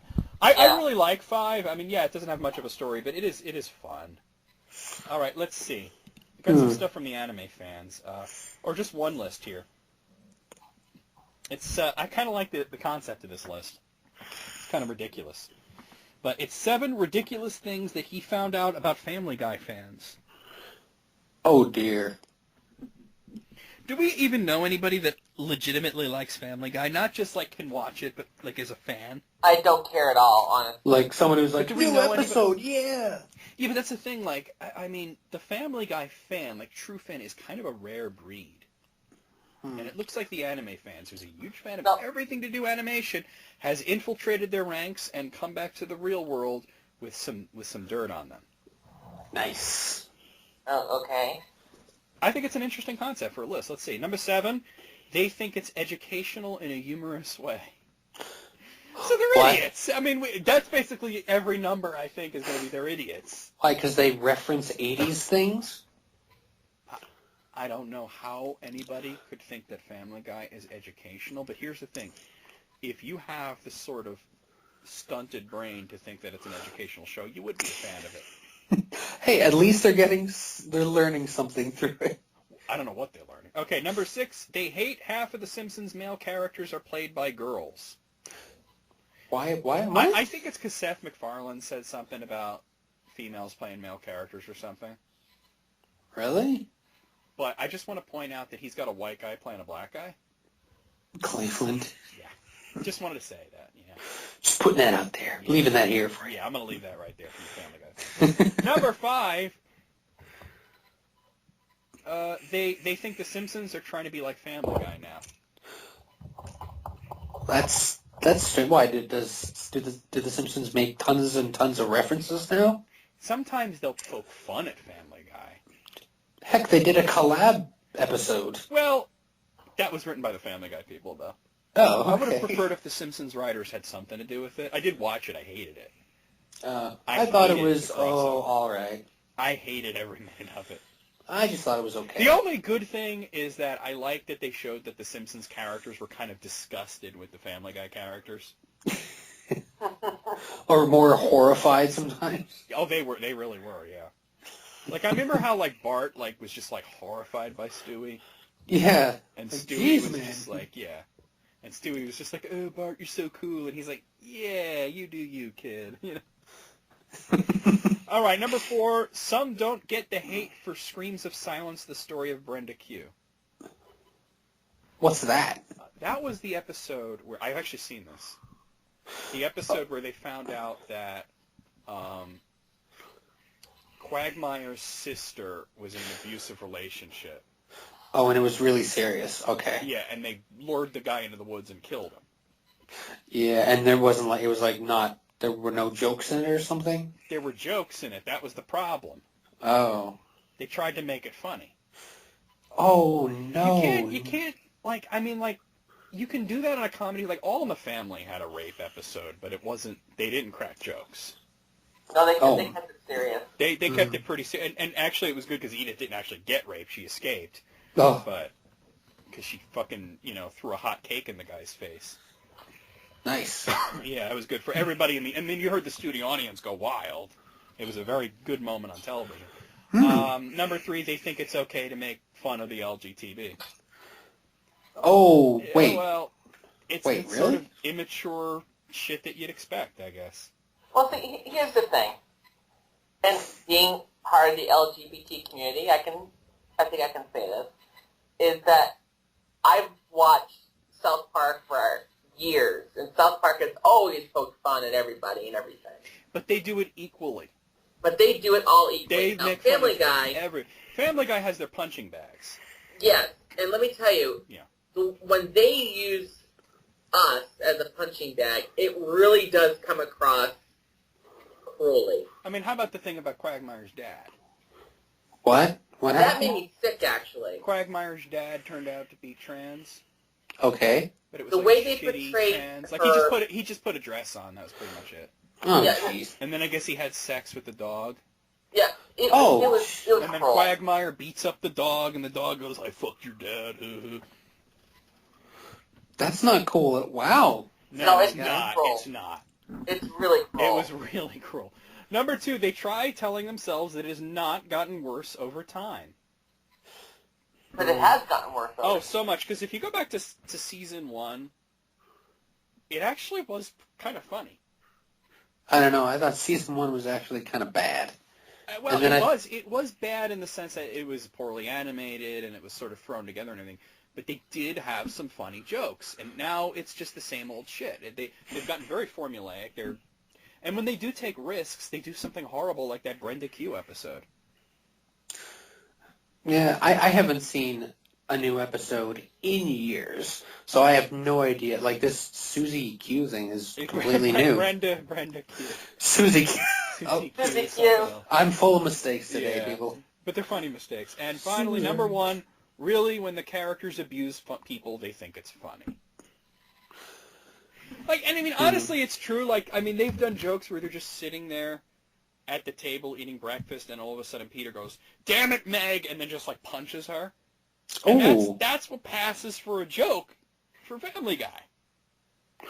so she is an almost literal punching bag. Not almost literally. Like, literally, he's sitting there and nobody's saying anything. Else. God damn it, Meg, and he just clocks her.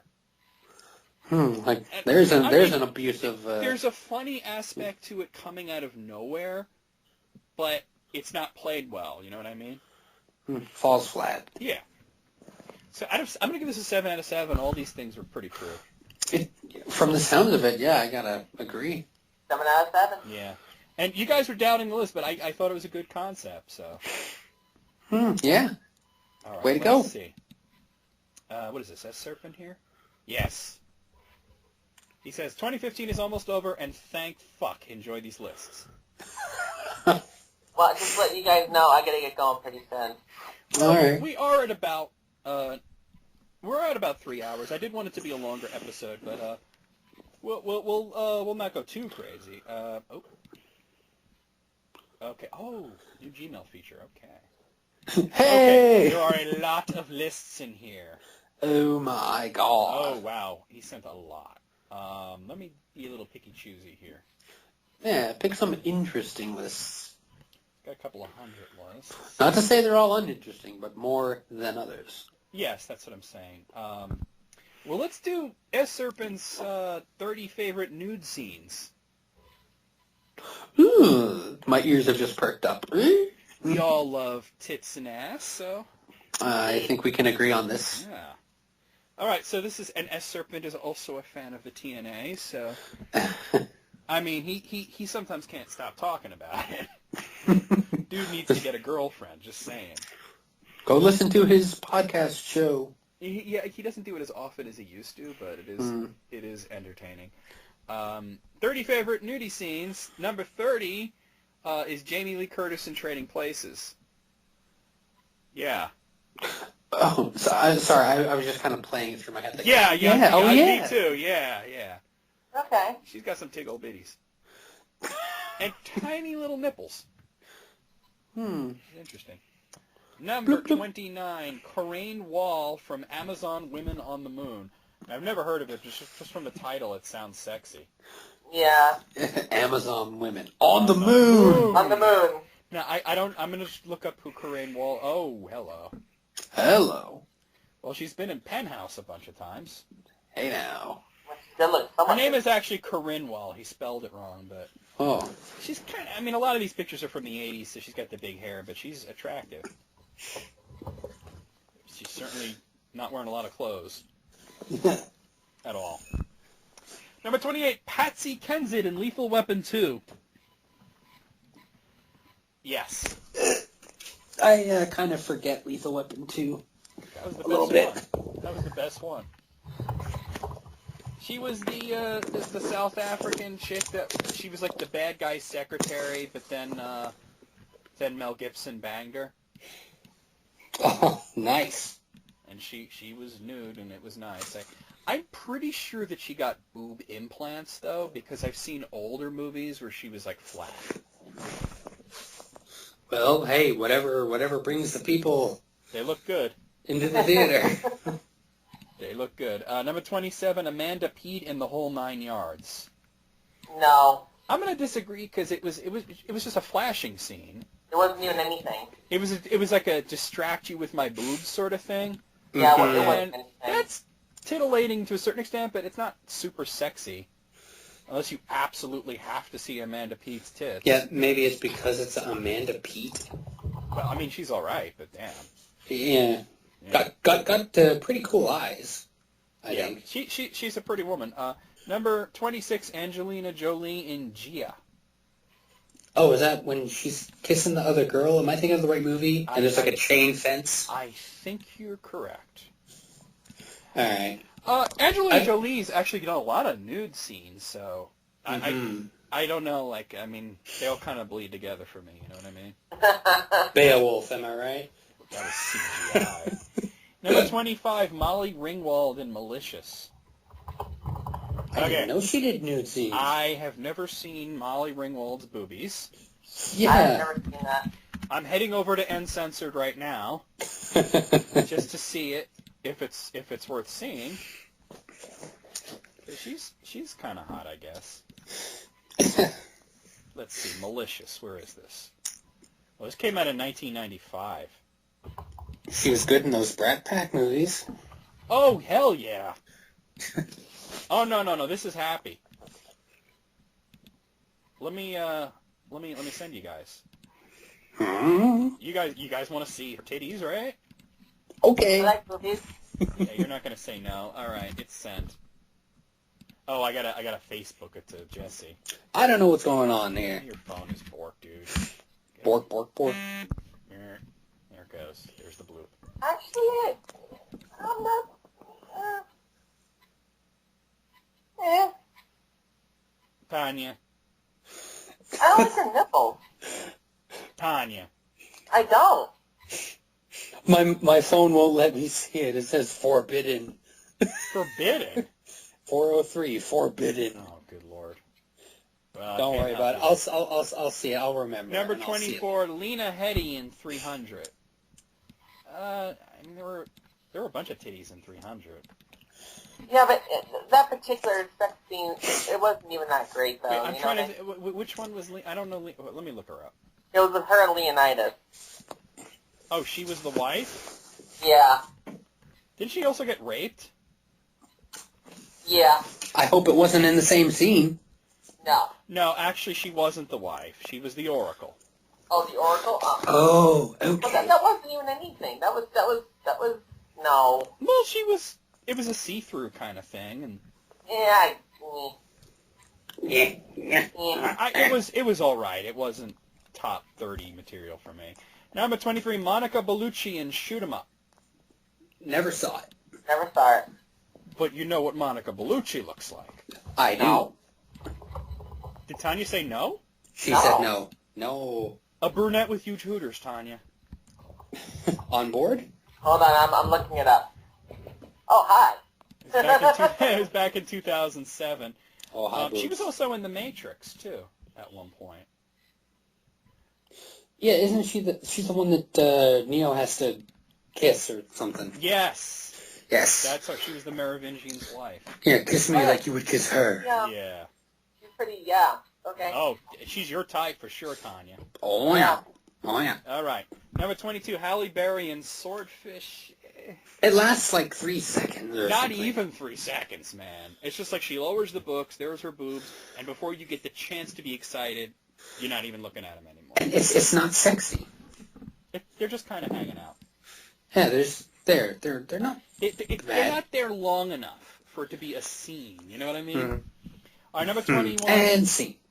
Sarah Shahi from Bullet to the Head. I didn't see Bullet to the Head. I have no idea who Sarah Shahi. I'm going to look up the pictures. I'll tell you guys if it's worth it. But, well, Tanya, you're going to want to see these. Okay. Because I'll send one to you. She's your type.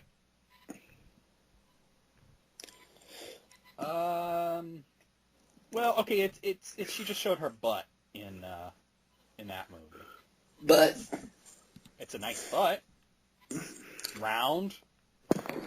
round mound. I'm trying to find like a fully like nude picture here, but I'm going to other movies that she's been in. I don't think she's ever done like full on nudity, but she showed her butt and bullet to the head. Well, butts are happy, but I prefer boobies. I know you do. All right, let's move on then. Jesus Christ. Sorry about that. Phone was running out of juice. Yeah, number 20, Natasha Henstridge in Species.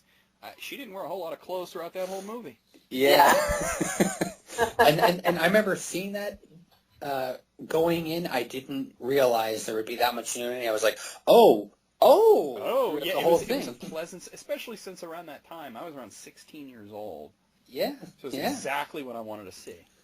I was like, oh, well, okay, well, all right.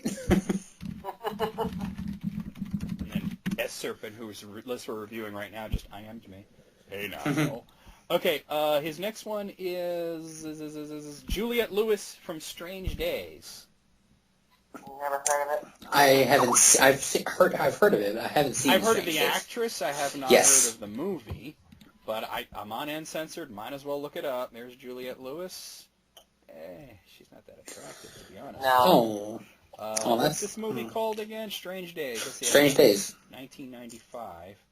Okay. I mean, here's the thing.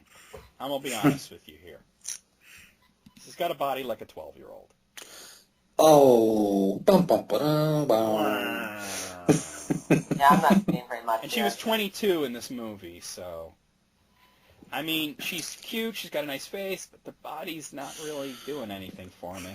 You need some curve. Well, she's got nice legs, I'll give her that, but Yeah, but she has no curves. there's though. no waist, there's no hips, there's no titty.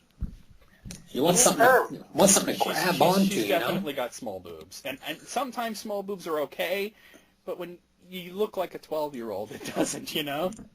Creep factor. Yeah, a little bit. And S. Serpent says, here's to a great show. I didn't tell him that we're reviewing his list right now. Number 18, Anne Hathaway in Love and Other Drugs. I'm not a fan of Anne Hathaway. Wait a minute. so- I think she's pretty good. I've never seen her naked. I gotta see this. I haven't seen her naked either. Well, I like Anne Hathaway, so let's see. Yeah. Love and Other Drugs. Where is this even? I don't see it on here. I see her. Yeah, but I'm on it. Oh, here it is, 2010. Let's see. What are we looking at? Okay. Wow. All right. Okay, what a reaction. It's not that great. No. It's sort of side boob, you know, like a little nipple, but Your like initial the reaction, I could the not best read. picture here is where she's just kind of like pulling her shirt down to reveal one of her boobs. Oh. But it's not anything amazing. Okay, I'm disappointed. Number 17, Eva Green in SimCity: A Dame to Kill For. Oh, I saw this in theaters. Well, let me tell you, Eva Green is the queen of nudity. Hell, yes. She was definitely naked in that movie. How naked was she? Fully, Very. man. Because she did a movie called The Dreamers, where I don't think she had a stitch of clothing once it hit the halfway mark. Hey now. But I'm actually looking up Sin City Dame to Kill For, and oh yeah, I mean she's showing titty. Did it? She's showing titty. She's definitely got a body. So. Oh yeah, and there is one fully nude shot here, although it's kind of obscured. But I mean The Dreamers, I mean it was like close up vag. I mean it was everything. Whoa. I mean you see butthole, you see everything. So I'm telling you, she is the queen of. Nobody can be more nude than she's been in a movie. Labial filter. Number 16, Shannon Elizabeth in American Pie. Oh, yeah. I mean, she's hot. I like Yeah. looking at her, but this was one of those like, yep, there's my titties, and now they're gone. Yeah, pretty much. Mhm. Speaking of which, number 15, Katie Holmes in The Gift. I mean, she just flashed some guy. I think he's putting it on there because it's Katie Holmes, but it's not a great scene. Oh, I haven't seen The Gift, so I don't know. Well, it's only worth seeing because she pops her boobs out. It's the only nudity she's ever done. Yes, like that. That sound effect should be edited into The Gift. Yes. You ever see the Harold and Kumar Go to White Castle? Yeah. Do you remember there was a whole reference to that? Oh, Tanya, did you see Harold and Kumar Go to White Castle? please refresh my memory. I didn't know what Tanya said. Yes. Oh, so do you remember? You know, okay, I'll refresh your guys' memory anyway. This was a terrible movie, by the way. I liked it. I liked the second one, but I hated the first one. But the only funny part in it was this reference to Katie Holmes, where they had the two Jewish guys that didn't want to go to White Castle with them because they wanted to stay home and watch this movie, The Gift. And like, why do you want to watch that? It says, oh, because I heard Katie Holmes takes her top off, right? And they meet those guys later in the movie, and they're like, how was Katie Holmes topless? And they go, you know the Holocaust? Yeah, the opposite of that. Yeah, I remember that now. All right. Number 14, Carla Gugino in Sin City. Was she the I don't the remember. lady on the bed that's dead? That'd be weird. I'm looking her up here. I'm going to look her up. I mean, I remember Rosario Dawson. I remember that chick that looks like Katie Holmes but isn't. I remember, Jessica Alba. I don't remember her. Let's see, Carla Gugino. I remember the Asian chick. Little Miho. Yeah, she was hot. She didn't get naked, though. No. All right, Carla Gugino here, since she played Lucille. Lucille? No, she was the lesbian chick who got her hand eaten off by the cannibal. Oh! But she did have a whole scene where she was walking around topless, and that was pretty cool. Yeah, no, she was good looking. Very, very hot. Number 13, Linda Hamilton in The Terminator. I mean, if you're around our age, you've all rubbed one out to that. Seen that a couple times in my day. Rewind. God. Number 12, Ushi Digard from the Kentucky Fried Movie. I have no idea who that is. Kentucky Fried Movie? Sounds terrible, doesn't it? Yeah, it does. Yeah. All right, I'm looking up Ushi Digard. You can't fry a movie. All right, this looks like a 70s Playboy pinup model, you know what I mean? That's bad? Kinda. I mean, there's a certain point where the boobs are too big. Oh, okay. Cartoony. They're too big for her frame. They She look looks like like eyeballs. She looks like she's gonna topple over. Just saying. All right, number 11, Phoebe Cates from Fast Times at Ridgemont High. Yeah. Oh, yeah. Absolutely. Rewind. She comes up out of the pool. She takes the top. I've always liked you. And she takes the bikini off. Everybody thinks that she's talking to them. And it's like, the guitar chord when she takes off the top. I mean, Yes. we all know that. Number 10, Mathilda May from Life Force. Life Force? I've never The video game? No, Life Force. Yes, there was titties if you beat it. You're just not good enough. Get good, scrub. It was like Bubble Bath Babes. No. Matilda May, I'm looking her up. Oh, hello. All right, let's look up the pictures here. Life Force. Let's see, that was way back in 1985. And, oh, wow. She's just walking with her tits. Walk with my tits. Walk with my... Oh, we have Vag. Oh, my. Yeah, she's very naked. And very perky, I might add. That's not bad. I think it's cold in space.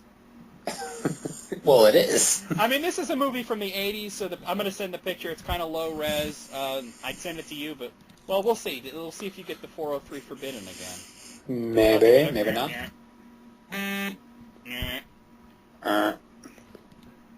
Tanya, did you get it? Yeah. No, I think Tanya's staring. It's like so forbidden. Oh, well. Actually, it's funny. In this picture, the 403 Forbidden is huge. Weird. Number 9. Salma Hayek in Desperado. Oh, God, it's been forever since I've seen Desperado.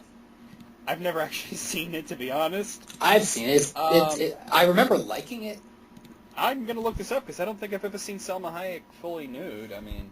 I have. I think she would look very good. She still looks good. Yeah. Like, to this day, she's kind of older, but she looks good. Her boobs are fantastic. All right, I'm looking at Desperado, and They're real and they're fantastic. Holy They crap. really are. Oh my god. Hmm? That is very nude. Oh. She's got really pale nipples, like. They're like the same color as the rest of her skin. Is that weird? No, not really. It's just a thing that you don't see too often. That really nice boob. Alright, number 8 Tanya's is like, Monique Gabrielle from Evil Tunes. I've never heard of the movie, I've never heard of the actress. Evil tunes. Do they mean tunes like music tunes? No, Toons. He says, Oh. grade Z crapfest, sure, but Monique Gabrielle was hot as a nerd standing in front of a mirror. Alright, well, if she's nerdy and naked, I'm interested. Let's look her up. And, right, this headshot isn't doing me no favors. Let's see. Evil Tunes, where is it? She's done a lot of nudity. She was in some of those Emmanuel movies. Emmanuel. And she, okay, Tanya, you're, oh, here it is, 1992, Evil Tunes. Megan. Wow.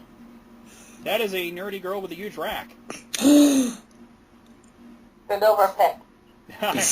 Be still my beating heart. Well, apparently he's not getting the pictures, but I can send it to Tanya. Send it to me. I enjoy boobies. It's sent. Oh, hi. Yeah.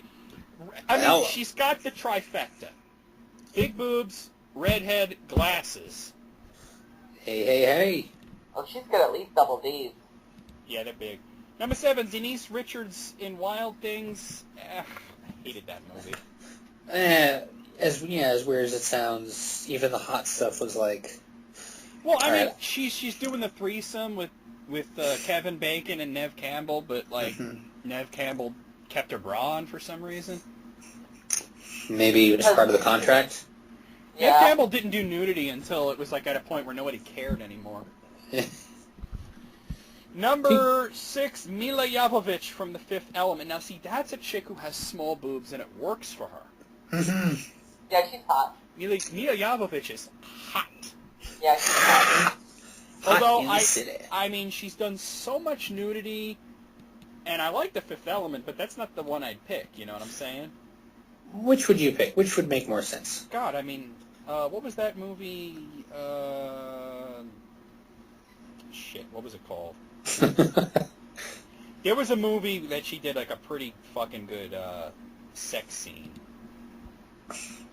None of the Resident Evils. She was naked in Resident Evil, but it wasn't those. Yeah. 45 millimeter. Oh, okay. Yeah, that was hot. She did a little lesbian action in that too. Hey. Mm. Yeah. Okay, number 5, Scarlett Johansson from Under the Skin. Ooh. I'm 99% sure that's a body double. Oh, it doesn't show the face? I mean, like, you see her face, and then you see the nudity, and it's not in the same shot, you know what I'm saying? I mean, here, let me bring it up. But, you know, you can always power of imagination. Oh, well, I've done that. Yeah. Especially with Scarlett Johansson. Yeah. Okay. Why is she not coming up? Maybe S. Serpent spelled her name. Scarlett Johansson. Where are you? There you are. Yeah, he spelled her name wrong. So I was just copy pasting. Let's see. Under the Skin. Where are you? There it is. Let's see. Body double, dude. I mean, I don't. Well, actually, wait. There's a few shots where her face is in there. Hey? Okay. Maybe I was thinking of a different movie. Yeah, she's pretty naked. All right. All right. Let's move on. Number 4, Rooney Mara from The Girl with the Dragon Tattoo. Yes. Haven't seen Not super attracted to her. Yes. Does she have a lot of tattoos? I'm down with tattoos on ladies. She's got a lot of piercings, too, in that movie, I think. I don't object to see, piercing. the thing is, I like the actress. But that movie, she kind of ugged herself up, I think. I thought she Really? was hot. Yeah, well. I don't know. And I, too, Jesse, love girls with ink. So. Yeah. She wasn't really... That's awesome. But here's the thing, though. She wasn't really nude. No? I mean, she was in her Yes, underwear, and no. you can kind of see through it, but... And then, like, in the sex scene, you kind of saw her butt, but that's about it. I mean, it's a nice butt. I ain't gonna lie. I guess it counts as nudity. It counts. Okay. But this high on the list. Here's a classic here. Number 3, Alyssa Milano in Embrace the Vampire. There you go. There you go. That's No. classic. Have you guys seen this? Yes. I freeze framed it. Well, who hasn't? You didn't need to freeze frame it. No, The well- nudity kept going. Yeah, but you kind of want to leave it up there and then know that there's a little bit of time afterwards. Well, Wow. well, here's the thing. This came out in 1995. And, let's see. That was like, 3 years after Who's the Boss? Mm-hmm. So it was like she's going to drop that whole, good girl image immediately. Yeah. Angela. Oh, that was a half-decent impression there, too. I was trying to do a bad impression. Oh, boy. Got nice You know what's funny is, even though, the vampire movie was really sexy and everything, the thing I remember the most, because it was so horrible, was Double Dragon. Oh, God, really? That was so bad. But, I remember just, focusing on the booty shorts, because that was the only good part of the movie. Mm-hmm. She had them booty shorts on. Them booties. I've always liked Alyssa's nipples. They're just very happy. Well, who doesn't? All right, number 2, Erika Eleniak in Under Siege. No. I don't think I've seen Under Siege. Wait, hold on a second. Wasn't this like a 1 second thing? I remember. I'm looking it up. Maybe it is one of those freeze frame moments. Hold on. But man, this is number 2 in sex Well, scenes. he must have a thing for this chick. That's all I gotta say. All right, let's see. God, she's been around she was in E.T. Whoa! I mean, she was 13 years old in E.T., but... Whoa. And she's been in Playboy. Well, Oh, here's Under Siege. Yeah, it was a flash. She just opened her shirt and was like, there's my tits, and then closed them, and that was it. I mean, so all right, they are really nice, pause-worthy. but it's not the second best nude scene of all time. Oh, for S. Serpent, it is. And I think we know what number 1 is, though. Do we? If it's S. Serpent, we know that it's Eva Green and the Dreamers. I would also pick that as the best nude movie of all time. Nude movie. You know, it's funny, because really, it's there's so many scenes. He was telling me recently how he was trying to watch the whole movie, and I was like, why would you do that? It's a terrible fucking movie. And he could not get through it. He just all right, let's skip to the nude part.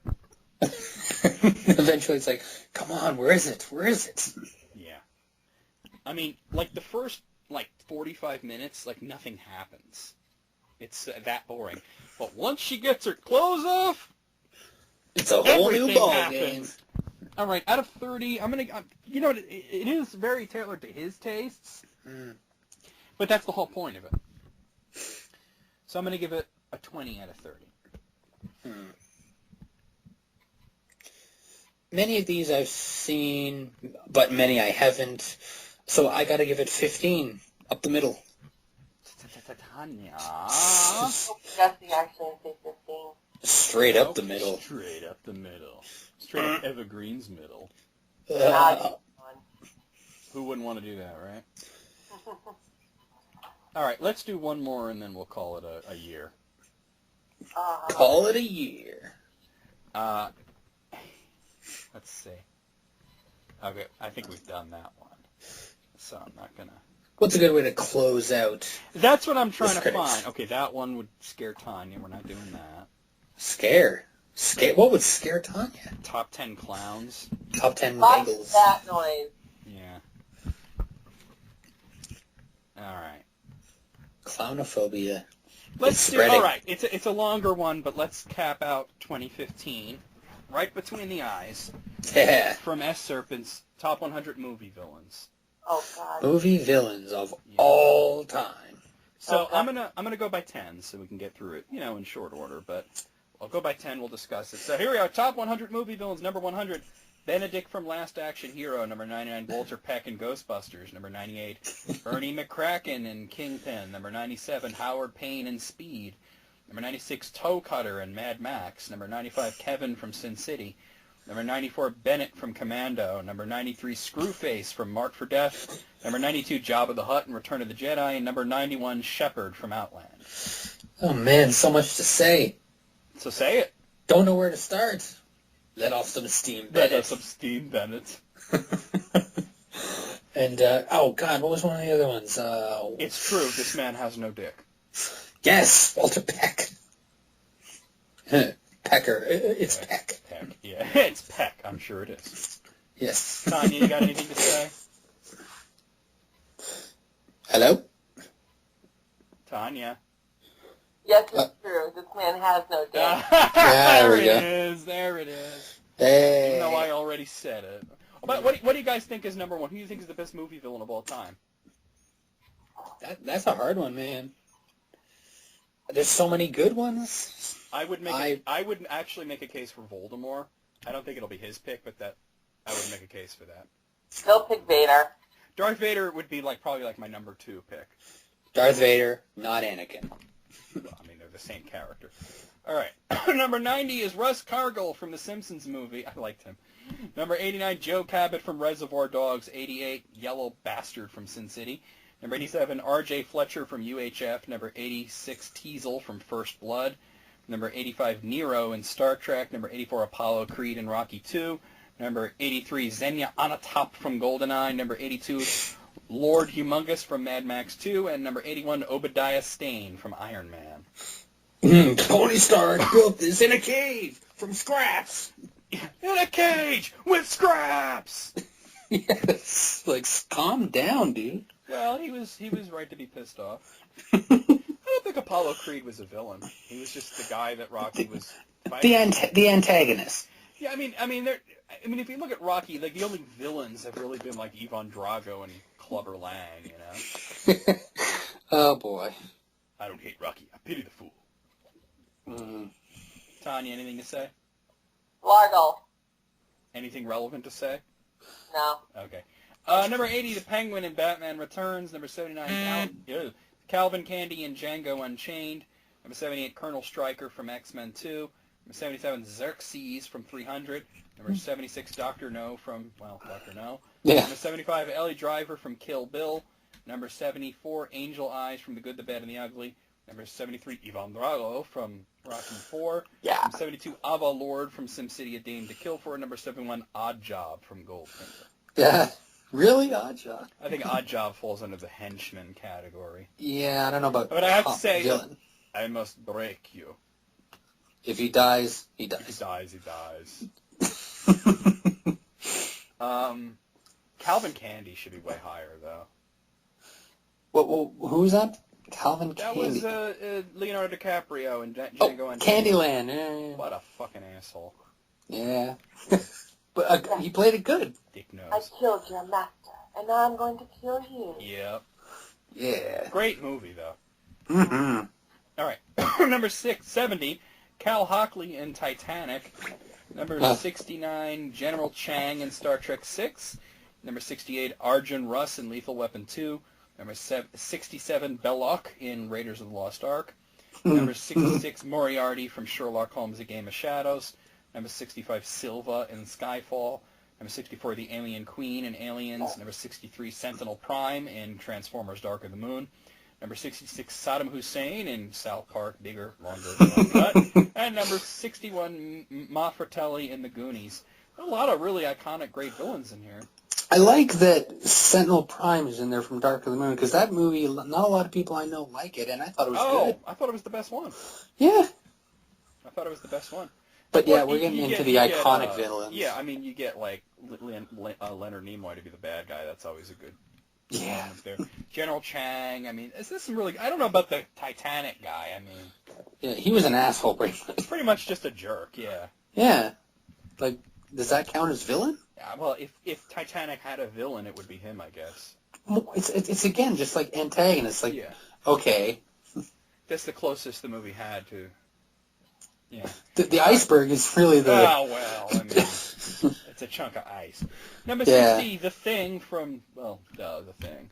Yeah. Number 59, Rosa Klebb From Russia with Love. Number 58, Bjorman from The Girl with the Dragon Tattoo. Number 57, Bane from The Dark Knight Rises. Number 56, Dark Helmet from Spaceballs. I can't breathe in this thing. Everybody get that? 55, Victor Rosta in Red Heat. Number 54, Geir Grinsrud in Fargo. Ugh. Number 53, Jack Torrance in The Shining. Number 52, Dennis Nedry in Jurassic Park. Number 51, Simon Phoenix from Demolition Man. Oh, I love Demolition He's an Man. asshole, sir. What was that, Tanya? Who is he? He's an asshole, sir. Demolition Man is one of those, really just a guilty pleasure movie for me. Mm-hmm. Same here. I genuinely enjoy it. You know it's bad, but it's so fucking over the top, silly, ridiculous that you gotta watch it. It knows John. what kind of movie it is. What? Let me take you to Taco Bell. I want to take you to Taco Bell. All right. I guess I could use a burrito. Number 50, Burke from Aliens. Number 49, Lex Luthor from Superman. Number 48, The Predator from The Predator. Number 47, Bud from Kill Bill Volume 2. Number 46, Lord Blackwood from Sherlock Holmes. Number 45, Darth Maul from The Phantom Menace. Number 44, Dick Jones from RoboCop. Number 43, the Stay Puft Marshmallow Man from Ghostbusters. Number 42, Colonel Kurtz from Apocalypse Now. Number 41, Judge Doom from Whom Framed Roger Rabbit. When I killed your brother, I talked just like this! That actually scared me as a kid. Oh, me too. But I loved it. And Marshmallow Man, it was silly as hell to see that. I thought of the one thing that could never hurt us. Way to go, Ray. Yeah. Way to go, Ray. Ray's checked out. Yeah. Anything Anything else in that 10 that piqued your interest? Not my favorite version of Lex Luthor. I never liked No? the whole obsessed with real estate thing. You know what I mean? Oh, what's the actor's name? That was Gene Hackman. I mean, Gene Hackman. I mean, why couldn't he just be blowing California up because he's an asshole? Well, you needed to shoehorn a reason. But it was a stupid reason. Yeah. And by the way, Darth Maul was cool, but he had 2 lines in that movie. I kind of wish he'd stuck around for the sequel. I kind of wish that he was just a little bit better. I mean, But if he'd stuck around for the sequel, it would have given Obi-Wan more motivation. yeah, you got a point there. But yeah, I don't know. Maybe episode 2 wouldn't have sucked. Yeah. All right.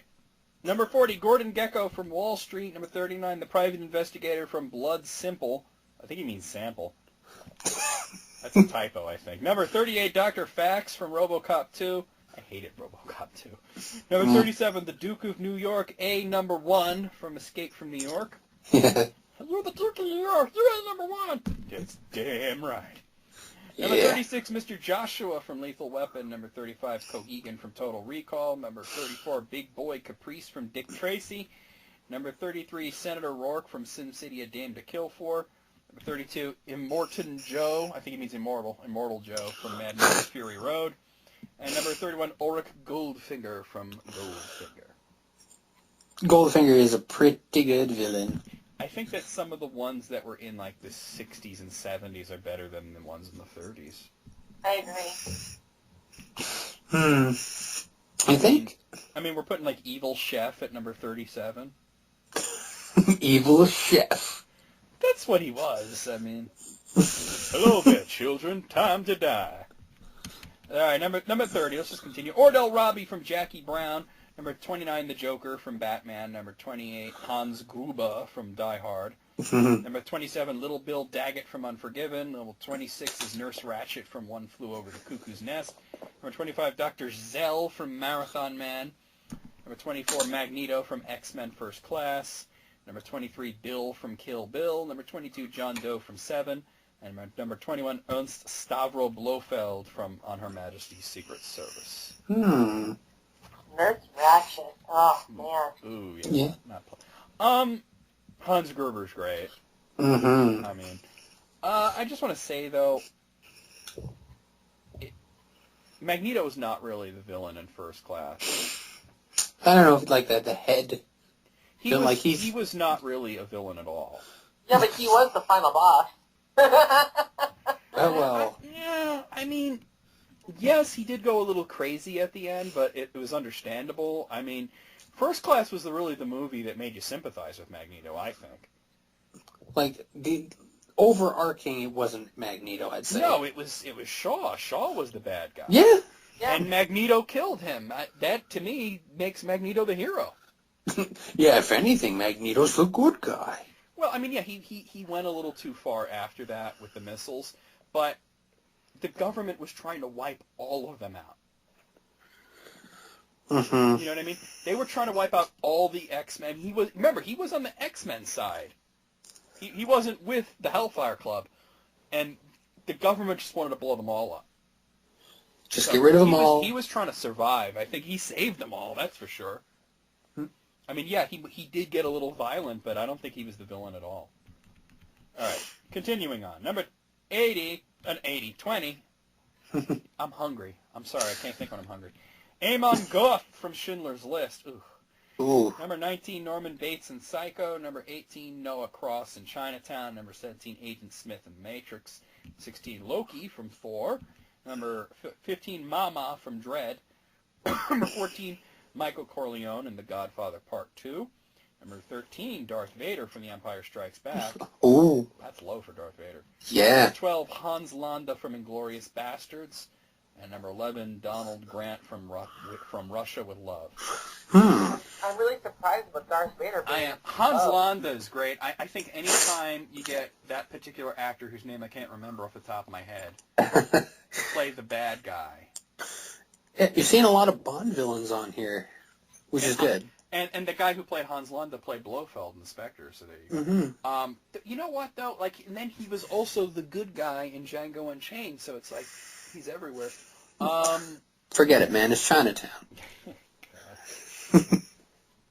I really expected Darth Vader to be at least crack the top 10. But that's it, I guess. I think we all expected that. Okay. Top 10. Are we ready? Here it is. Number 10, Alexander. I'm going to go slower on this so we can discuss each one, because this is the top 10 and it's the last list of the year. Yeah. Number 10, Alexander Pierce from Captain America Winter Soldier. I haven't seen Winter Soldier. Oh. And everybody says it's so good. It is, though. Robert Redford. Mm-hmm. Killing it as Alexander Pierce. Yeah. Killing it. What was that, Tanya? I said, yeah, Winter Soldier is fucking amazing. It is the best Marvel movie. Man, and that's saying something. Like we talked about it recently, like me and Andrew and a few other people, like top 3 Marvel movies, right? And for me, it would be Winter Soldier's number 1, number 2 is Guardians of the Galaxy, and number 3 would be Iron Man. Seems fair enough, though I haven't seen your number 1. Although, the first Captain America was also really good, too. But I did see the first Captain America, and it was fun. Number 9, Khan! From Star Trek II, Wrath of Khan. Buried alive. I'll chase you around the moon. I gotta say, one thing about this is that Shatner and Montalban recorded their lines completely separate from each other at different time periods, and still they had chemistry. They never meet in the movie. Yeah, they never met on the set either, but they still had chemistry. Yeah, somehow it works. Yeah. I mean, for people who say Shatner's a bad actor, it's like, yeah, he's been bad, but I think he has to care about a role to be good, and he cares about Kirk, that's for sure. Mm-hmm. Number 8, Clarence Boddicker from RoboCop. Dumbass! Yeah, he's really without, violent. no matter what that guy's in, I think Red Foreman. Yeah. But man, when you watch RoboCop, like he is violent in that. Oh, he's a psychopath. Yeah. Great. I love it. I love RoboCop. I hate the sequels. Oh, I kind of like the second one, and then the third one just falls off. The second one I hated. Hmm. The remake I didn't mind, but really the true one is the first movie. Yeah. Number 7, The Terminator in The Terminator. Of course. T-800. Yeah. The T-101.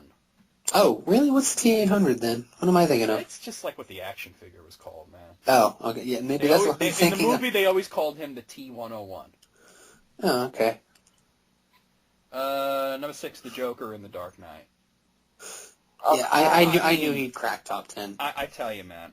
I mean, there were some people that had doubts about Heath Ledger when he was first cast. But the moment you heard his voice, you knew it was going to be good. Mm-hmm. That creepy fucking... I don't know how to describe it, but he had such a presence as the Joker. He was so fucking good. Mm-hmm. Why so serious? Why so serious? Why so serious? Number 5, Anton Chigurh in No Country for Old Men, which I haven't seen. I have not seen this, but I have seen this scene where he talks to some dude in like a store, gets him to like flip a coin, and I don't know. And then he It's shoots crazy. Oh, I saw that some- scene. Yeah. Yeah. Number Yeah. 4 is Emperor Palpatine in Return of the Jedi. Okay. Yeah. He gets a little hammy in the prequels, but. Let the hate flow through you. Mm-hmm. You know what? That's the thing. Like, they were building up to the Emperor all throughout the first trilogy, and I mean, you'd see him in like the screen, you know what I mean? But that's all you knew. And then when you finally saw him, you're like, oh, he's creepy. Mm-hmm. Like, you didn't expect him to be like that, you know? Yeah. And yeah, he did ham it up in the prequels, but he was probably the best part of the prequels. Because he embraced it. Oh, yeah. He was having fun. He was having fun. Mm-hmm. And I don't mind that they CG'd him into Empire Strikes Back, That doesn't bother me. because it made it more consistent. He was the Emperor. You know, Ian McDiarmid is Darth Sidious. Mm-hmm. Number 3, the T-1000 in Terminator 2 Judgment Day. Oh, yeah. It's cold and unfeeling, doing his job. I prefer the first movie, but I gotta say the second one rocked. I prefer the second one as well, but the first one is still really good. Mm-hmm. Number 2, the alien from Alien. You barely see him. Which is great. I mean, Alien is really kind of like a slasher movie when you think about it. Or maybe even more of a thriller as well, because... You know what's interesting is Boris Karloff once said he did not like the term horror movie. He always preferred the term thriller. Because it makes sense, you know? Mm-hmm. The Alien was really cool, although there's this one part, and I think you guys are going to know what I'm talking about, when it's first, like, really, when you first see it really well, it's, like, in the duct, and it just, like, appears, and it's like, and then it cuts away. Mm. And me and Andrew always do the same thing whenever we see that part. We go, sup? So, Yeah, because that's, like, it takes all the punch out of the scene, but it's so funny, you know? Like, sup? And his number one pick, I should have guessed it knowing as Serpent, his number one pick is Scorpio from Dirty Harry. oh, okay. It's not a bad pick. It's not what I would put as number one, obviously, but... I would put Anto Kalia. We've not in the movie yet. Damn it. Out of 100, Hmm. I'm gonna start here, and I'm gonna say 82. And then It's a good year. I was 2 years old, and then I'm gonna pass it over to Jesse. I like a lot of these. I haven't seen a lot of these, but I think I'm gonna go 85. Yeah, 85. Tanya. I'm going to say 89. She wins. You know what? You know what makes it a good list is that I mean, there's really nothing too contentious on it. I found Magneto to be contentious, Hmm. but I mean, he could have. If he said Days of Future Past, I would have gotten behind that. But well, even then you had Future Magneto, who was the good guy. So, but really, I mean, there really wasn't anything. I mean, you could argue about the order, but there really wasn't anything on here that was like bullshit. Yeah. Let off some steam, Bennett. It's like your favorite line from the movie, isn't it? Yes, it is. Because whenever anybody mentions that, you go, let off some steam. It's the first thing that comes to my mind. Yeah. All right, guys. Well, that's it. That's the List Critics End of Year Special for 2015. Yeah. And there'll be Hey, more now. in 2016. And let's actually start with Tanya. What do you want to say to cap out the year? Fuck 2015. Looking forward to 2016. Jesse, you want to say anything? For me, 2015 was better than 2014, but I just hope 2016 is a lot better. So you're on that upward slope at least. Yes. Yeah. Okay. And for me, I just want to say thanks for watching, everybody. Thanks for watching. Thanks for watching, commenting, and all the other bullshit. Like and subscribe. Yeah, I don't say that. I don't say that. Nah. The day you hear me say that, please pop me.